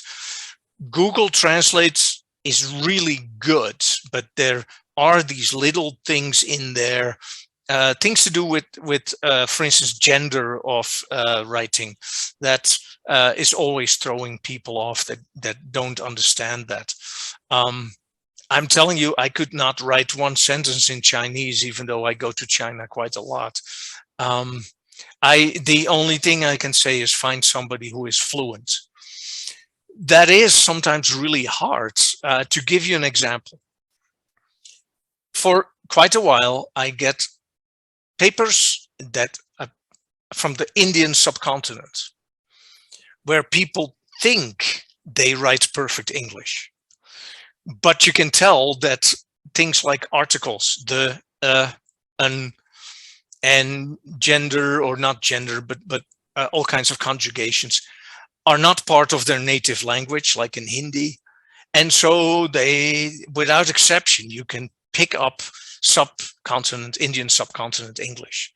And I always feel bad because I have to write back and say, listen, you really need to find somebody who speaks Australian, New Zealand, British, or American English. Otherwise, it's not going to go down well with the reviewers. I'm sure this is true of Spanish as well and other languages. There are clear differences between Iberian Spanish and Latin American Spanish in words that are used, and I'm not sure about grammar, but so that's what I can say about that, Daniel. Maybe we have another question from Daniela Guajardo. So she's asking about in some countries, there's actually often a lack of information, basic information on some wetlands. So sometimes there's a need for more descriptive studies for those regions. So I hope I'm getting this right. And I'm wondering if it would be something to be considered in international journals like Wetlands, as opposed to a local, more local journal. Yes, and the answer is yes.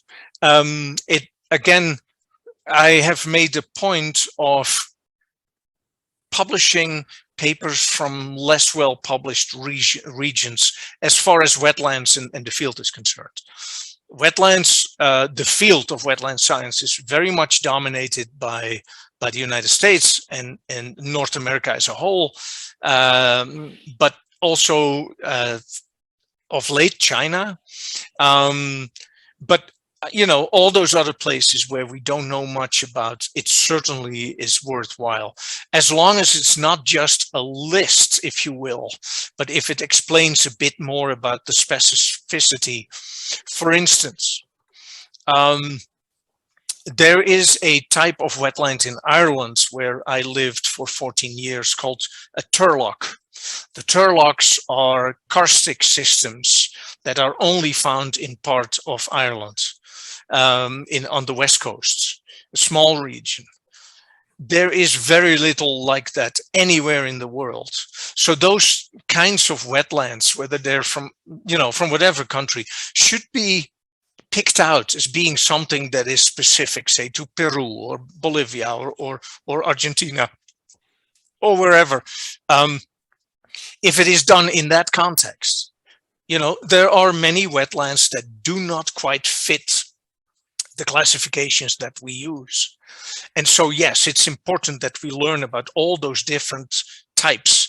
And if they don't quite follow the classifications that people keep referring to, I don't care. In Taiwan, I have been promoting the idea of talking about vertical wetlands, because it's a very steep island and it's basically waterfalls with stuff around it. But the whole definition that we use of wetlands applies there. I'm sure there are places in Latin America that are, for instance, high altitude wetlands that we know little about. We do have some papers like that, but certainly inventories like that are something we publish, certainly. Again, put it in a bit wider context, explain a bit more about what is special. A salt marsh in Chile is maybe not that interesting compared to all the other salt marshes that we have around the world, but there are other ones. So that's a lot of words to translate, Daniel. I'm not sure if I'm going to make that attempt even. Okay. So, voy a tratar. Entonces, claro, unos estudios que están más descriptivos sobre una región están muy aceptable por publicar en una revista internacional como Wetlands, pero tiene que tratar de ponerlo en un contexto de más amplio, más de no sé, de la región o de unos países para tratar de demostrar que es algo importante y único.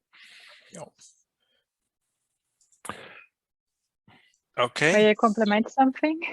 Yes, you may. That is, yeah, I think that podría ser muy interesante en el sentido de no solo mostrar la importancia de este ecosistema en particular, como tener también el contexto de cómo se puede aplicar el conocimiento, porque entender de este ecosistema en particular, este tipo de humedal que solo ocurre en esta región, puede ser importante para otras regiones. Y va un poco del caso de, do you remember the African paper from Ethiopia? Oh, yeah.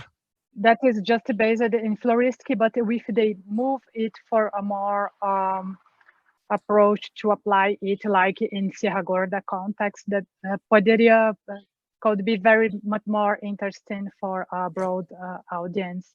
Yeah. En particular, uno punto que menciona Marinos con relación a los modelos de tierras altas, the highland wetlands. For example, in southern Brazil and in Mexico, there are very few studies in this kind of wetlands.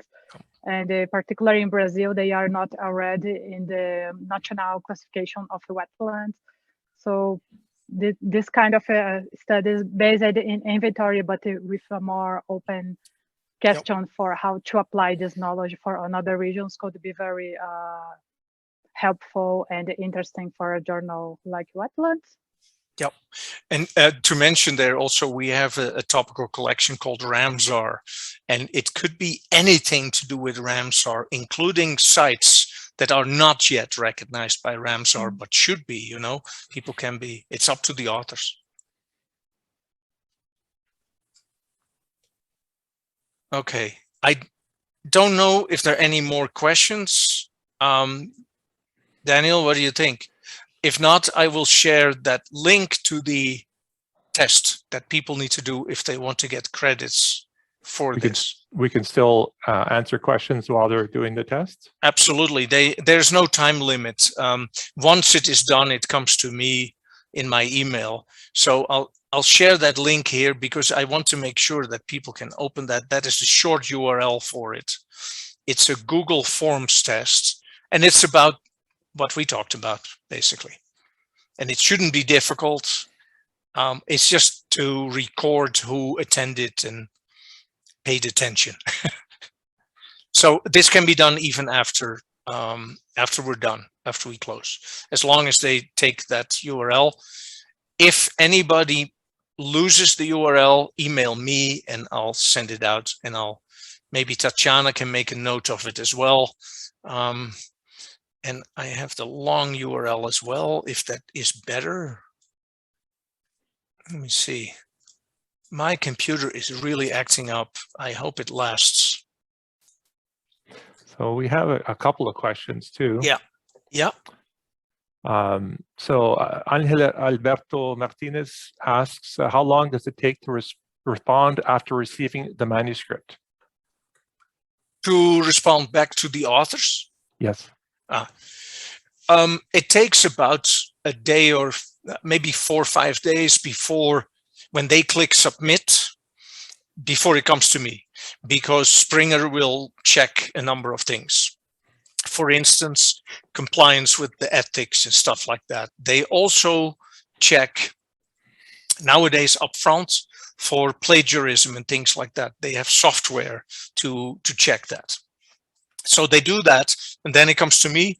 I assign it to the associate editor, or to myself if I want to handle it. And they then find reviewers. And that hopefully they do within a week or two. When I notice typically that it takes a bit longer is in our summer on the Northern Hemisphere, when people are on field work in our field. And so then it might take a little bit longer, but we try to get it to reviewers really within 2 weeks from receiving it. The reviewers then get 2 weeks, but with the pandemic and all that, we've noticed also that that is a problem sometimes. A few weeks, then what we are aiming for is to have an answer really within six weeks is what I would like to see. The average is a bit longer, I think, maybe, but about 60 days. No, that is 2 months. Well, yeah, well, 60 days. It typically is more 60 days than 6 weeks, but that is the reality that between checking it and the reviewers having enough time to respond. What has been really, really difficult is to get reviewers. Really difficult. And so you send an invitation and then they just dismiss it, don't even respond.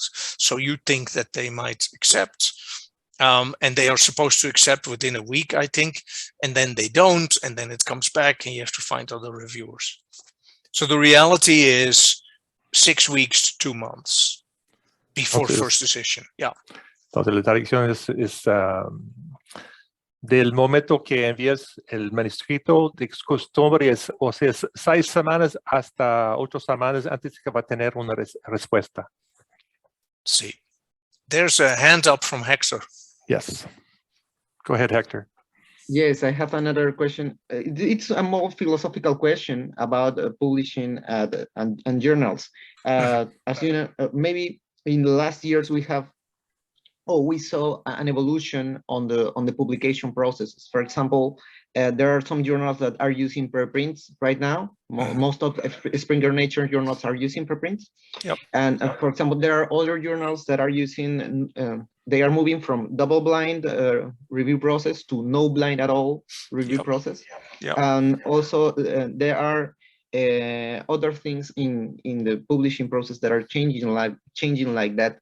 Do you think that there is something, I mean, where are we going right now? Is there going to be another big change? Is there going to be a big change? For example, I've read about the 2.0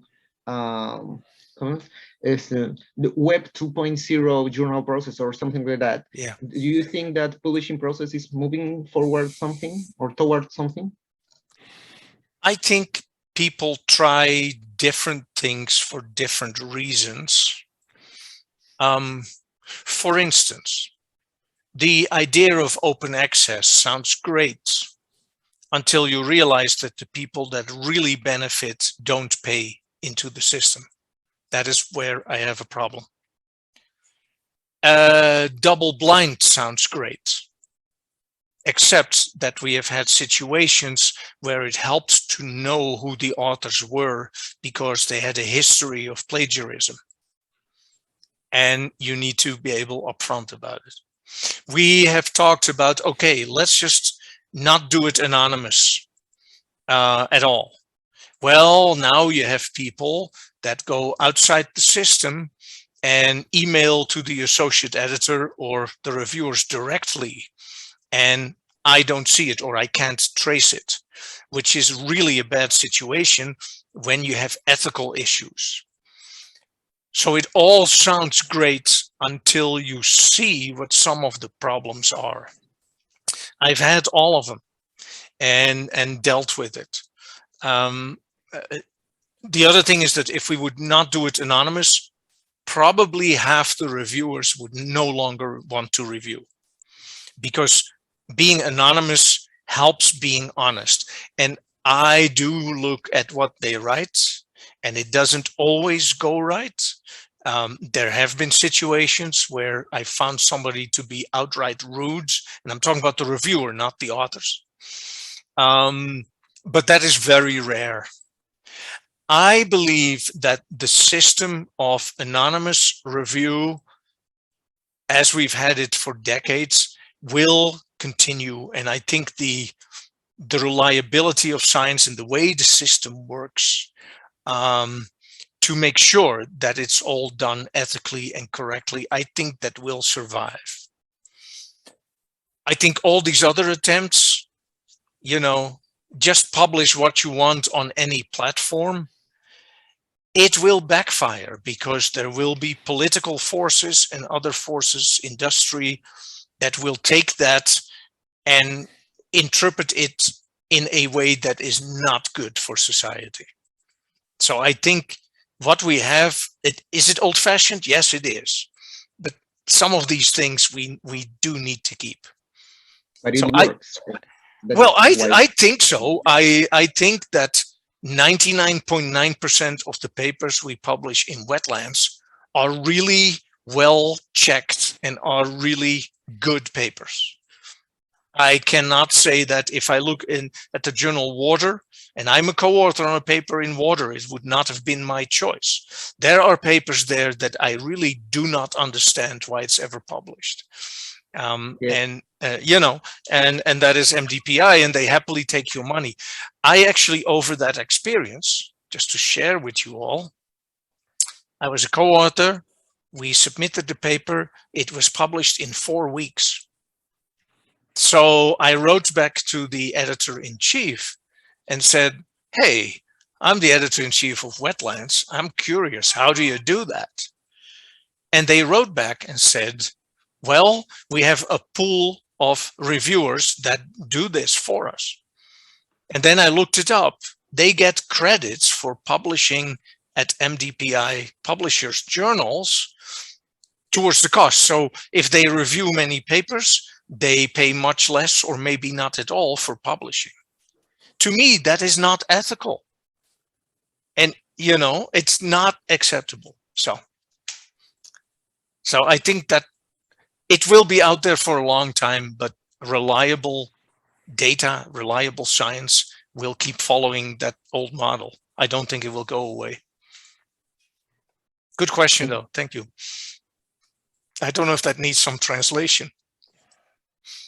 It's a lot of stuff. Let's go on to the next question here.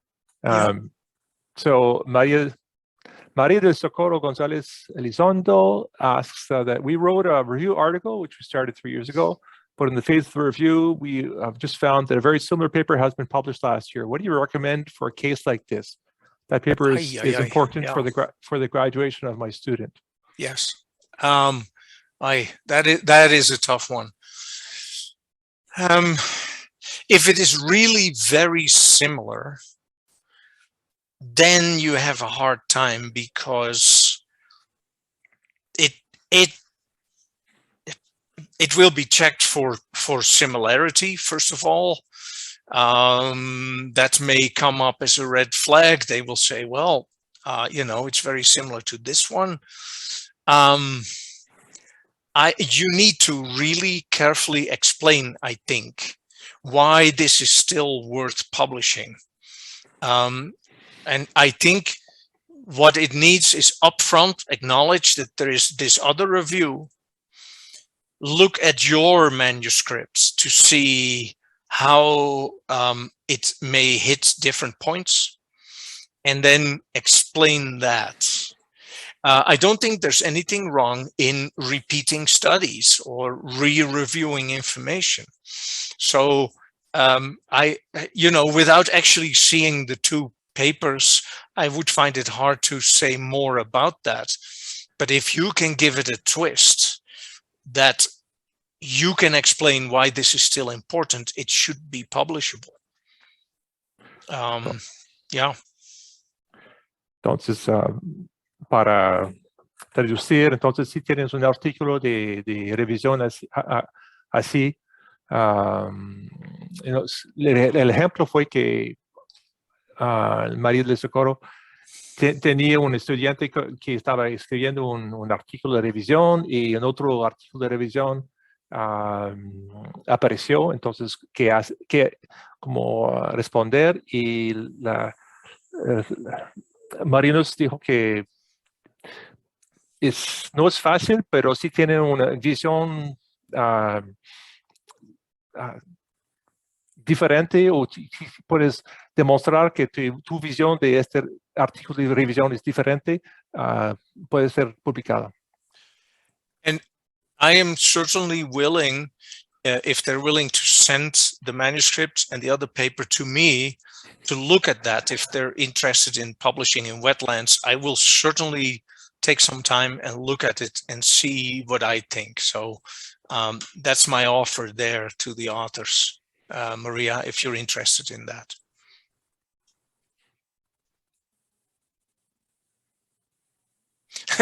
I see Maria, you said the other is nicer, huh? Yeah, I don't know.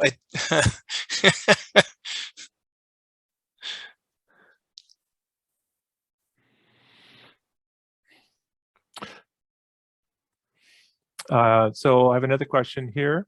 Yeah. Luis Enrique Alguin Chavez asks, once a paper is published in English, can it be published in another language, such as in Spanish? No. No, that would be a case of plagiarism. You cannot do that. So, yeah, that is a choice you have to make. That's a huge problem because I know there are papers that are published in 2 different versions. Yeah, but no, that is not considered ethical. But that is a point that I would give some comment for you, Marinos, and just your opinion. That why it's not possible that it doesn't matter if it comes to 2 points in the points word of a research, but that could be very, very useful for several countries and the regions around the world having the papers in the local language. Yeah. And sometimes it's a kind of difficult for the researchers to choose, oh, I want to be more popular in the science world, or I want to support much more the local community. And I think that we could start to proposing things about to change each and having the exactly same version, and the mention this paper is just the translation of the another one, and you are published it to spread the word more about the opinion. And we can do in the world with books. We can have books that are published in 20, 30 and several languages, but why you can't do with it papers? I don't have any sense in this decision. Yeah, so one thing I am thinking about is that I would actually like the other language version to be uploaded as a supplementary material. That would be one way. It would still be visible, and I can see how search engines will look for supplementary materials as well. So the problem is simply historical. People would publish in English. They would never know what is published in Spanish or in Russian or in Chinese.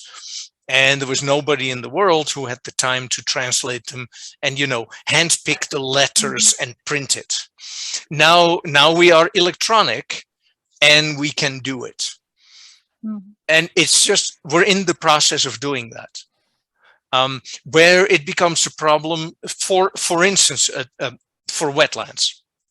If it were part of the main text, the society who owns the journal needs to have a contract with the publisher for twice as many pages. So they get less money out of the publishing the journal. Online supplements doesn't cost anything.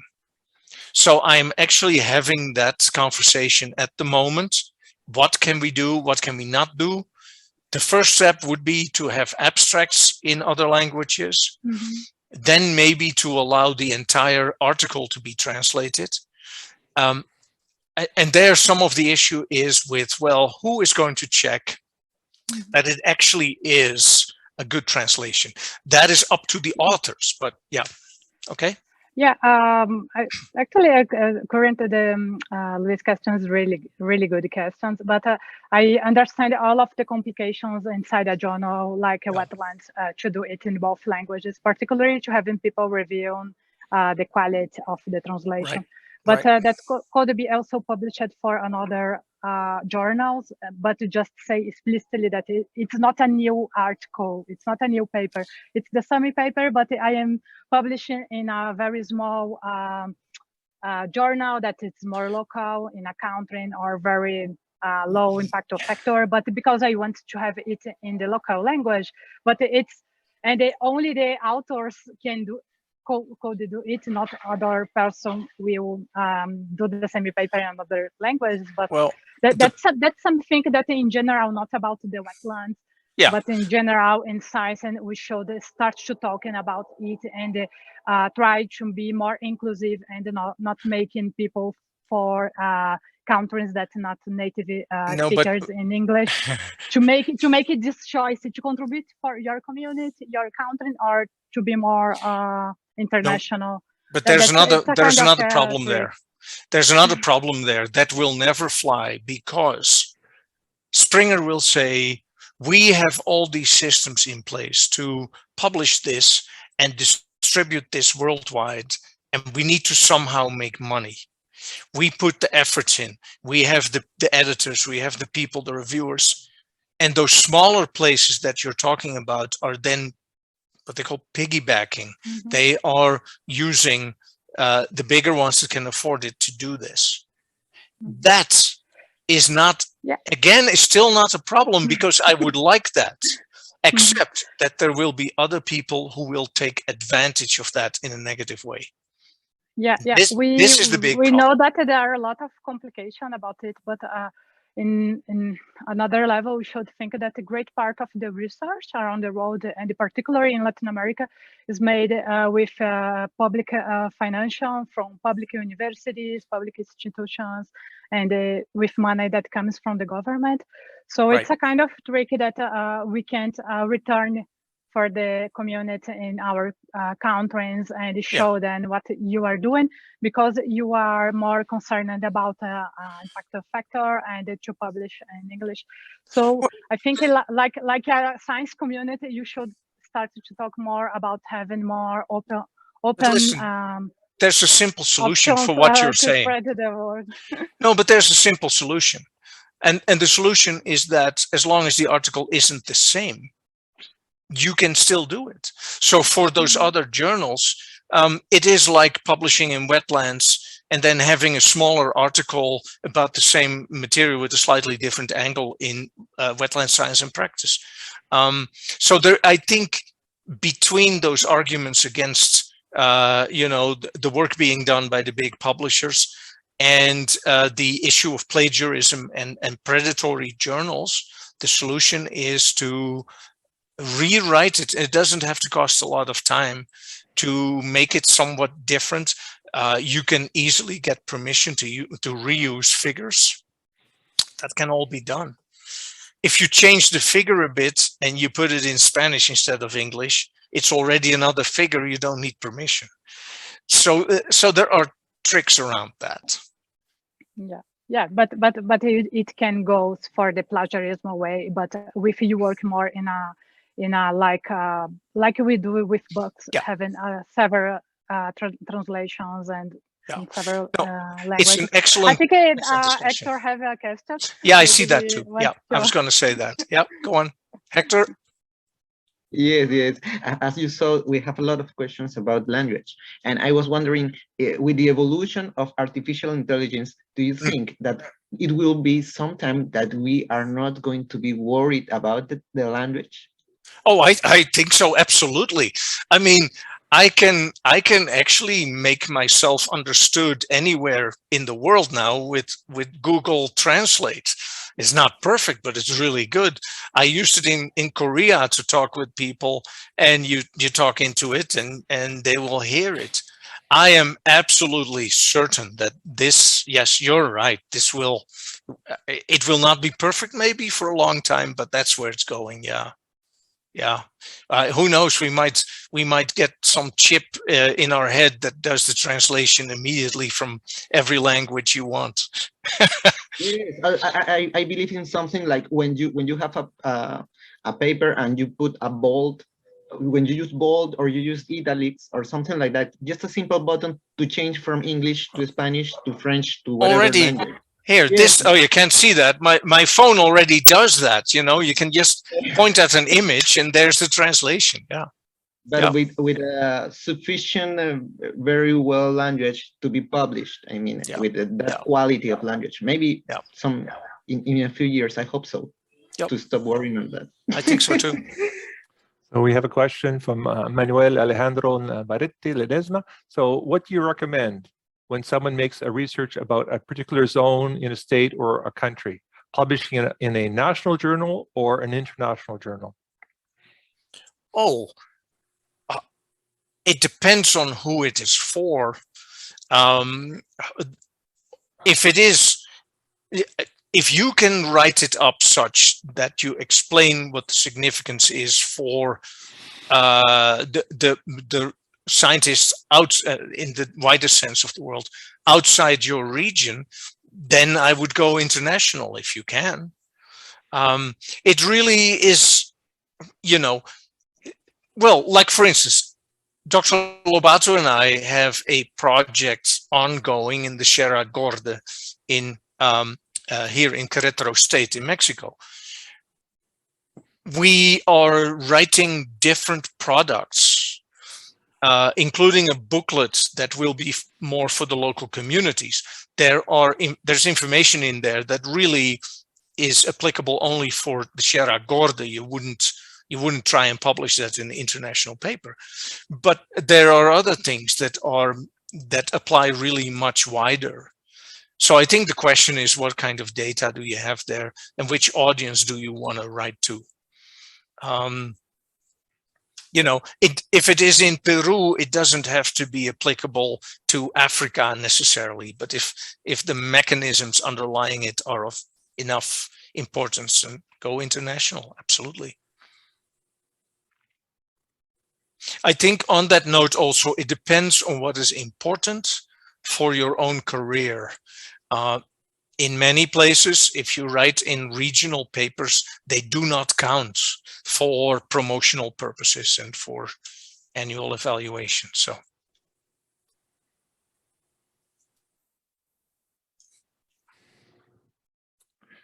¿Hay otras preguntas para Marinos?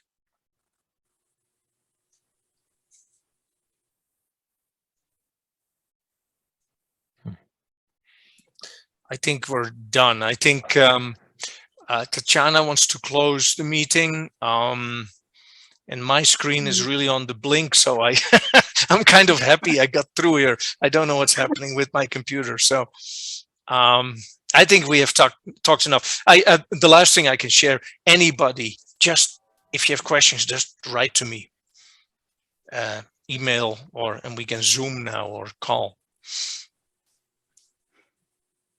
Thank you very much, Marinos, for the course. And thank you very much, Danielle, to supporting us this afternoon, and the actor to supporting the talks in the morning. Yeah, to finish this meeting, just to say that we are very glad that many people join us and come to the board to make it happen. The speakers, the staff, all people that are supporting the organization of this day. And you are very glad that you have many attendees and the participants join us. Yeah. There are some points that we have been talked in off, particularly María Socorro, que nos está acompañando hoy, es una investigadora de México. Trabaja con plantas, con un grupo de ciperáceas, pero ha trabajado mucho con ciperáceas acuáticas. Y habíamos platicado muy rápidamente de que no hay, bueno, en las sociedades científicas de humedales tenemos los capítulos que son regionales, son por divisiones geográficas, ¿no? Puede ser de una parte de Estados Unidos, o de Latinoamérica, o de África, Asia, etcétera. Pero hay también las sesiones que son temáticas y no tenemos nada enfocado en botánica acuática. Y bueno, Socorro como yo estamos particularmente trabajando con plantas acuáticas y nos interesa mucho este tema. Entonces estuvimos platicando de la idea de montar una nueva sesión que podía ser a nivel de Latinoamérica, pero también podía ser una sesión dentro, una nueva sesión temática en la sociedad, porque dentro quien es miembro o quien va a juntarse, bueno, todos pueden entrar a la página y ver las sesiones que tenemos hoy. No hay ninguna enfocada en plantas acuáticas. Entonces puede ser algo particularmente interesante y estamos empezando a discutir primeramente con personas interesadas en México, con Arturo de Mora, que también nos está acompañando hoy y también ha apoyado muchísimo al capítulo como voluntario en los webinars en español, es parte del comité de webinars de la sociedad, y también es un botánico acuático trabajando acá en México. Entonces esta idea surgió y linkó un poco con algo que hablamos hace 3 años en Aguascalientes, cuando tuvimos el encuentro de la Sociedad Botánica de México. Tuvimos un simposio que fue organizado por Mahinda y por Arturo de Nova y Mahinda Martínez, y estuvimos platicando ahí sobre la idea de montar un grupo de plantas acuáticas en México. Pero ahora cuando me llama la atención esto, Socorro, y platicamos un poco, pensé, ¿por qué no hacemos esto un poco mayor? Y montar un grupo grande y más fuerte internacional en plantas acuáticas. Entonces también quien le interesa, vamos a estar lanzando algunas convocatorias para como juntar grupos de personas y empezar a discutir un poco esta temática. Entonces era algo que quería comentarles también, si alguien quiere complementar algo, si Socorro que está ahí o Arturo. Yo creo que la audiencia toda no tiene acceso a voz, por eso no Marinos, people that the audience didn't contest to you talking because they don't have access for this part, only the people that are working in the organization. The two actor can do that, but not the other participants. That explains it. I'm sorry about that, everybody. But still, yeah. if they have more questions, contact me. Yeah. Sim, então, acho que tem umas perguntas aqui. Sim. Entonces, todos que são membros, vou estar mandando através de Brena, que é o staff que trabalha no CWS, um e-mail como tipo com formato. Vamos estar divulgando em redes sociais da página das Sociedades Científicas de Humedales de Latinoamérica e el Caribe, para com estes formatos em Google Form ou algo parecido, para poder ver quem tem interesse e começar a pensar em montar um grupo neste sentido. Para montar uma nova sessão, necessitamos só 20 pessoas, então eu não creio que vamos a ter nenhuma dificuldade de encontrar 20 pessoas, membros da sociedade que estão interessadas em botânica aquática, em las plantas aquáticas, e sim, então les dejo a invitação. Sí, comenten Socorro, gracias. Violeta, comparte esta línea de trabajo. Sí. Y sí, muchas gracias a todos por este encuentro. Estuve fenomenal, en mi opinión. Me gustó mucho la plática de todas las interacciones. Y bueno, ya estamos todos en contacto. SWS hace reuniones anuales. Normalmente son entre mayo y junio. Casi siempre es muy complicado para miembros de Latinoamérica participar porque son mayoritariamente en Estados Unidos, este año en Grand Rapids, en Michigan. Entonces esto hace como siempre en términos de costos, logística y todo más complicado. Pero también si crecemos como capítulo y tenemos una comunidad de científicos, prácticos y grupo de personas interesadas en humedales que es miembro del capítulo y miembro de la sociedad, ¿por qué no también proponer en futuro la reunión anual de toda la sociedad en Latinoamérica? Entonces es algo que no es como imposible, pero depende mucho de cómo crece esto en lo que estamos trabajando ahora. Y sí, muchas gracias a todos y creo que con esto cerramos el evento. Oh, Marinos, Francisca Contreras say gracias for the opportunity, that she thinks that is very good presentation, and yeah, and she congratulations all the organizers for the job. So thank you, Francisca, and gracias a todos. Thank you, I appreciate no sé it. si más I don't know if anyone wants to say anything more, so we can finish now. I don't know if Hector, Danielle, or Marinos wants to say any words more.